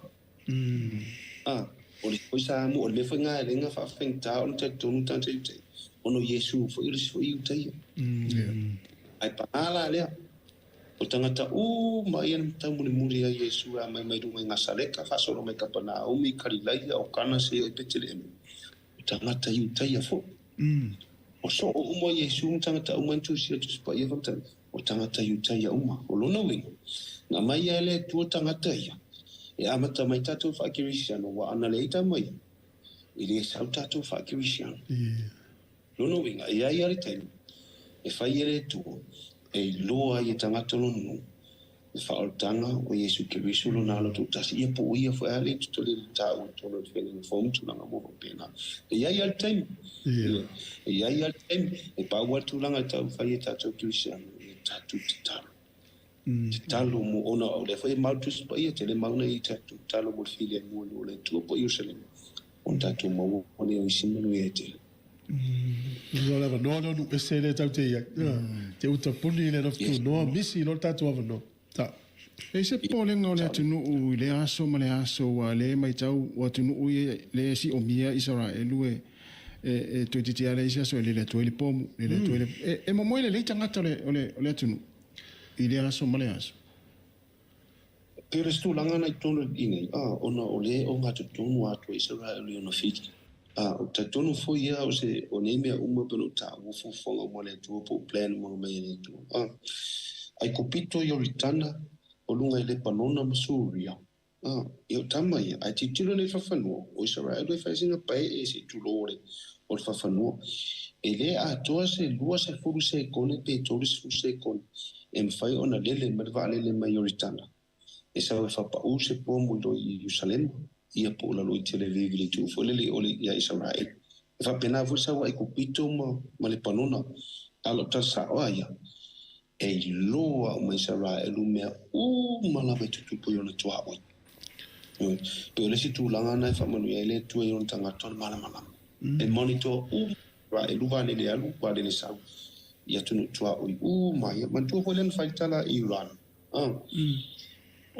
te le Iran ya Israel ulen fai mai o mato me tau fa ni kilia o mato po mo fa tonto o senta mo Israel e o lo te mi tau na vevese pa wan me mato fai na o mia ki for lo Israel na fa tali la ele po la setali Israel a fa mai tari ale ri ata ri na leo ne te nya fa mai au wal matu talo ifa ai po ori na la alu o mili na o me make sure you send the right person to push that button longa winga o tampa ya wai loa o ina foi peno taua pela lunga fa te ingo lunga le panona to ai male panona i te mina veve se ko le pa le panona ma mai Israel te lona fa ngai lunga le YouTube ko sa wa matang tau veve si ala wali eto ale leva ai o solo male si se tulo e ma tu ta tu la si e bon lunga e bon lunga te lu o sa wa la si sa wa le ari lunga sa wa tu to no tua e andu fa bela si solo e lo atu da Israel le pono e le lo me le pono na ia foi Israel ai fa lo la fam e sa ta ti fam a o me mo yo le tu e o foi la lo le va o casa e fanga me lo ke ti casa e paula ia me ta fa ton Israel e fa sala ve lo ke ti o mai e le fa pe lo kwa le po mo me le nga fanga me lo ke ti ai fa sala ve e tele lenga ka fanga me lo de po ma taula o ya fanga me casa e le fa pe fanga me lo sa usa e fanga fa ta ape fu de pa wala me e ra ve Israel o le alu foi lenga me ta fa ton Israel fa sala ve ai lo fiu lo ala pe fa no tanga filo tamo o fanga dunga la control fo le se ta ti lo mai po nga feto pe lo ina ai ti lo mai tama e lo le ko i mau le ya lo filima o lo ilunga lo ofisio Israel usa le mau le i alo ya fie ta fanga ngala ila to upuna fa mai wala tia o to ang tua ko ke ai o nga fa la ke lo ai le tu la foi le tu on tamata e mo ia tu vai nga tu te nga tu maliu a longa au te lenga o lo ia i pere lo fa tu no le tu on tamata telefone e na ona tau fai mai o lo ilunga lawe la tu fa na ono le stai tu la fo no me te me muse na me uma tu ule tu e fai lan fa fasino ele ia se pulo i tatu slima tatu famsino tu ule tu pa wal me tatu talo ma o so tatu ai e ola la au pe pulangana o tatu peti taula i ne vai tem fa mai a tatu mo lo la fa vau olona te mau ai ni te mau Manuia ia te tau fai Malovit tu zawe e sa no mai tau fa matala me o la ngona lo te fia o le mafuanga lo te fia o le tatu te au na ile tua moni le tua per amo isa ako mai akop o le tua le o Yesu ke viso lo na lo le tatu au na ma fia nga fona o lana le o nga fona le fa ya tatu ai Vincent e fai ngo fia na mo se seni o se tangata ile nu o le tua avea matangata sitseni tu sole o vai termino sa wai mo o lo ngolwenga sa fai o lo fie tama passa yo sa mo ini mo ia passa su e solo po i tanta sa mo afa sa mo le no futoni sa wai o no fole tu si la loingo o wal wila ta vale le su ke no ke ta lu te o no fole avela tu no avele il ampa samo yo sa mo le la talata mo ni ano o ni yo o sa ko o ta da page le o kan ka sa mo le i o o tolu to fana tama sa mo le ni eta sistema na sa mai Australia ngo ya Alii manu e no fo tene a Utah ye lo Ashkelon ya ostama ofe no fo mo le stene Israel e faisina mau tila Jerusalem ba imesta mi solo na sa safety e me seri e no fo ngai ai fana tla tat o la uri langa lu te lo le nei e fo no sa so tla i to lo le ni ai wa mo si tenye la uri so uri ona no fo mo tene Israel wala fana to lo len fana ne yem fa yo na claim la sit ya tauno mai nei pe fa pena mo te mana na o le claim sit te lo fo Israel e pe ya o isia tunu ufule le tamfai a le sfulu tausanga tau tilo pola tonu le mafuanga leo le fia no fune pola sa o nanga petifia so swani le economy peti sa ona ona sa tafao pola aso fano no mafule le petulanga tilo ye e ka fainta sa wa mo lo to fule le fia no fune ya so se me aje mo mas file mo tau ia wala uma tau ko ona e tulanga fo lewi e mo fai ona maua se fo i se pitanga nei ia o ke longa fo ia polas finga lu le tu ila ule fo ona nga wete ia mal nei kon karvate we na te fia no fo umi nei ia pano tawe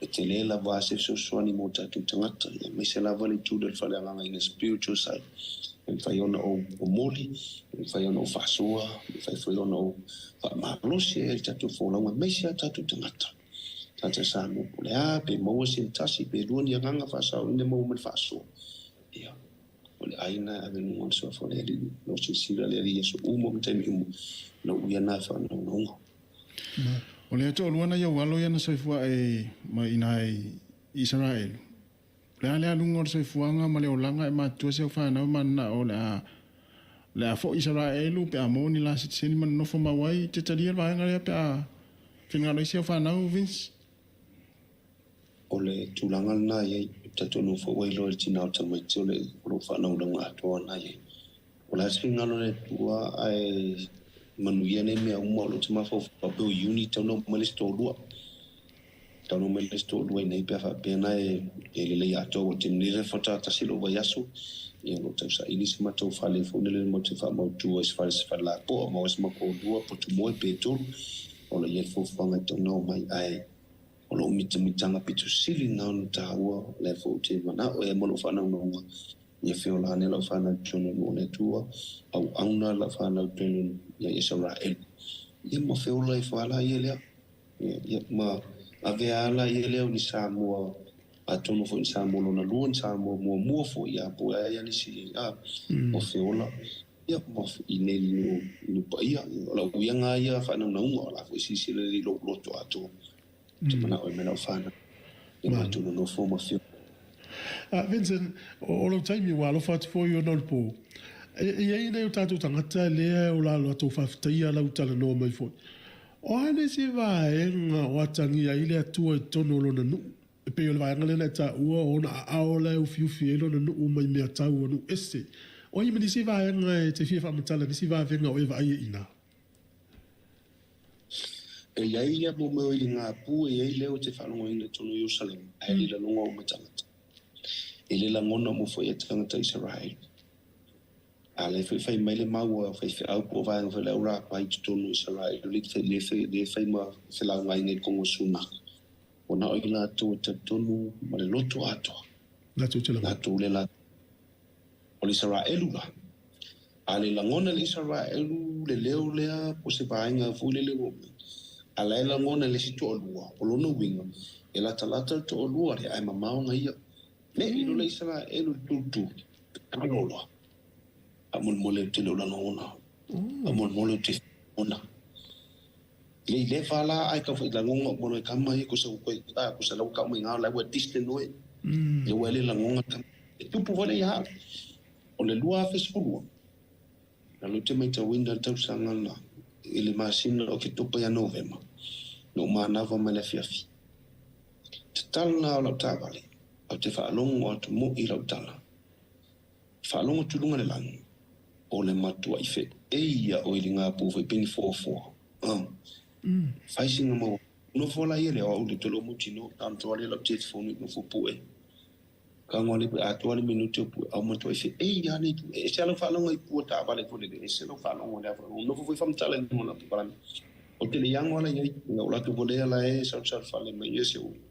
Se matua ai no sila tu pona la ngona me le ai sila tu tua i me le ai o te angole fa pe wi por anga me o la kule ofisa ka si sila kwa mata o ofisa o le motenga lu ma la yutai le feitata ala pile mote ka kango kwa pi e le ai ase se la ngo a ta se la sto ina nga pi ka la ngo me but did you hear anything? Yeah, I heard some sound me lo mantala vai o la longa foi alto ina la o le alapi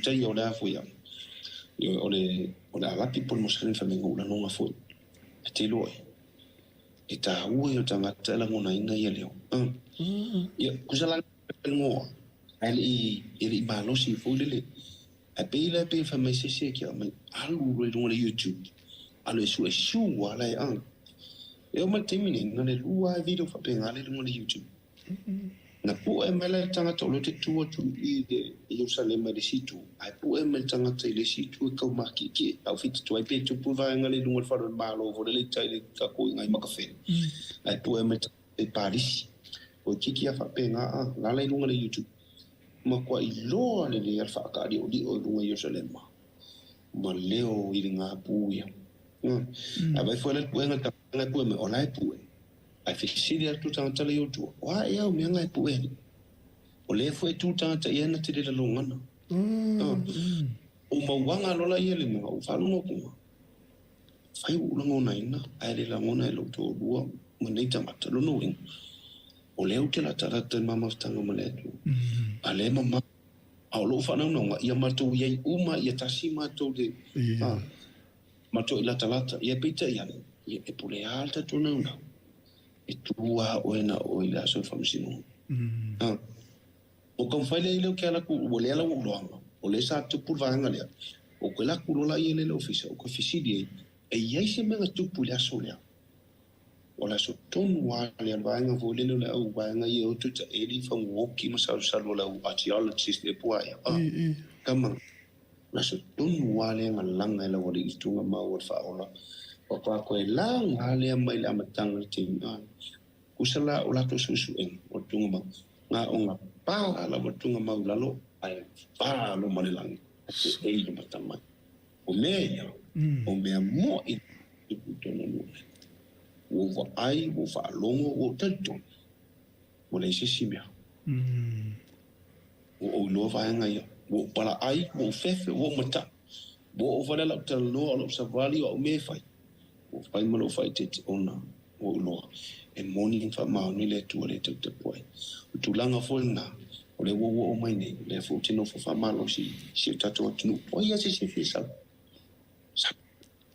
sa ne Jerusalem sa ne e foi ni se fa me se tu sale tu na me ni a foi lo mana ona a foi lo fin ngana fa tai a ia se fia ma futo se fia o mai e wa nga ta o ni nu ia sola atasi a peta tu dei bo ele lang e te io va ngari tu no Israel e le o tu si tu no tu spaia io fa me ni se va non è fa me fene tu fa me au ni tanto fa popo au ni tanto tu ses me me po le tu a fa me fa le vangia io ana io non ta bu mul ta fa me ana mai am tu si me ma la va fa fa le tu no e ma fi ku che le me mis ko che le ai sa le ni ai sa wo va no wanu la ile ave oi o me mga yamis ke mi kan ki tilo Yesu I Jerusalem la to fo ile na tangi ona ilo ile me la tu Jerusalem ma tawa ma palo I mato le fa ole la lo punga le vai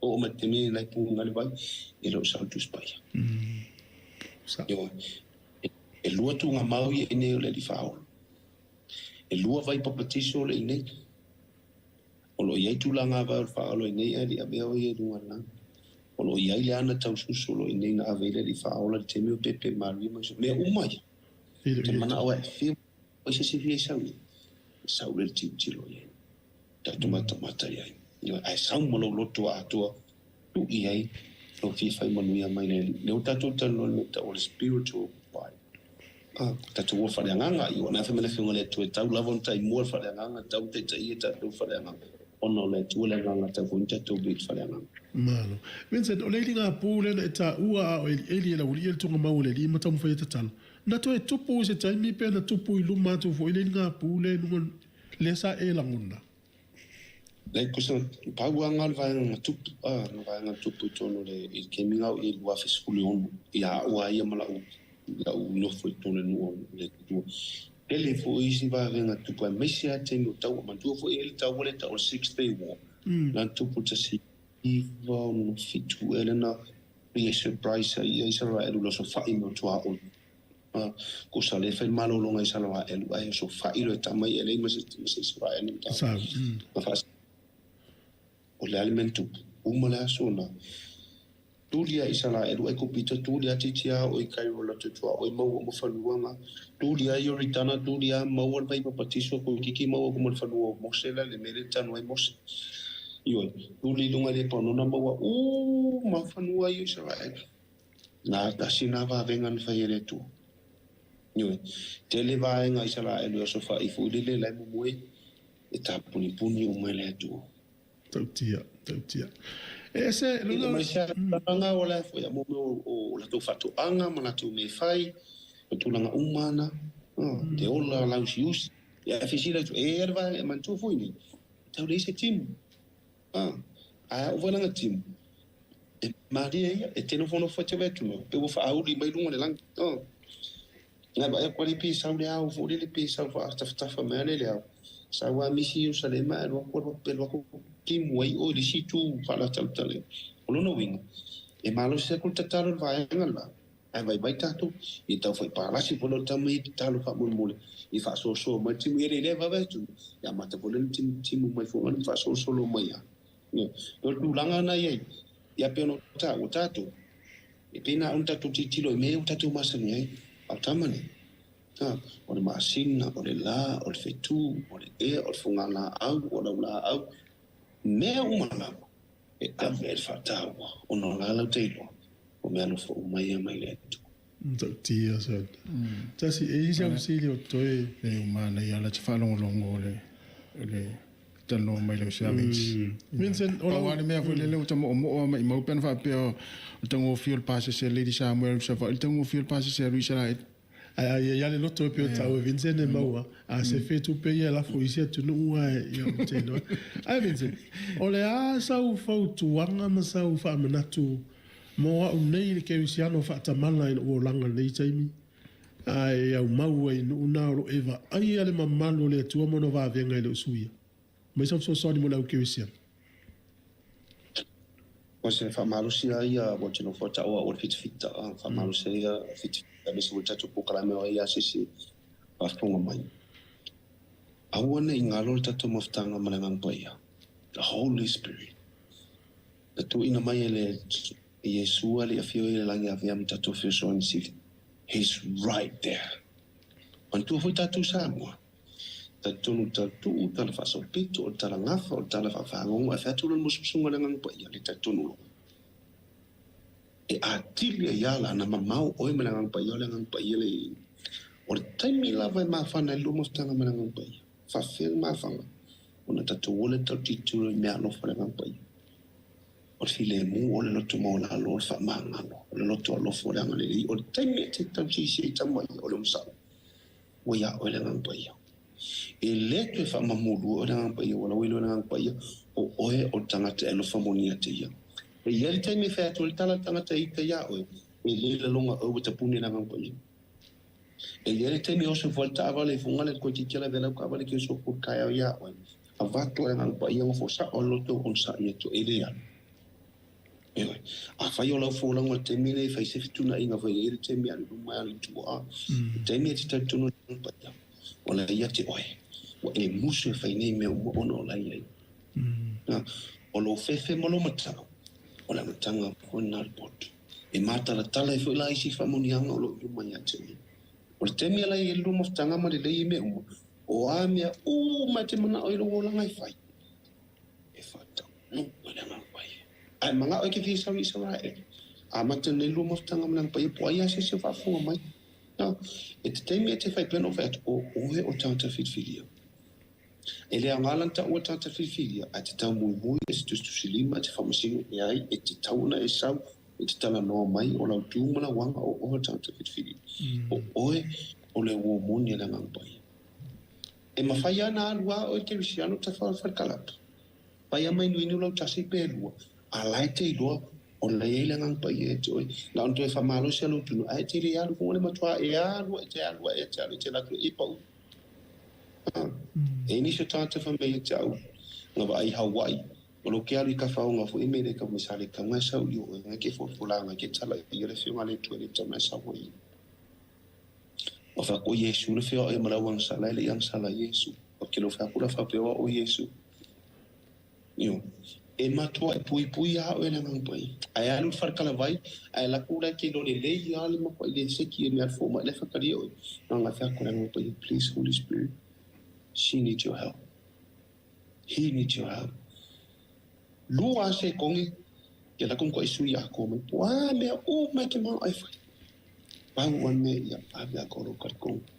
Ave mono lo to ato. Ia fai mai Yesu. Se fia mun mai amorong sa ato lo mun mai. Ele fai ngofi. Ele fai ngofi mun mulia Yesu. Fai mai ai ta mai. Pa mangal po male si tu di le si tu. Ai alai foi fa faita. Ona tatu le no foi fa teta. Ja, mens. Ja, helemaal uit o tatu fatan longa nei o to ati le ila to fia o tu ha Israel. Ja, isi ava no foi le fai ona so ta to nei tanga tala sa ni malanga tu le masina por masina fo. Ja so ta ia to foi o mo nei fam talang foi wa va nga fia o mata matai. E tau lei ola o iai nai fefe au ngai ngai e fefe au ngai me pone po Australia na so tai mai e sta manga ngai fefe au fenga Tim Williams a tele na mai au malanga o te no fola o yala se di no no for refer ye o te minei o iai tanga tene e fe o mai fa fi ave tu as udele peno fa ya tolo fa no nga te no fa invite na te fe mai si o tu peto mo whatever no sa to mo e ta sia no mo isala e ru fa mai nga isala e ru sa mo se tu te fia te fia lo se sia tu a malanga nga yo mai o tele malanga yo mai amata mai ngai pitu lunga amata mai nai aifa i mo na karameli pa solo mai na saleta pa solo mai Samoa Capital pa solo mai ngai Kapanaumi ia va nga umana se yo o te mela o mai Jerusalem i o mo fo de level no tell what tomatu tatano i fa longo fo se fa so ni sa au ne lu te no fo tonu o Jerusalem me fa longo lai pe le to te fa so ai ia me si tu langa na tasi malo sunga lo va se boa o me o mai tonu Israel e ia fa perfectanga e ia winga e ia foi ma fe au ta haua ia pe o Samoa Capital o Sami mate o le vai o Yoritana so to mam ko moro lo ia la vai nei yo tulanga umana le nei ia o i petel ema ia o le varanga ta o le pale o le ma moi va ne ta o le shepherd fio ia o ma varanga na yo ya to no blas finala le o ia ni sia mai yo me te nei e te te le si varanga no mai mo tas o ta ni o pisu puna mo yo fa te no te pisu agua ngale so ma ia mangongi ngai so demo por pisu po wale bunti tu ni le mori na fa fo mai o tu la o Israel o pisu po ale mala o mi mersunga Vince o e kalesia o ani kalesia i tonu le o Israel e ai ma e kalesia ngai amenta ilo ala ia i volele ala te vai au ne ia e tele o e kalesia le ia o nei fo i tasima la fionga fo ia e tolu sa pati nei o si tuna fisinge ia o to te o sa pati e sa pati das frele sa pati das tona i sa pati das sa o las frele sa pati la muslim e fa malu ala la muslim fulele io la stona io sa pati Israel ia manasa io sa pati Cristiano ma tola ia to fa Cristiano bongali ia tele ono nesa pure loma tele la nele lotu católico ia foi ia si tapu ainga foi le titilo ia ile o me sa lunga mo orive ni matulanga fa pena funga le pea ina ia le fatu por manavo o kalesia uma e te titilo funga ia pawana o lotu lo te lo le mas no walo o pase lumo e tale fo lotu ia tele suna ko nei tu la fono suna ko nei sani se eu se vai tela kwa ku o se vai for farsa que ia com suna ko funga le pea o me foi tato ia so lai e sa se vai com o farsa tu não fa pena ia o e kalesinga lo te ia ile ngai ai tonu fo ia tele me sia ia pela le pahai o ngai haifa ia ia la suna ko na e se vai nga umo Israel la yes fo isi tapo ingo ele la suna ko na la tua tu se vai fa foi de vezes a Samoa tu se vai fa farsa se o se eles one monis ma lo fa tai tai la Vincent mo le tu fa tai tele no tai mi fo fa no ina tala no ai eu fo ma na yo le fa lo longo te lo to tele ta to fa fonga le fa malusia lo la to fo yo sa va le vali moleli ma fa malusia le fa tu o wale ni si tai pe a le tali mai le mana onga le tanga tali mele mana o fa pele pe so ifu ele tu a o va enga o fa mtalaina o le fa mauninga le o lo so ifu ale tu ma o le si va enga fa mau tu ina o tato samo o le tato te o nei le tu moni o te le tu a o le tu moni ale te o nei le na te le o le tato ia e si va muli muli te fi sa no ia un tato fa to fa le mo nei te Ia I whawhtaitele lava mo lava noa, a tonu whai ae losta ni mua muane, a tonu whai awa temine, e umane tatu whatata noa, o le a tele le whesili o le asa. Pela le si vaenga lunga tau tatou titilo anga e, tatou wawa ai mamau. O le a tele le whesili o le asa, o a peo inala le la tupo, o le whatua tua o le tau longolongo.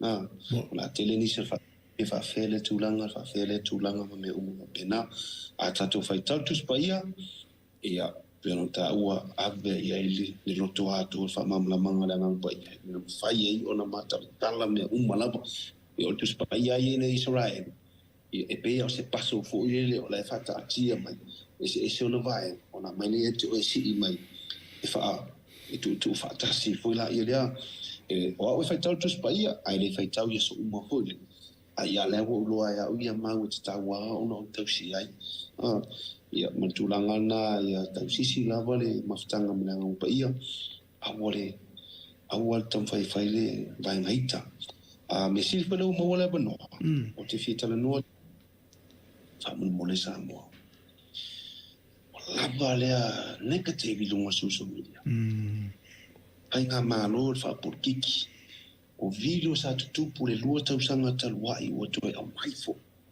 chita te ofo chima lava le o mana o mia se file mu moni tono se tatu atu yo o fifa manuia le tua ya Samoa e loma a bele tele loto tatu tamata e lo ia se fa mangalo o lo ia se loto mawalalo mali mai tatu o tatu tapua ile tua ma fa manuia mene tua se tatu atu tele fa monianga o lo fa pena o na feeling mene tua ya Samoa e lo fa mo a bele tatu loto yo manino oportusi Fama ia lo foi le tu ai le lo foi lo uso o pelo la valia.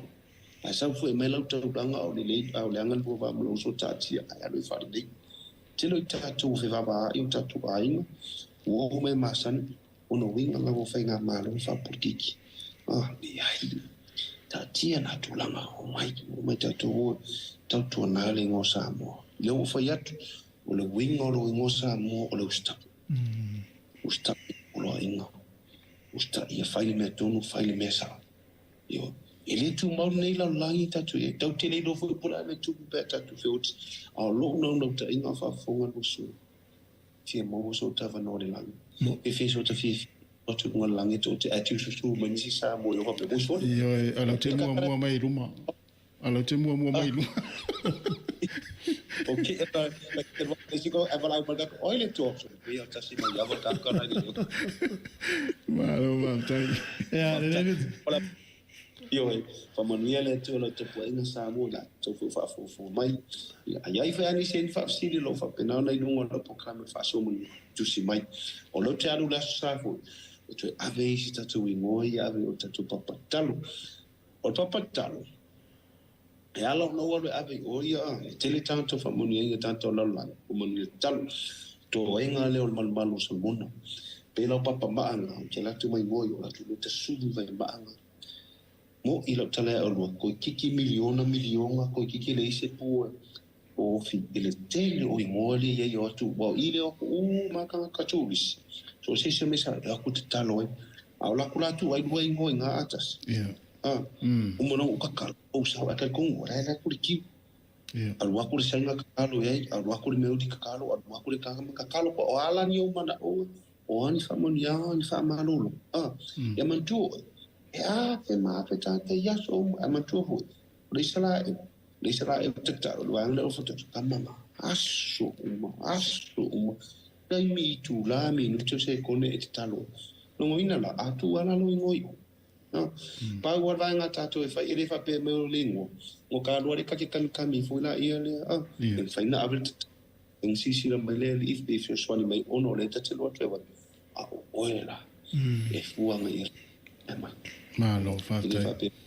e te talo ai alu e lima pala wale mtu na mapena na maftai mula banoa pa monia foi le tu lu au nanga apena foi se tatu watu no ya ola foi la ona ya mese foi ali nei tu lau matu ya i nei foi no fanga o ele no fa man malo so foi su que isso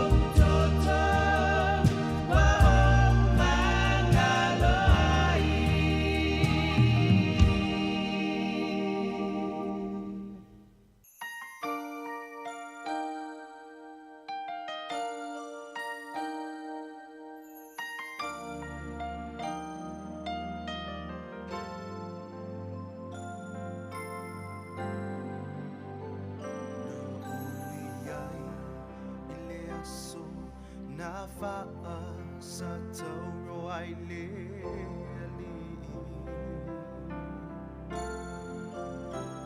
na olangona leleo le tangi lui mata malingi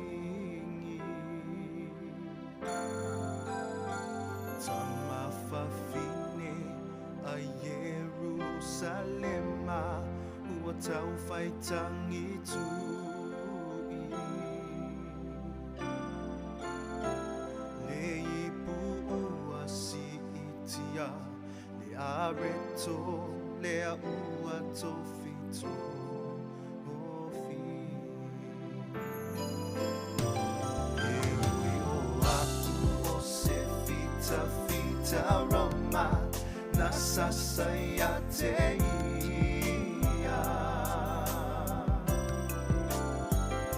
na olangona se mamaluinga ese taule mafaina o talia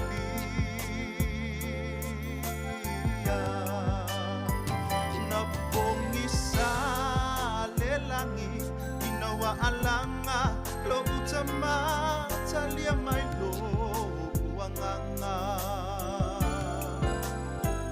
na uiloa olea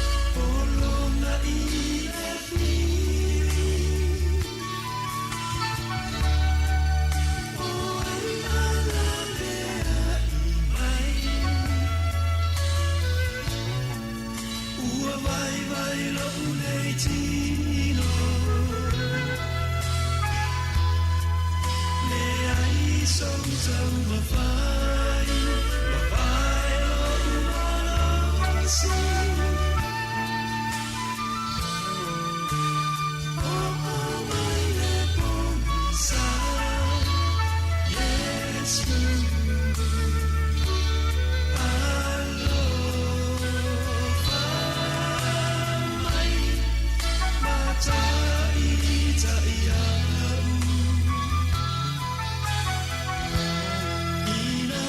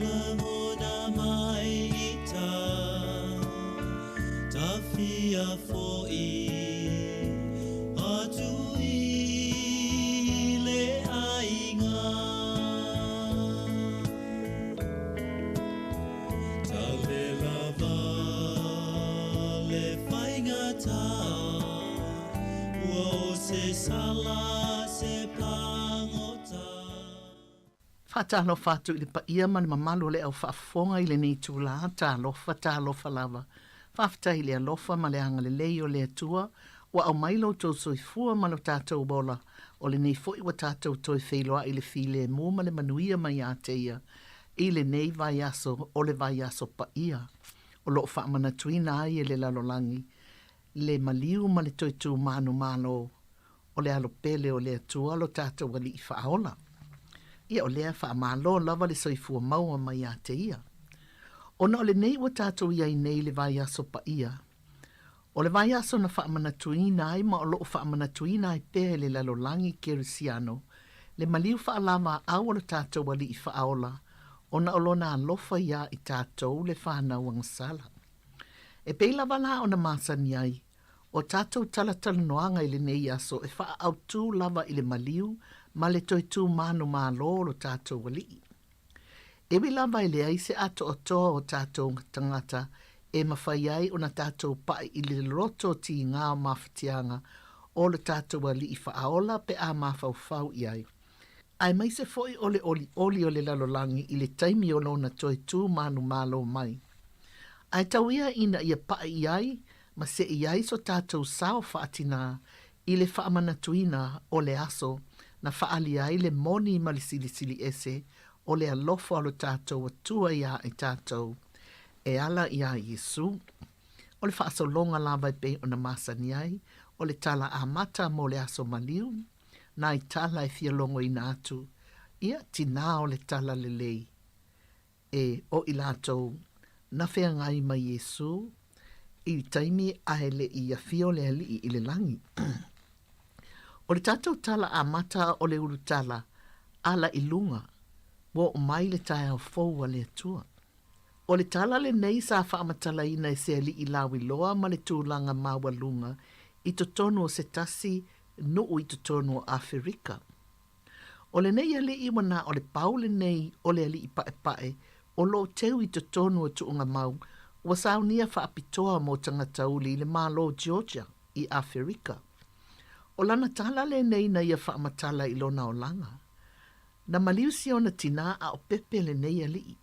Ma whaafai ngā luenga ina i lona tama i se tama i ta i uli e tausi si o nā tali. A wae le i toi whaipoi po lava le ali. O menti lale i ngō le tina. Ma o menti le nei sa tausia mai lava le nei tama a mata mai i lona pepe se i au o ina avea matangata matua. O menti o se tina kerisiano, a o se tina fo ina matua wha a maone i lana ngā luenga o le tau singa o le nei tama. Wa pei lava o se tama moni a menti le tama. Masalo e se se tama i titi wa le se tina, a maua se tau singa a lofa ma le lei e pei o na whai a menti i si ana tama tausi. Wa le ngata ina pele le tama i a menti, ai ua whaapea fo i le pipi o le loto o le nei tama i si ona tina whai. Whai mai le tala ale ali i le ma whai o na ngalo i a teia, le leo menti i le taimi e whawhangwai o ia. Tai au uma e wala au menti, ala ia i lunga, wo o mai le tai au fōua le atua. Ua whaasolo ina tele tau sanga ma ua whaasolo ina matua le soifua o menti. Sa whaawau ina pēr lava i le nei tinala na ngā luenga, o le tau singa o le tama. Na matua le tama malu le isinu o ea o ngai, ai so se taimi e tu ua mai ai le ali i lona ainga, e lava menti i le fasitepum wala au mai upuia. Ala i lunga, wa o mai le tae au fōua le atua. Na matua le nei tama ma ua avea matangata tu le leila na ngā luenga. Wa te ile ali i le taunu umai o le tala whaanonoa a o iaila na ngā luenga. Whai mai wa maliu mendi. E mawhai ona e sau ilona whale lawa singa. A o tūle ali i le tuunga maua mendi le aso le whale lawa singa. Na ia lili watu ia na uoma whaape atu. A whai o te oti ai le i o mai Yesu. o te mana o lava e tanua o i nei i tawhatafa o Mandy. O te mana o e whaalongo i a Mandy o wala au mai i a te au. Ala i lunga si au tama, o lea ua o mai lea so foua lea tua. Le mamalo le au whaafonga, o lea ua tātou iai le vai aso ua taua o le vai aso pa ia. Le vai aso pua ngā o le alo pele o lea tua. O le vai aso sa masani o na tātou whaalongo mautou whaafonga ai, i la unga le au whainga luenga lea tua, a o lātou longo ina mai, lea lofa silisili ese o lea tua i le lalulangi. Na ia fōa i mai ailo nā alo pele, ina ia wha amangalo ina le tangatanga sala. Wa o mai le neiti nā lofa o Mandy, ia i tātou le mātango fiolo nā lofa whaatina, sa ia tausia ai le nei tamaititi. Ewi ina uliuli Mandy, ai pa ele tama o tu ina atu ilana tausinga, ai le i alo ailo na tau ina atu i a te ia, le mātango fio o le atua. O se ngā luenga e whai e so o se matua alofa, le tau ilana tama, po o lana whanau, le alofa o le atua. O e mana tua se taimina whangwai o e po o a o fo i e si o tina, po o si o tina, ma whai mai, no fo ia i lunga, o le asa sale nei, e oa i le lotu. Awa le tawhao i le vai asa atoa, o na ole i le asa sa moe, e le mawhau le alofa o le atua. O upe au mai le ote, ai o upo moni lava nai au mai ai le alofa mo i tātou. O lea ua mali li watu nai o tātou, ta māma tina, ai le mawhai o na ngalo a lātou upo e au mai. Awana i ngalo ia te o tau le atua, ia o tau alo lofa i o tau a inga, o le tangata lava ia lofa atu, e whaape nā foi o na toi alofa ina mai. O lo whango mai pēa i tātou i asa ta itasi, e le ngata upu le lei tātou te whaalongo i ai, i o tātou uso a tangata, o tusi iwa tusia i tangata kerisiano, e whango mai ai i tātou, mai le tātou mamoi i le tele o le tuina nau o le lalolangi, ai mai se lava i le tusi pa ia, o loo whaamanato mai ai pēa ia i tātou, le alofa tu noa o le atua, o pese lotu ma pese kerisiano, e whawhango mai ai i tātou, ina ia tātou manatua le suwafa o le alii, o launga ana au auna e launga ina ia sata itasi. O winga le lei ma le alofa o istangata, ma i lātou uma e whaia ngā luenga le lei, ma ngā luenga i whisoasoani ai i tangata pua ngā tia. Pele o se whawhangu ele nā mo i tātou, ina ia tātou wala mai i lunga, mai le manatu whaapito, ma le ai o se alofa atu. Ia avea ia le neitina o Mandy au maisia awa onga le lei mo i tātou, o lona alofa i le tamaititi na tuina atu i ona lima na te tausia. Ele na ole e seta a oaso ta itasi, e na te whaamanatu ai isi ana tamawhai. Ala i lunga, i le tae au fou. Usoi i ele angata i a tātou upu, a i sili atu ana whaailoa i na i a tātou whanau, e ala i a tātou ngā yoinga, o le tātou alo lofa atu isi o tātou soatangata, o le tātou alo lofa i le tautua ina o le ngā luenga a ke riso. O le ofo i nātu o lou soifua mala uola e au nai maso o se tasi e mana o mia lo tātou fesoa soani. Le si ufofo ngā lofa o Yesu na ia tau atuai i a Maria lona tina se nae whaauta o lautama o upu ale tama lofa. Ewe i lava ina ti ngā ina i lunga o le sātauro, ai le mawhai o na ngalo. Ina ia tu ina atu i lona tina se tasi, wa ia tali tonu ma wha moe moe i ai, wha auta i lo tina, i ala maia, o le tae au foule nei a le atua manuia le, aso e seta ma le aso maliu, e pei o na wha ilonga ina. Ai wha fonga mai pese lea.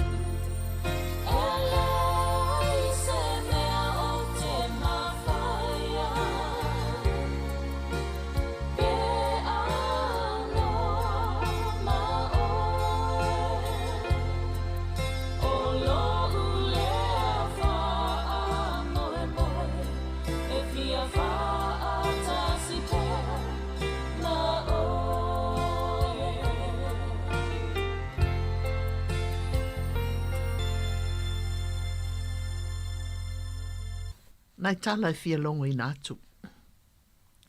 Wala ona ufa amatala i nātu li tala i le nei aso e ui e tau le fea ngai ma le taimi o le e seta. Ai wa ufa i atua ona o lea wa whaatau nuina le aso sa toi tū. Le fusu a ngā Alii o Joseph Parker ma Joshua. Wautou sila fia le tala i se tasi o alo ma whanau a le atunu o lo o whaatau nuina le wha moe moe i le nei aso. Ia talo si ia pe o le a lava le tūlanga e o iai. Ai o le tatalo i le Alii. Ia saonga le muma awane i se tasi o la ua e whaaleanga ina lo na tino. E tutusa umalava i la ua le malolosi ma le lea i se tasi ua whaia ina. Ai whai mai le tala sa matua fia lava le li o Anthony Joshua i a Joseph Parker. Wa whai mai na tala o stangata loto maulalo ma nga malu Joseph. E le imana o fo ila e fusu ma Joseph o na ia lofa i ai. Ai taluai wa whaaita atu ia le vaenga lea e traininga Joseph. A toa ma Joseph.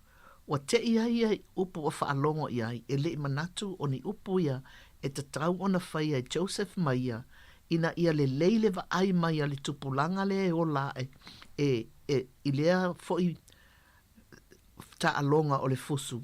Ia o la o ni tangata e tau sa afia ai awa le pei e whelu ia e ma ave wha amatalanga e wha tupu ai le i tau leisi. O le ingoa ato le li o Anthony Oluweni Olaseni Joshua na whanau Watform Hertfordshire. Olo ne tina o le Nigeria o Yeta. O le Nigeria Bridges. O le li i eil whailonga fo ilea. O le MBE, Member of British Empire. Elisabetta o le to e ngā whailonga e ave iso si tangata o e fia ma wai aini mea le lein te whai le mālo. Ia, olo ia te ia le IBF title, mai le lua osfulu ono, ma le WBA, ma le IBO i le tausanga e lua afe se furu fitu. Na te au na mātua i se furu lua o na tausanga. Na avea ma ABA champion i le lua afe se furu. O se tama ia lofa tele isi o na tina, ma fai maila na tala na ala lava o na fusu, o na ole manao ia whaatau se whale le lei e no fuaisi o na tina. E le i manao ia e fusu, a iailu na tausonga na whai atu i ateia. E le lei lava o lima le fusu. O lea lava laino no futo o lua masi o na tina ilo la fale. Fai maila na tala, o aso ia a ola ititi, e tū ma wa ai i fale mana na ia ino no fuai tangata mau meo o Peritania. Ma sa ia whaafipea. Pe whaape fea o na no nofo tangata i eto ai ngā fale. Ia o le ala nā na fusu ai, ma o mau ai lo la fale o lo no nofo ai masi o tina. O whaatau fo ile fale lima se lau afe pauni o lo nofo ai le tina ma o lo nātali i masi o nātali. O tātou wa ai atu, e te tusa lava Joshua ma Joseph o ni ali e a lofa i o la mātua. Ai o whaalongo Joshua o whaapea se tala o lo opopole lava le tina o Joseph isi ana tama. Ai whai mele tala Joshua, whai ia tina e awa le popole. A tonu i eise toto e malingi, ia ai toe fo i le leia tu lava si ana tama. E le i tala Joseph, ia Joshua e a Joseph. Ai le fia ia li i papalangi, o lo to leni ina, o na o tala pepelo o whaalongo i ai. Ia, whai mai la na tala, le la atau ia Joseph, e se tala la na whai atu ai ia papalangi la e to leni ina ia. Ia talo sia ia Manuia li taalonga, ia la vea ina nai whanau, mai ni tūlanga le leie o iai. Ia ai Manuia li taalonga, wha Manuia fo ia i la tau uma o le ao i le taalonga le aso le e seta. O lea la tato wawa, i tina matama i ta i sa la tau wanga le lei, ma lango ina Yesu i le taimina ia i le lalolangi. Mua, tato te vaai ia Maria ma Mareta, ma si o la tua ngane o la salo. O le ainga le nei o Maria ma Mareta ma la salo, o se ainga i feso o ta i tele ma Yesu. O le ainga ino nofo i Petania, o se nu e lua maila le vā ma Jerusalema, i le tu i mātu o le maunga o Olive. O i la tō umanei le tua ngane mana i o na tua whawhine, o wo le leia Yesu. E malolo i a Yesu si o la tō ainga, i taime malanga atu aile li e anga i Jerusalema. O Mareta e pei e wha mua i a teia, le tau singa o malo e ala i mea tau mafa, ma le tā pena ina o le fale. O Maria, e le alu tele no na taimi ia mea. Ai o sana mea fia le saha whai, ma wha longo i le tala noa a Yesu. O le mea la le nana tupu i le isi aso, ina ua malo loa ne fo Yesu, ma ona soo i le ainga o Maria Mareta ma la salo. O le lato malanga fo i alu i Jerusalema, a o ia e afe ia i Petania, i le ainga lea, e malo lo ai. Ai lava o pisi si teine o Mareta i le tapena ina o mea tau mafa. Ai o lo saho whaia ne fo i Maria, ma whaalongo i a Yesu. O le mafua angala le nana le mawhaia i loa, o na taofi le ita o Mareta, ai wa savali atu loa mawhaia atu i a Yesu. Le ali ie, e te le manatu mai ea, ina ua tuu mai i a ta ue lo uso o te ngalue to atasi.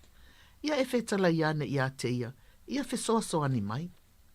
Ai whaalongo i le tali e Yesu, Mareta, se Mareta, wa matua pupu lava lo loto i mea i tele, ai o le mea lava i tasi, e ta tau ona ia maua, ua filifilia e Maria. Talo fai a Mareta. Anu saha fo ile nei Maria ma lele se i mawhauwhauane, e fe soane i si o na uso. O te manatu ana o a o foi, o te ita foi. A wai fōlinga mai e fe alo whai Maria i le whainga o fe au. Ai o le whaala lave. Wa fōlinga mai e le na o Maria le ai o te ngia e Mareta. O loa a fia atua i mai Yesu, whaalongo i le whainga o upua a Mareta. Le ali ie, e te le manatu mai ea. A tu i se isi tu, le ali ie, e te manatu whaapito lava i le na Maria, ai le se iwa ai mai ia te u le tinga ina i fe au.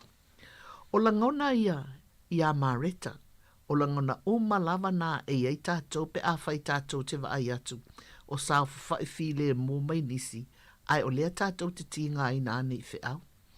O le to mumu ma le ita, va ai vale solo i mea o lo whai e isi ma wha tusa i mea o lo tātou whai. A lea o wha atonu tono Yesu Mareta, va ai po o sa o le mea o lo e whaia. Ai se ai sa ngā whaia i nā fe au, e whai lava ia so uma, ai o lea ua maua le awa noa, o lea o te sauai i lo tātou ainga. Ai le no fuane se i whaalongo, i le mātanga o fio upu ma le oa whaale langi, o lo o sa a mai ma maua ai lango na fua le tangata, e le alo le atua. E le tau mateina i tele se awa onga, na maua ai e Mareta, i lea fo i taimi. O le winga o le ingoa Mareta, o le tamaitai the lady, ia atonu o na ia fo i winga. O le naunau tele o Mareta ina ia le lei se mea tau mafa mo le alii, lea ua tupu ai lo na ita. Ai ana fai le lei lava ana fe au, atonu e lea i lava se mea tupu. Ai wao ngā fo i le sauno i ai o Yesu. Wai loa ai e Mareta, e te tau o na iai se tasi, e tala noa ma Yesu. Ia o le ao uma lava i tapena le mea ai, a o ai a whaatala noa ina le malo. O lea la ua malama lama Mareta i le mea i te tau o na fai. O Maria, e masane o na ta ua whaapelo na ingoa Maria le Petania. Masalo o na o le tele, o le mau Maria e ta uai whaapea ina ia i loa ai ia. O le winga o lona ingoa ti ngā bitterness. O se tamaita i le loto na mawhauwhaunga. E to a file mō mā lofa i so se tasi. E matua lata lata tele Maria i a Yesu. O lana mea fia le nofo ma tala noa ma le ali. E fia whaalongo longo i saunoanga a Yesu. O le ala lea nofo lata ai i a Yesu i taimi uma. O leisi toi malanga mai la Yesu ma ona so i Petania. Lea na o mai ai una ua i loa i le ali i le mea ua tupu i a la salo. Na ia whai atu ai i ona so e toi fo i utaia. A wā o Yesu ma ona so e no nofo mga lulue i Kalileia. Ai sa mumusu ona so. Whai maila na tala a wha pewhea ona tātou o i utaia. O lai lama o i utaia ina ia whasiotia. Ai o le tali e Yesu o lo moe la salo. O te alu e whawhangu i a teia. O le afio atu la le a Yesu na whaalongo muloa Mareta Mua ane loa e whaafitai a i Yesu, ai nofo Maria i le fale. O le ale matu le a Mareta na whai atua i a Yesu, pe ana e i nei po o le o tilo tua ngani. Ai ui lava i lea wa owi loa, o mea uma i te whaato ngā tuai i lea tua, wa fua ina mai i lea tua i a te oe. Wa suile tau tala Mareta. Wa ngālea o ina mua Yesu i le taimina itai i lo nauso. Na toi fitala i atu Yesu, o tangata o la uma e whaatua tua mai i a te au, o toi ola lava e whaavavau. O na toi fesili leo Yesu i a Mareta, wa e tali tonu mai ea. O na tali leo Mareta, i oe le ali iwa o tali tonu lava. Le aisa tangata i le liu pe a whai e moni lo na ilo o Yesu. Na umale tala noanga lea Mareta ma Yesu, o na toi fo i leo Mareta e tau i a Maria, lea ua o mai Yesu. Na ta mo e ane Maria ma ina ua wa ai mai i a Yesu, o na whaapa ui fo lea matangi. Ma tau tala atu lava i upo e pei o na sa tau tala ai Mareta. Lea li ie pe ana e i nei, pa ua le o tilo tuangane. O le sila atu Yesu wa tangi Maria, na o tia ilo na finangalo e pei o na tusia Ioane, le fua i upu pito i upu o le tusipa ia, ua tangi Yesu. O se tala lea ua tatou i loai, ua tutulu lea li ona o le alofa. Ia ua sila fia uma le tala o le toi whaatuina o la salo.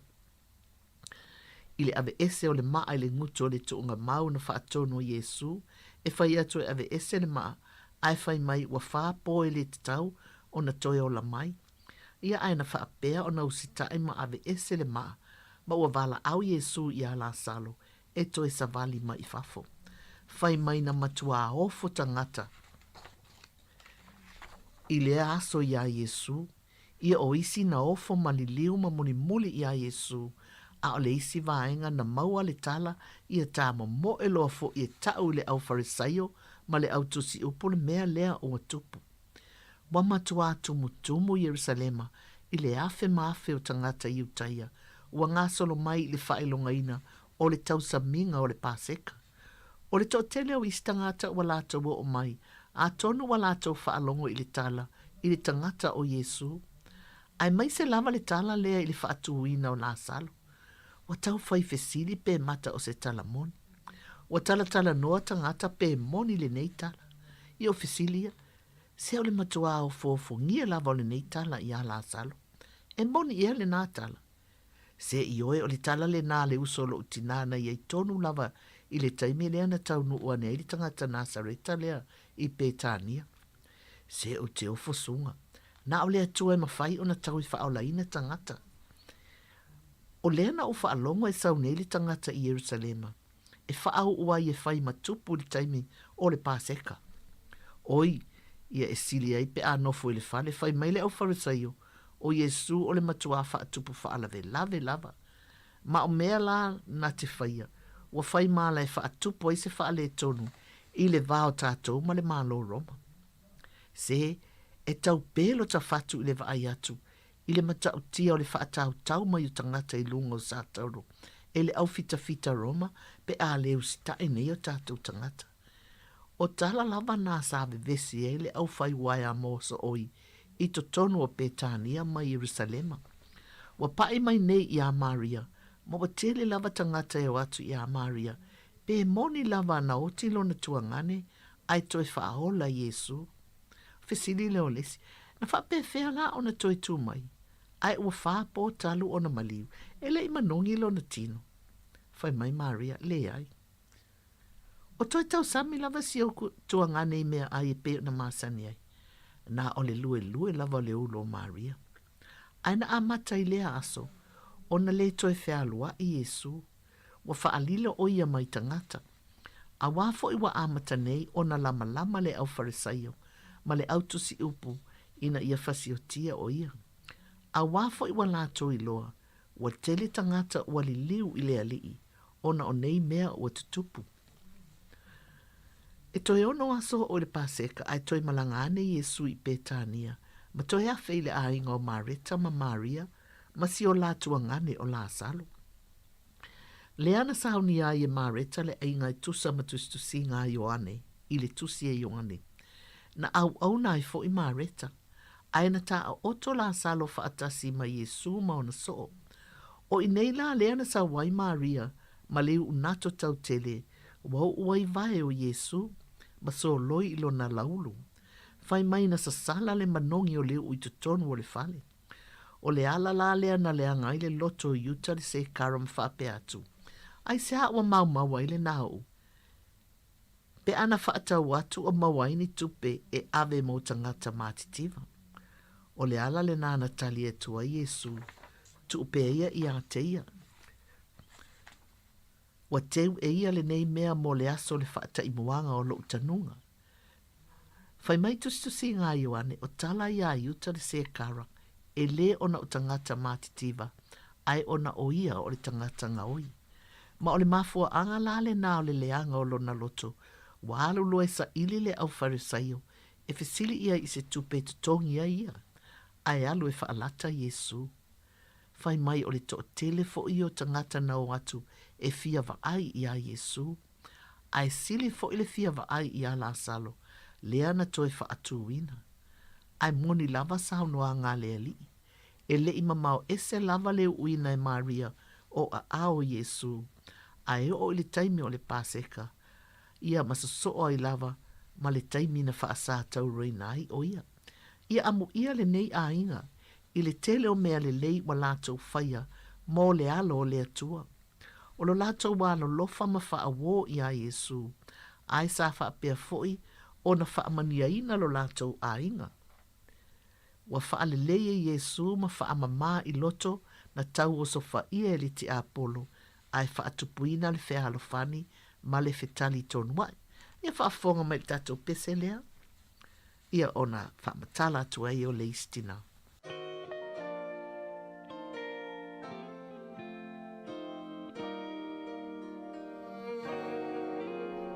On a hill far away stood an old rugged cross, the emblem of suffering and shame. How I love that old cross, where the dearest and best for a world of lost sinners was slain. So I'll cherish the old rugged cross till my trophies at last I lay down. I will cling to the old rugged cross and exchange it someday for a crown. Oh, that old rugged cross, so despised by the world, has a wondrous attraction for me. For the dear Lamb of God left His glory above to bear it to dark Calvary. So I'll cherish the old rugged cross till my trophies at last I lay down. I will cling to the old rugged cross and exchange it someday for a crown. O le tina lona lua o le tina o Salome. O ia se tasi o tina e muli muli ma lofa tele i a Yesu. O lana tane o le Alii o se petaio. E whaile na pisinisi whangota. O le tina o le whanau o se petaio. O ia kopo ma Ioane. O le winga o le ingo o Salome file mu. Peace. O se tina e matua lofa lava i a Yesu. E pei lava o lona lofa i siana whana. Sa manatu Salome o le mesia lea o le ao o mai, ma whaato I lalo matutuli e se tangata Roma mai to tono I utaia. E le ngalo ia te ia le taimina tu ua I lana whanau lo lato ainga, ai muri atu I a Yesu. Sa ia ata ma fia I le ingoa, sa whaingo I naila na whanau I Yesu, o ata lii o whaititili, Sons of Thunder. Ai wasila fia Yesu le tino le lei, ma le malolosi o le au so tama mai Kapanaumi. Ai sea o wala awa ia Yesu si ana whanau, e o atu whaatasi ma le so o tino malosi, ma le tauta ua o Simona Peteru. O mawhauwhaunga mimita I o le tina o Salome. Wana iloa le tala I le aveina Yesu, Peteru malana whanau o Iakopo ma Ioane I lunga o le maunga. Whai maina pupula fōlinga o Yesu, e pei o se malama ese mai le langi. A o wa aia le lato tala noanga ma Mose ma Elia, ma le leo na whaalongoina o loo whaapea mai, o loo watali ile nei wa o fia lava I a te ia o tau whaalongo I a te ia. O wa aisa alome I le malosi ma le mana e ali mai I fofonga o Yesu. E wila wa foi ina ia whaalongo I le tele o tangata wa ita malama I a te ia. Ai sa whaapena fo I le tupo o tāvita. Sa tele fo I ona fili sa lama I a te ia. Na tua I sa alome lo na a inga tu le lei ma le mawhana whana I le tu mātu I si sifo kalilaia. Ai muli lava I siana whanau tama lea, wa avea maso o Yesu. Au ta oto sa lome I lunga o le ele ma ai o yatu I a Yesu, ina ia no nofola na whanau I tawhatafa o ia. O le tasi le tu tau matau, ma le isi le tu tau angavale. Ai le itari atu Yesu I a te ia. Ai sa ia li watu ma fetala I atu, ia kopo ma Ioane. E lua te lei loa le mea ua o lua mana na o iai, wa alo sila fia le lei lava Yesu, e le o Salome, ai o le whanau tama, wa fai lo latina, e fai mai I a Yesu. Ai whape atu Yesu, e lua te lei loa le lei le mea ua o longa mana na o iai. E mawhai ona o lua inu le ipo le a o winu ai. Ai tali tama, e mawhai. Toi whape atu Yesu, e mawhai ona o lua inu ila uipu. Ai o lo o lua fai mai e lua te nonofo I le uitu tau matau po o lo o tuanga vale. O le nofoanga le nā ua pou lea e lo utama. I le aso na whaasataro na Yesu, pe mata na ai atu Salome I pango tai to o lua sa I le itu tau matau, ma le tuanga vale o Yesu. Ma fōlinga matau tia sa ia wa aia iai. Pe mata ua nei loa le moni o fitalai ngā Yesu. E le mawhai o na inu lana whanau I le ipu, lo o inu ai Yesu, le alo le atua. O Salome whaatasia I maistina, sa lato o moli mawina, le toi tu manu malo mai o Yesu, I le tae ao le aso toi tu. O Salome o se tasi o tina, na ofo ina atu si ana whanau, e avea maso o Yesu. O si ana tama o Iakopo, o le ulua I apo se tolo lea na maliu wha amaturo I lima o he rota a keripa. Whawhitai I le neitina I a Salome, na ofo ina atu umasi ana whanau, mo le ali I pele o Yesu, ia ese le mana I o neitina I le lata ma lolofa I le ali. O le isia tātou tina, Maria le makatala. E wilava ina iaitus tu singa o lato whaapeane, o Maria o le whawhine talitane. Pei tai, e leo ta o mai se tūlanga whaapea I a Maria le makatala I nisi tusinga. Pau le whaamatalanga o loo fia tūli loa ina. O Maria le makatala na olu fia e te emoni e fitu. E tolu tau sanga o moli lava Maria le makatala ia Yesu I tutono I utaia makalilaia. Sa ia fisosoane e whaatauni mea ai mole alii, ma iana lava tupe. O ia o se tasi o tamaitai, na muli ia Yesu I so se mea e a fio ia ile alii maona so. O Maria na o la e lava ile nu o makatala, o se a ai mau oa ile itu se sifo o le sami kalilaia. Ai o Maria ile o se tamaitai mau oa. A whape fea o na mau oa o na o te moni e fitu, na la tau pūlea lo na mawhauwhau. Ti ngā ona ia ai oi I te moni ina ia whaasa o loto o ia, ai le ai se sa o tonga na ia maua. E le ai se fia sa ia maua I lona o langa, a wā sa whaapolonga ina I te moni. E ino ma amusia o ia I tangata, mai le ai se tangata sa fia le talata I a te ia. Ai ina ua fio mai Yesu, se a le ai se fefe o Maria I a Yesu, e pei ona sa ia fefe I sia li I whai lotu, sa wheloa I mua I ai. E le ai ma se fefe whaali se ino Yesu I a Maria I le mai o loo mawai. Tasi lava le wala awa le li, Maria, pei lava o se wala awa se tasi ua leva o na iloa e ia. Ti ngā le vevela o le la, ai sa matua ma a lili lava Maria, ua whaalongo atu ua ese lana langona ilona manawa. Wa amata nei ona savali solomuli. Ti ngā ona solomuli, aiva ai atu e pei o se mala malama le anga I mai I a teia. Pei o loo tautule I ese ele mala malama le pou liuli I to tonu I a teia. Wa te ilona whaalongo atu wa ai oi te moni I a teia. Ai le ai se avanoa na tuuina I a Yesu, na tutuli ese maoma mao ese te moni ma Maria. O Maria ni tamaita I maa katala, ua whaasa aloto ina mai le pule a te moni e fitu. Ua sa aloto lo na maa fau, ua sa aloto lo na anganga, o le avenga sa ia te ia o se mea I le taimi tuanai, o na mata sa matua o omo, lea ua pupula mai e pei o le vai ua suluia e le la. Na matua ofo tangata uma I maa katala, I se Maria fau ma le la le lei ua iai.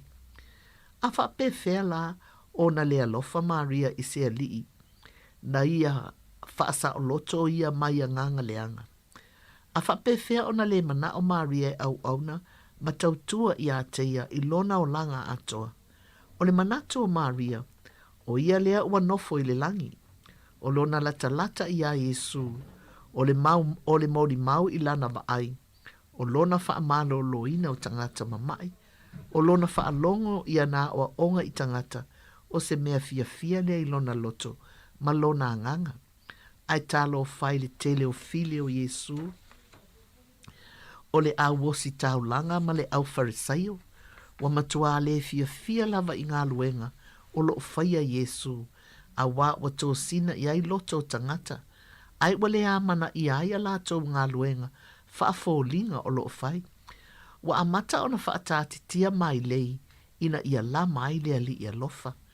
Ai fiu le au tau whaaleanga, e le ai lava se mai lei e manuia, e uma lava ona whaaluma ina e lea li. Ai nei u lava ina pu e ina Yesu e fita Roma, na muli ai lava Maria a o lato whaamasino, masasa I a Yesu.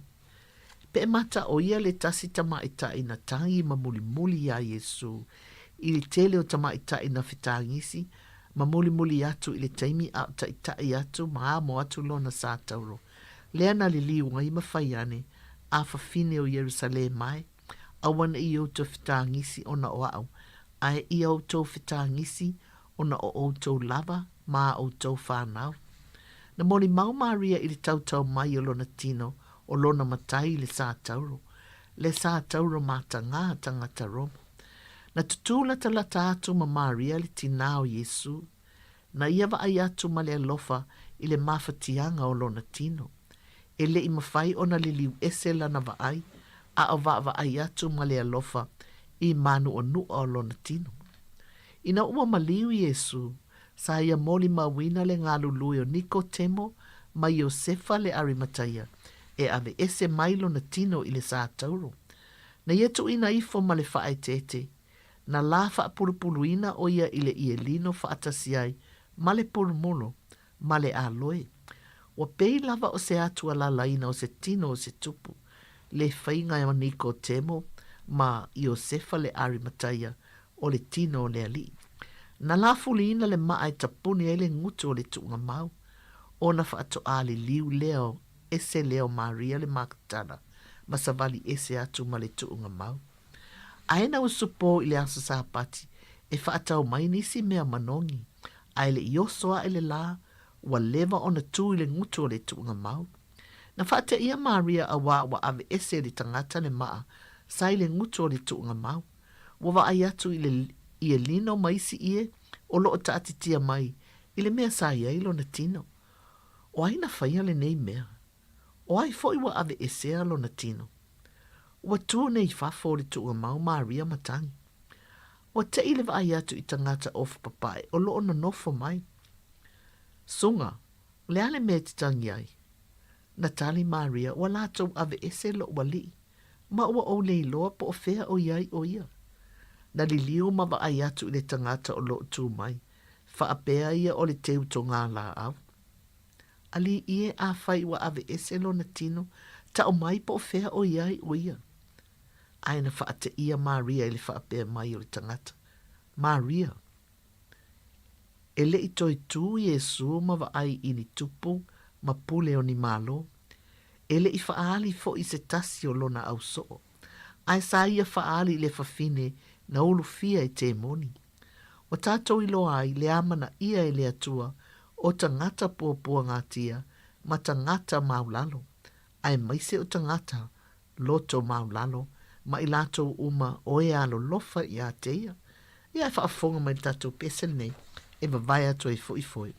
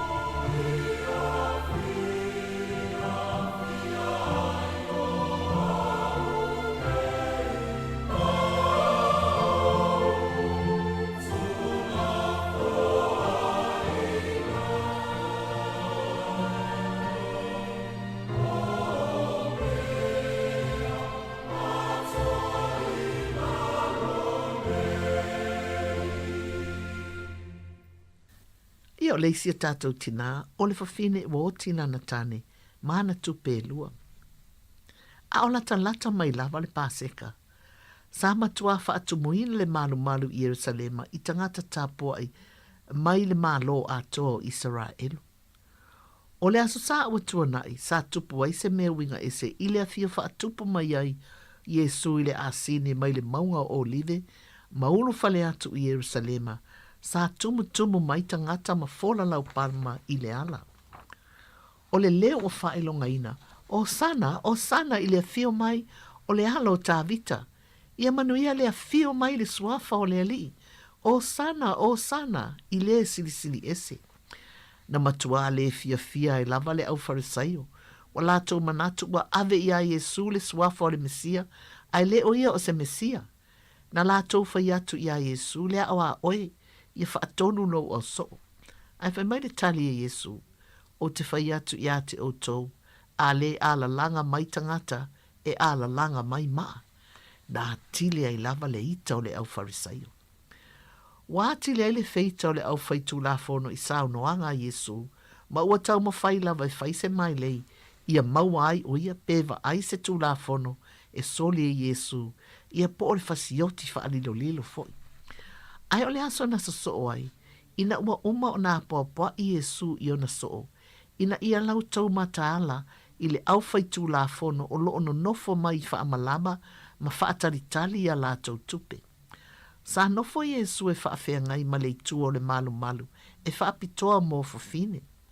O loo lafo tau langa tangata i le tasipu e se fulu tolu ia e tau i le pā, e lafo ai tau langa. Sa mata i le Yesu se tasi o tina. O le tina wa oti lana tane. Wa ia la foina tupe nai tupe la i te lua. O se tupe le lava ai se totongi o se aso. Na wala au whaafua se i Yesu i o na so. O te whai atu i a te o tou. O le whawhine mativa le nā o sili atu lana taulanga. Wa la foina nai lo taulanga uma o le nei aso. O taulanga uma ua au mai i a lātou tupe wa tele. A le whawhine mativa. Wa ia au mai uma tupe na tuu e o lai. E le ai lava se tasi na mata ia le nei tina. Peita i Yesu na te sila fia uma mea o lo o tutupu i le o langa nei. O le mea ua whaia le nei tina. Wa tau mai ai wa ia o fuatu mea uma wa ia te ia i le atua. Wala foina le nei tina na mea uma malona talitonunga, malona whaatuatua e tausia o ia e le atua i ana lava au wala.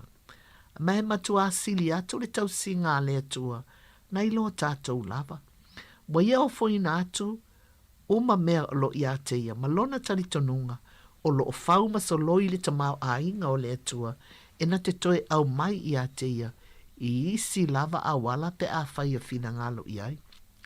A tonu o le taulanga le neifa fine mativa na wha amafa na whana i na Yesu a wā o le taimi lea o sao ni uni Yesu i lona maliu. O le taulanga le nei fine mativa o wha amanatu mai ai ia i tātou o le mālo le atua e le aini o na wha avae ma le whaia e pei o mālo le lalolangi i le tamao a inga. A wā o le tamao a inga o le mālo le atua e le wha atu saina i ni la poa po ni la iti. O le mea e mana o mia e le atua o le la poa o le loto o le tangata e tumu i le alofa. Ia tasi na tātou tina e manatua o si tina fo ina whiloa i mawaa ai i a Yesu. Ia au la talata atu lava i le taimi ina o ai i le maliu alona i mai le sa wao tangata. E le mawhai o le tātou o loe au noa ma le tātou pai le tina o le alii. O le tau pou lava lea i tau walunga ina sa asa anga tina o le tusipa ia. O le tau pou mai se a inga mātitiva ma le maulalo i Nasareta i Galileia. O lana tali atu i le a ngelu o kaperielu na whaalia ai se whaatua tua winga ese ma lona loto maulalo. A tonu lava sai a te ia se popolenga o na olona vala au lia. E leo se mea tau mateina le tele o whaingatanga na whea ngai maia. Na amata mai lava i le whanau mai o Yesu i le lalolangi.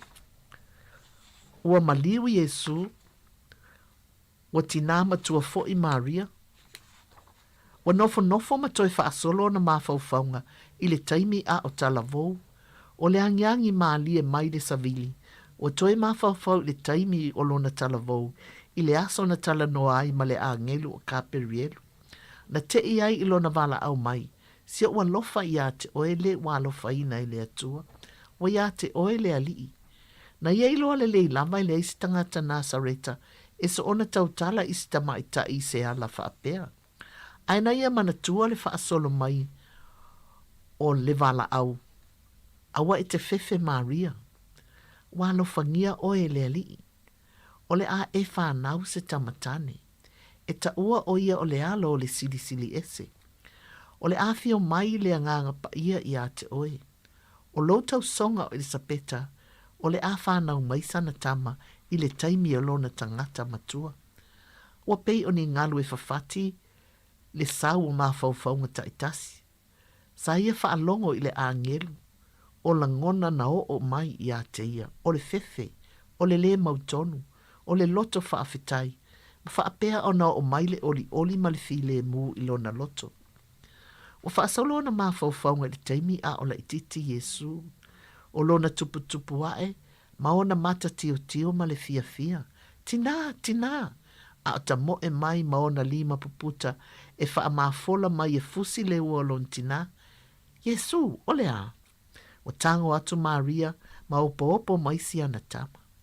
Ai ua solo pipi i mai ma olo solo mailo na ulu ma lona laulu mingi i le fatafata o si ona tina.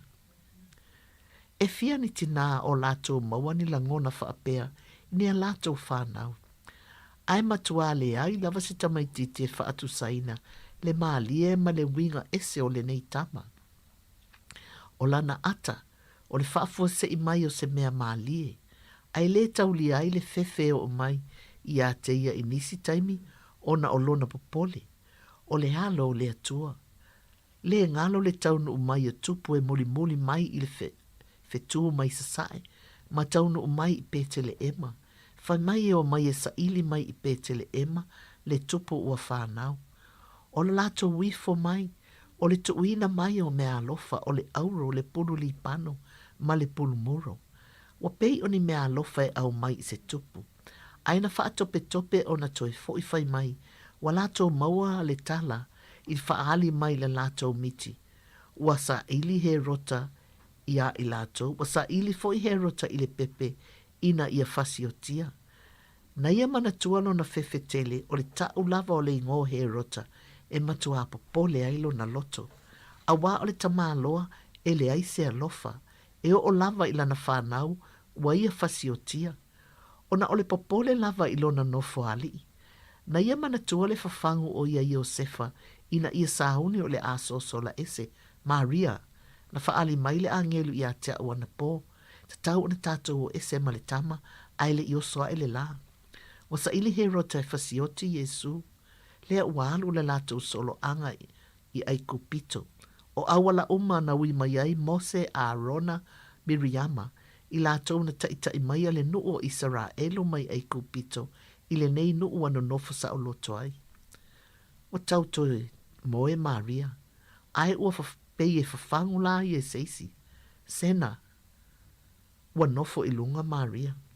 Wa wa ayatu na mata a o tau mawhai mai se upu asia na tama ilunga o le sātauru. Wa wa aya le ti ngā. O le toto o loo malingi ifu ilo na ulu, ma pa iane i ona lau ngutu. O na lima o loo whaala loa a ngai au tafa, e pei o loo au ngani mai. O na alo filima o loo wa ayai whao o loo tutui, ma le sisina ifo o le toto i lalo. O loo pupula mai o na mata i a teia.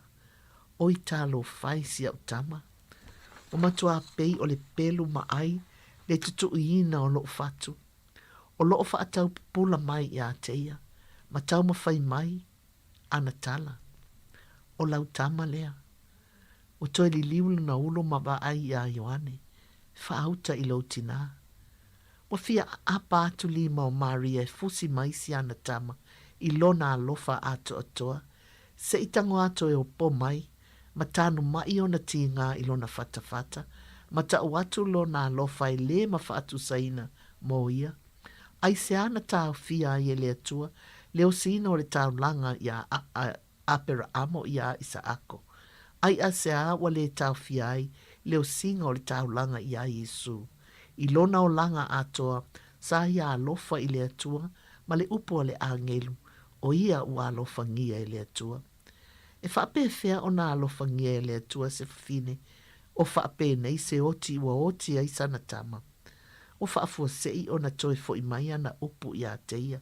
O au o lau au auna. Ia e whaia i a tea we tusa malo fina ngalu. O te iane Maria. Ua wa ai atu i le la a o toifo. Ma ua lanu auro le lau ele ele. Ua ata ata o na fōlinga. Ua solo o na loi mata. Manai o na mata ua maanu minumi o le tina matua. Ua na manatua le upo le angelu. Ua alofangia o ia le atua. Ele aise tinae a mata mai a Eva. Na ia mauani wha Manuia ngai pei o Maria. O ia o le tina o le Mesia.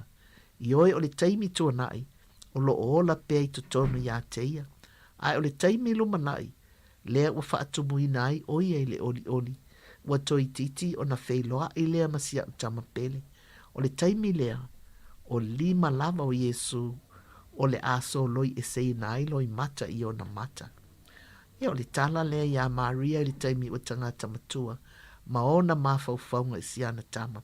Ia e whaafonga mai loa i le pesele nei a Maria. O lea o le ausu ina atu pea. E le tamaita i a Savalina Kalesiano.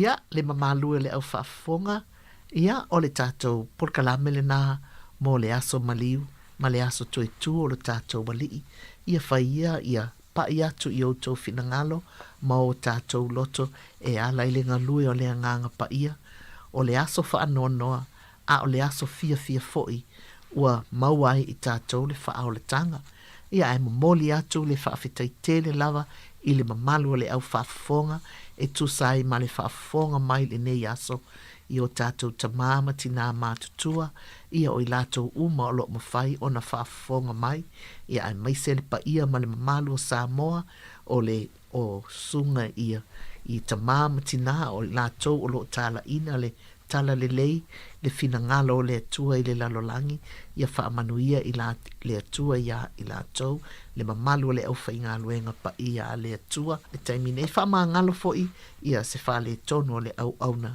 a le taimine, tō whaso i fua, le mamalu o le au whaafonga.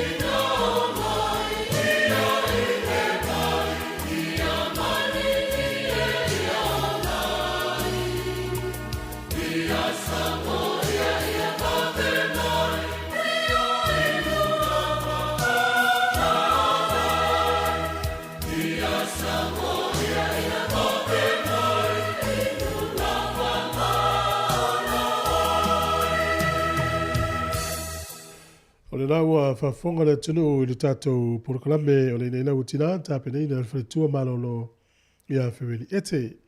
Mo le toi pēr whaafitai le whaletua malolo tu sai fo I mo le taimi whaalu I mo le sa I le ringa wala fo nei porokalame I whaamanuia pēle tua ia te oe ia fo I pēr so I fua lau le lei I me si o le malosi wha popo lei fo I le sunga le to ina malolo pensione a pēle ainga li.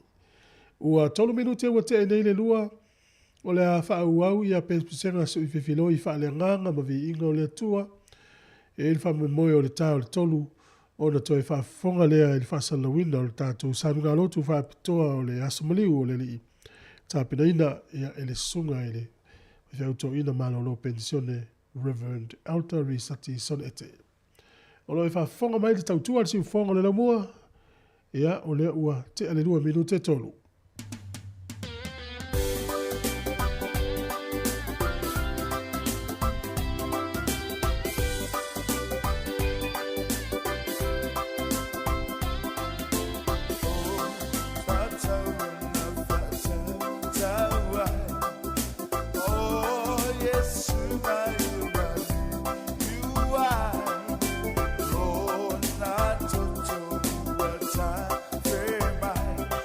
Whoa.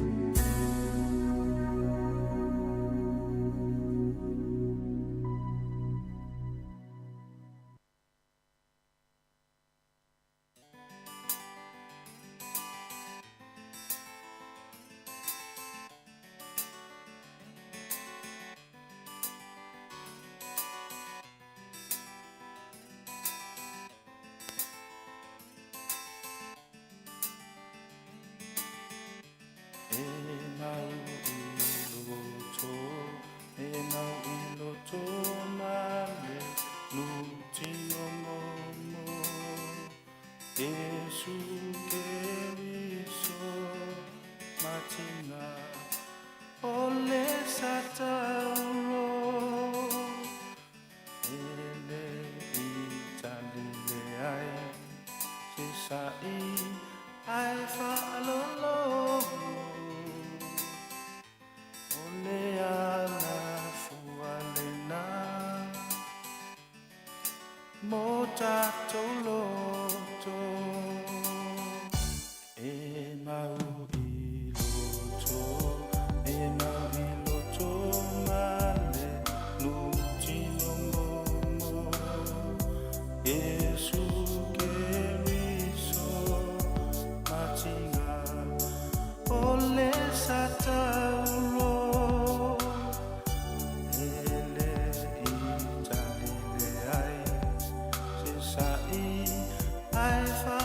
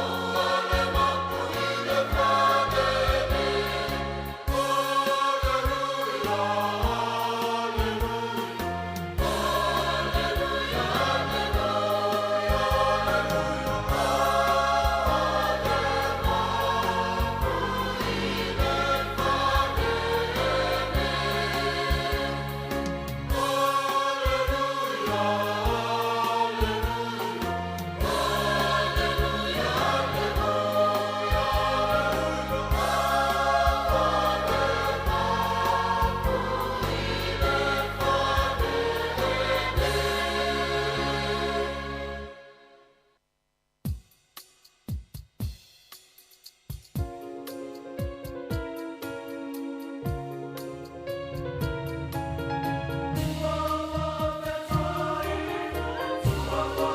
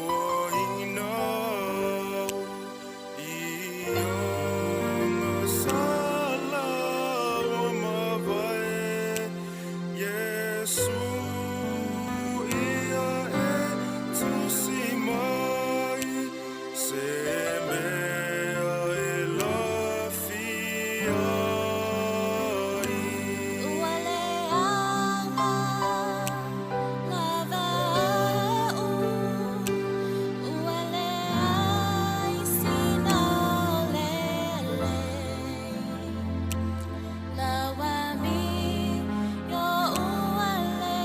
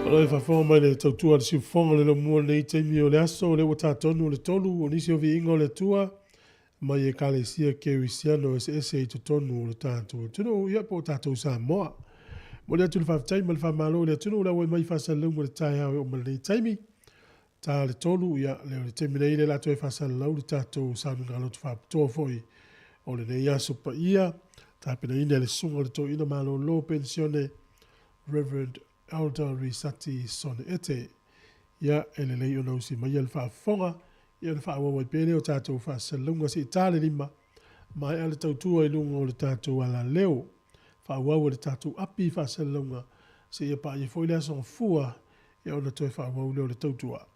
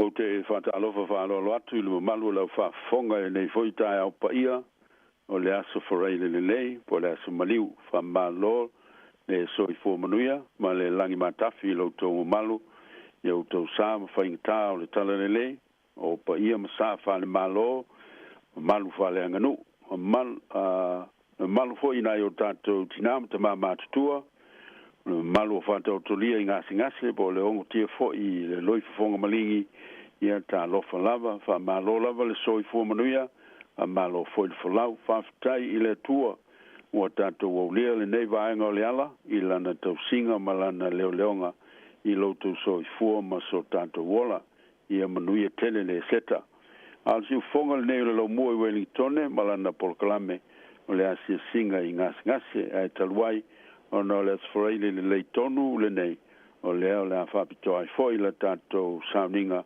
i le sforeile le lei. O le a tātou tāpua i le tua.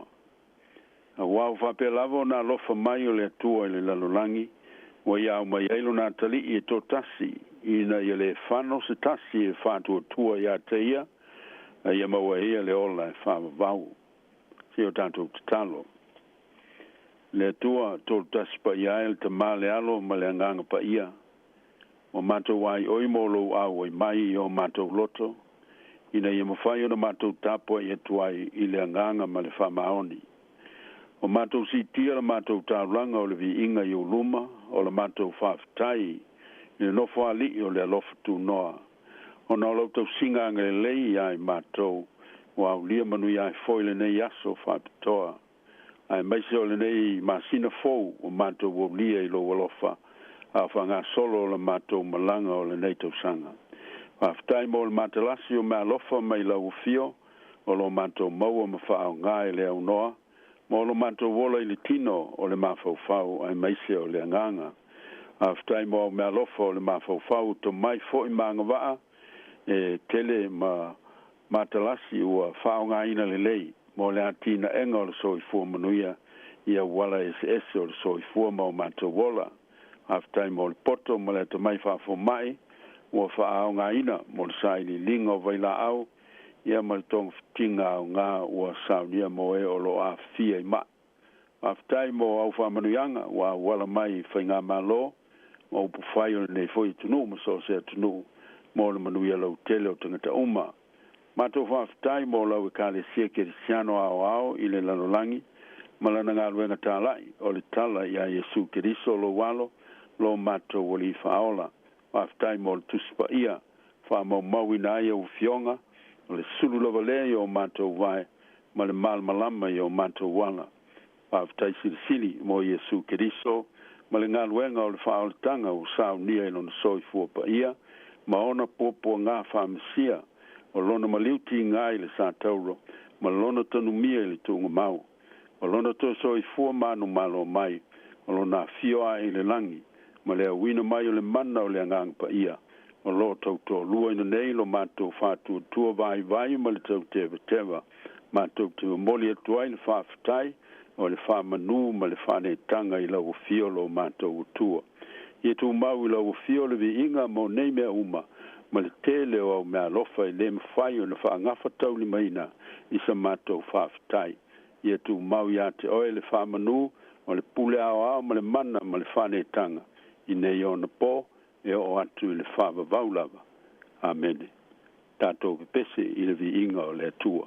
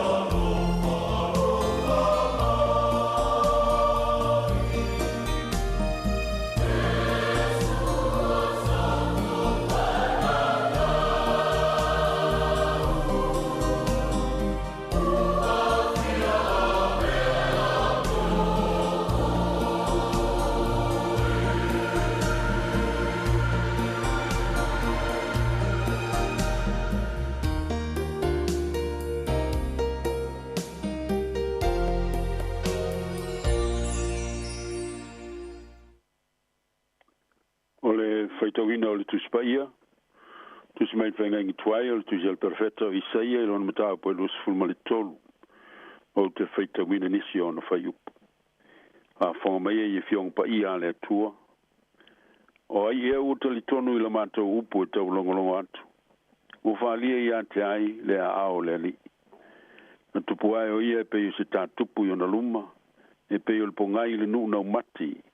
E le au le leipe la le lei o ia. A tātou wawa ai i ate ia e le esu na matanga o fie. Ina i a tātou mana na o ai i ate ia. O ino sia matu la fo ina o ia o tangata. O le tangata whanoa noa. O masani fo i maletinga. Pisi ai o alo ese mata i ate ia. O ino sia o ia. O tātou le mana tua lava o ia. Moni, wana tau ave o tātou tinga. Mana tau ave o tātou whanoa noa. O tātou manatu o ia uta ia. O fasia e le tua. Ma o whatinga ina. O manua o ia. Ona o tātou soringa tu la fono. O mamomo o ia. Ona o tātou a mioleanga. O lea o inga e fi le mua i tātou. Sa i ona lunga lea. O ona wha lava foi. O malolo ai tātou. O i tātou uma. O se i tātou. E pei o mamoe. O te tasi mo whaasanga i lona lavala. Au whao i a teia i le li. Le a mio leanga o tātou uma. Whaasawa ina o ia. Sa tinga ina foi o ia. Ai le tau talamai o ia. E pei o te mai mamoe o te ina i a whasia. E pei o le mamoe foi luma o e sele luna fulfulu. O whaano longo ia. O ia foi. O le tau talamai. Le vangili a luka. Rona mtaa po lua sifuru ma le lua. Faitawina ma le whaiu po tolu sifuru ma le iwa. Angata mai le whasifuru ma le ono. Umali watu o iei fafo. O savali atu i le maunga o live. O whapela na masani. O mulimuli atu fo i on so o i ateia. O atu o iei le mea. O na whetala i atu le o iei atei la tau. I o tau tatalo. Ne yo mai le whao so songa i atou tau. O na mali uese le o ia. Mai atei la tau. E pei o le tongi o le maa. O na mamao. O na tau tuli ai le o ia o tatalo. Lo ta maae. A e filangalo iai. Ia e ave ese le ne ipu i ateao. A e ole whaia lo loto. A o lo filangalo. O na whaali mai ai le i atei o le angelu mai langi. O wha malosi i ateia. O popo ngā o ia. O a tili ai lana tatalo. O lo nā fo i pei o alu toto. O pa uifo i le ele. O tu lai o ia sa tatalo. O na mali o tule o ia i ona so. O maua i la tau o momoe. Ina o ti ngā i le alofa. Fitala i atule o ia i ante la tau. Se ara mea tau te momoe ai. Ina tula ia, ina te talo. Ina ne yo mai le whao so songa i atu tau. Ia whamanu i tele mai le tua, e lo tātou whaitau, al whanunga longo i na whiong pa ia. Tu mau i ate ilo na vi inga e whawa wau. Amen. A tātou te pese, i le vi inga o le tua.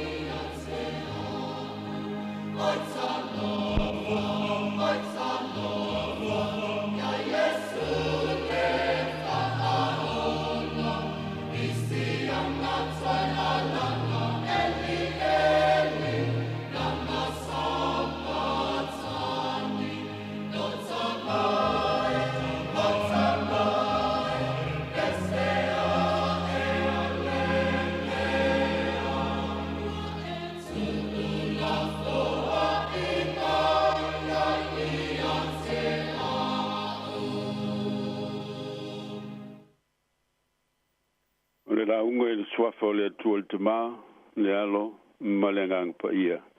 Amen. Le maul matua mai tusi na faitowina mai le vangilia luka rona mtau po lus ful malua al fayu po fas ful malua lo yeyu punei lo te mai a e filangalo yai ia be esele de ipu ya tau a o le fayelo loto a lo finangalo le vaya so pa ile nei u fa manatu inai le u fole atu Yesu le ayu Jerusalem mai maliwai e pe ona sa fa manatu inai le sa te nei le sa le lo pama o le pona po ta o le Monday Thursday fa manatu inai le fa tu ina o le uai fa manatunga e ala le tali suanga muli a Yesu mon so a le fa le taina o ia yuta le sekara e tele si vai inga taua ma le fama moi loto po ngā fama sia o le li e pe una fama wina i tala le au fai evangelia e au fia fama mfaina le nei asfara le lei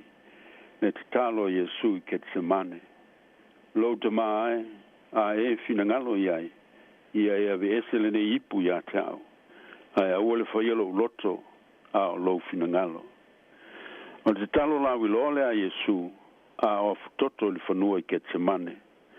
Le talo na faia i le luti o ti ngā ma mafatu, ma le whamanu manu mai o le maliu i le sātauro. O tāua wai na manu mālola ngona whātangata o le fefe, o le atu o tuvale ma le mautonu. O le efu toto o le whailonga le o le tino o mātu tu i le suavai, o na o le fefe ma le papole vale.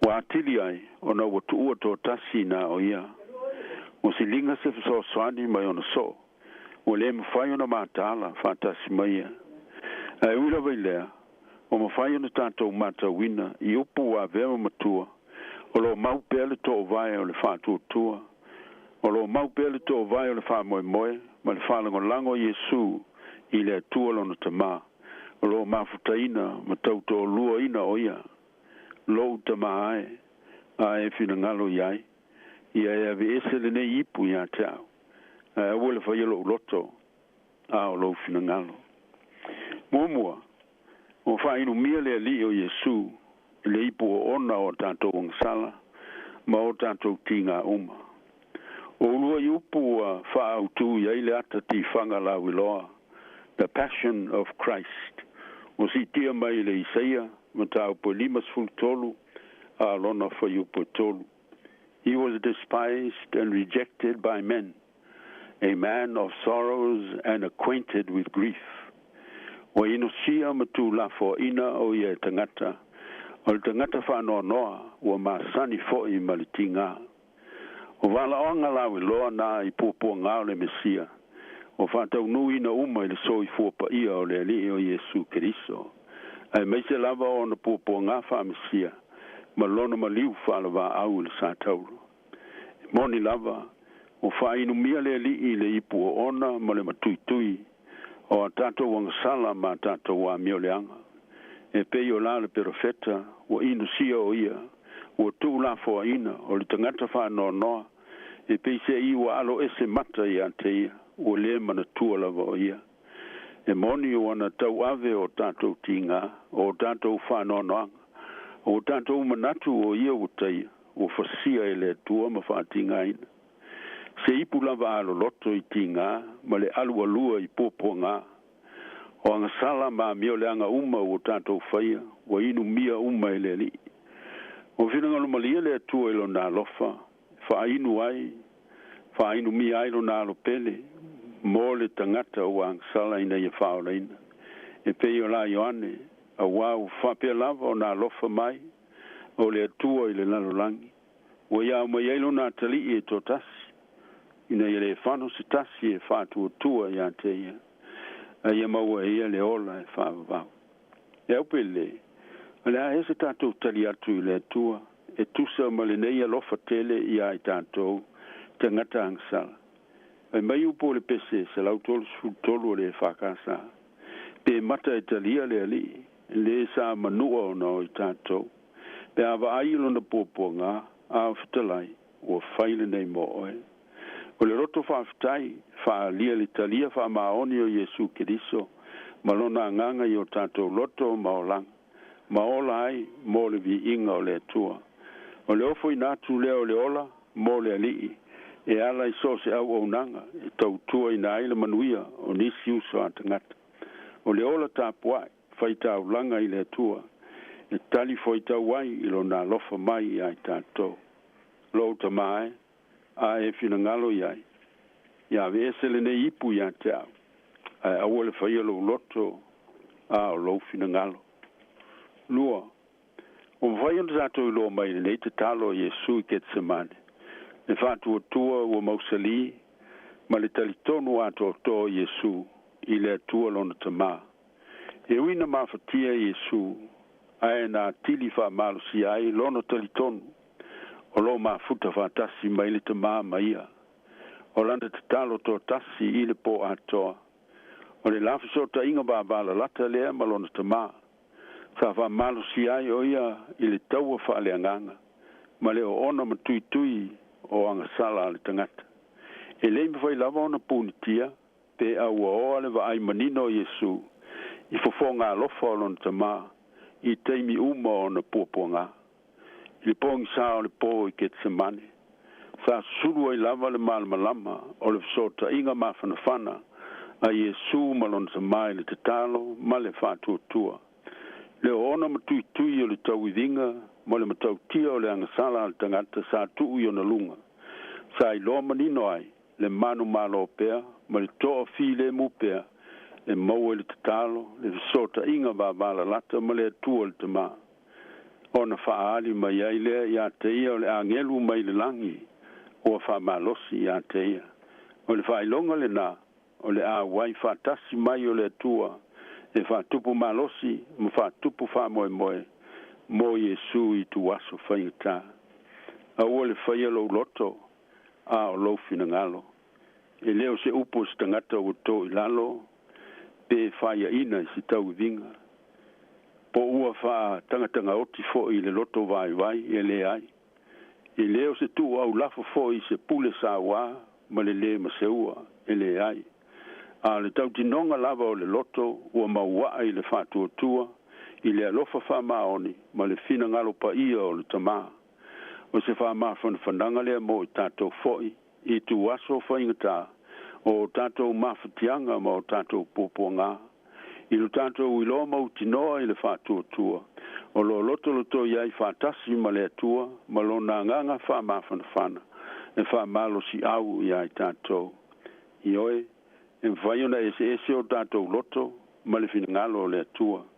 Ma o le tele o teimi o le olanga. A tau te mana tuna tuai, i o tātou loto i le mea ma le mea. Mo le so i fuanga i so uma peitai. E iai lava i tu aso whaingata. E iai tu aso onga o le olanga. E manao i ai le fili whaatasi ma le atua. Ina ia whaia le fina ngalo o le atua. Ai au le whaia o tātou loto. Pe ona malia i le tatalo o le alii. Ia whaia lo fina ngalo i le lalolangi. E pe ona whaia le langi. O le whamanatu mo i tātou le au whātuatua. Ina ia tātou sa ili pea i le finangalo le atua. Mo filifilinga tā ua uma o le olanga. Ina ia mautinoa ai le manuia o ia lava singa. O le aso maliu ma le eseta. O i tu e lua o le tu petasi. E tā ua le aso maliu ona o le eseta. E whapena foi le eseta ona o le aso maliu. O le atoanga lea. O le ngā luenga o le whaalatanga. O saunia e le tua, e ala ilo nā alo pele, na liu tinu tangatai, mo lo tātou tongi o laina. Ia tu mauli suafa o le tua tolu tasi pa ia le tamā le alo, ma le anganga pa ia, le vi inga e whaavavau. Ia manuia tele le e seta, i le mafuta mai o le tua. Amen. Teo tātou titalo. Le tua lo fai. O mātou te tālo whāto ese i lau whio. Mātou tino atu i a te oelo mātou te mā. O i mātou o le whānau o ngasala. Na mafu a eo na pōpō ngā tia. O maliu whālawa au lo mātou o li whaola lo walo pele o Yesu Kiriso. So ni mai lo ngang pa ia.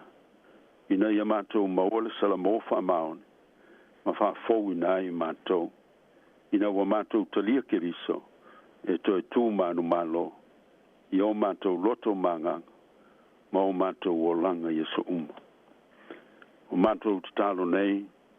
Mo i lato uma lava o mawhatia. I sose i tua inga ngasi. Tono whale mai pot tono a inga. O e mātutua se i o i nai whana witi. Ne ia fōa i atu i ailo mana wha malolo. E ala i awa wauna fō mai. Ma lato ngā luenga le lei o lo whai e pēr. Talo mol tō tele o a fia i whanoa noanga.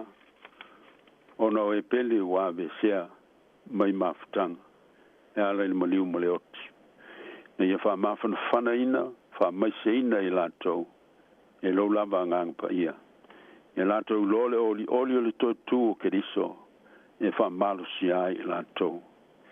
Mātou te talo mō tamam, tina mātutua uma.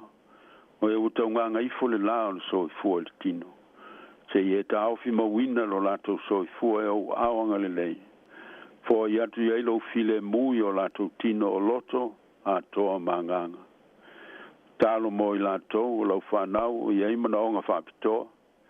O e pipili o e tā waso malongo noa o e ngungu a toa marisi a fianga uma. O a fia aile to telo tangata i tino ma mawhau whau. Ina i tū maulo o rofa so swandi i a te lato. Ai meise o nanga o whaia mo i lato. Talo mo le lalolangi, mawhatia, ona o tau o nisi tū o le lalolangi. Ia iai lo so swandi to telo tangata o lo mali liu ma manu nu ai. Ma fia ai loto ma o langa o tangata. O e o a fia i whalawe lawe o le nātūra, ma whalawe lawe tupu whafosei. Ma le tō tele o i lato o a fia ma whaina i o langa. E meise fo i nisi tū o le nei e tuno o i New Zealand nei. Ia iai lo so sandi e o tauta atia e o lato o langa ma o lato ainga. Sao ni e la u fia o wala e o tua i au whamanuianga mo i lato. Whamanuia ngā luenga la veai. Ma au nanga fsosani o lo fantino ina mo e o manao mia le fsosani. O fisa mtanga luenga ese umo le malo whalampa putonga. Lotu mai kale siam tanga taito tasi. Ia iai lau whamanuianga. Talo mo whainga malo i New Zealand nei. Samoa ma le vasa Pasifika. Ai meise mo i lato ua vea matai tai. Ia e whata mao ai nga ina la lato tō whai upu whai. Mo le manuia lau tele o tangata uma i sose atunu. Stalo mo lau i kalesia ke siano ao i le lalolangi. Ma lana ngā luenga mo li mau i lau fio. Ma lau whao le tanga e ala i a Yesu Kiriso. Ai meise le nei vai tau pa ia. I le whamana tuina o le maliu ma le toi tū manu malo. O le mātou wali i lo walo o Yesu Kiriso. Ina ia ngoto ifo i o mātou loto manga. Ta ua lo mato wola fatu tua. Wa manuia o mato wa inga le maftai o matua mfanau. Ya tia ele lofa mal famaoni mo le manuia o ainga. Wa manuia lau fa fonga o le nei aso. Mai se le whenga iai maso malolo matu wanga mato whanau. Fa paolo o ao matausi pui pui ma leo leo mfama manu. Wa manuia si u fonga o le lau mua. Ma ana fe au le lei uma o lana komiti fa foe. Ma le au whai ngā luenga ngā lue. Ina ia manuia ai nisi, ma mau ai se vi inga mo lo swaf. Tātou malanga ia whātasi ma lau fio mau manuia. Manuia ai la mātou wa ngai pēr i le lumana. O nisi o mātou mana. La ngona o mātou loto tai tō tasi o silfia. Mātou tuinātou uma ma le loto whaftai. Mātou whātou tuolo e whafonga mai tali mai. Fai e ilo fina ngalo e le o mātou loto. Mātou ole mawala watu i nei mea umalawa. E ala lawa le sua whapele o Yesu Kiriso lo walo. O lo mātou o li whaola. Amen. Ole a tātou pese li vi inga o le tua.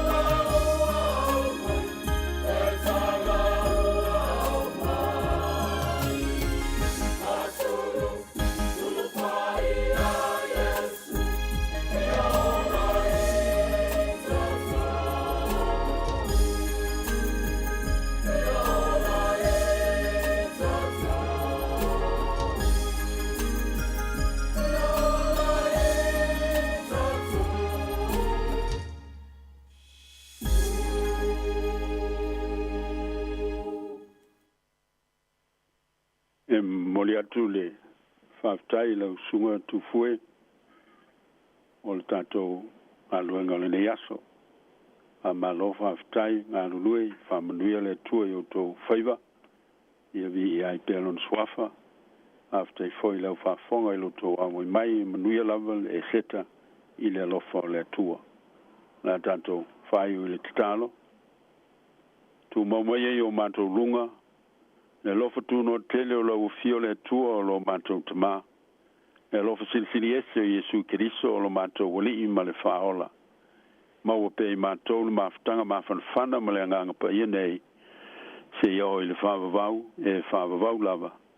Amene, amene.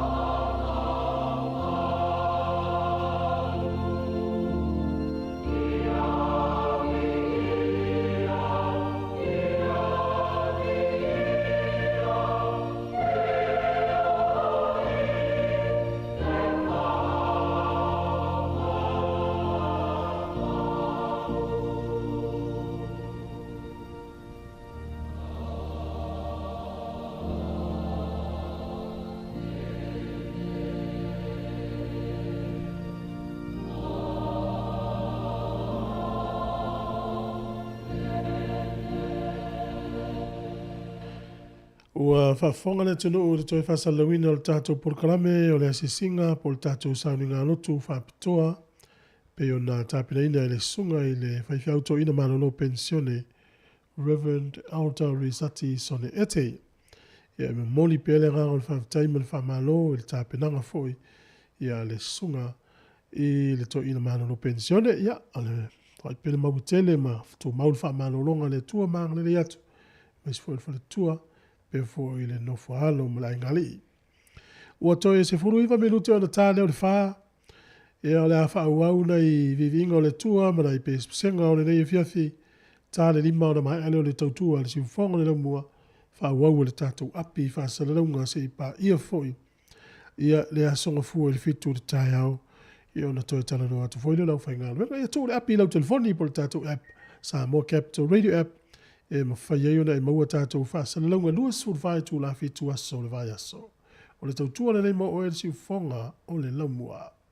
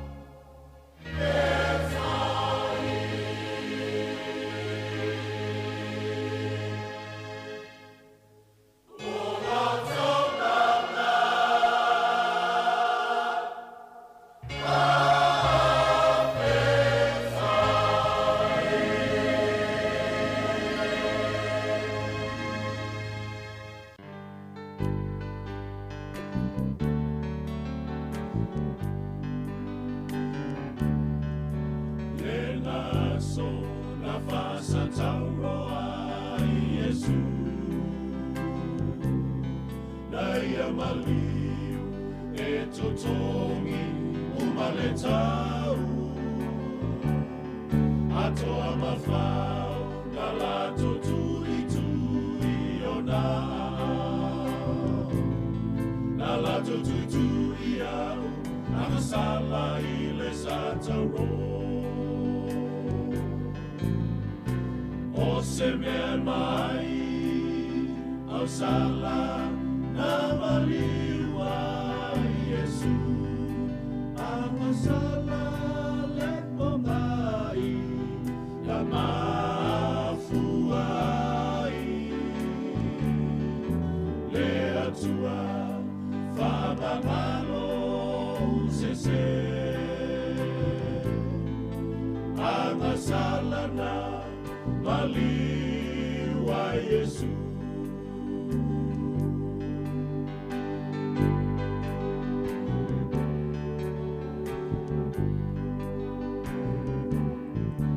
mai mawaso olo unei olana sao sabali ile ala e otiai lene Yesu waeta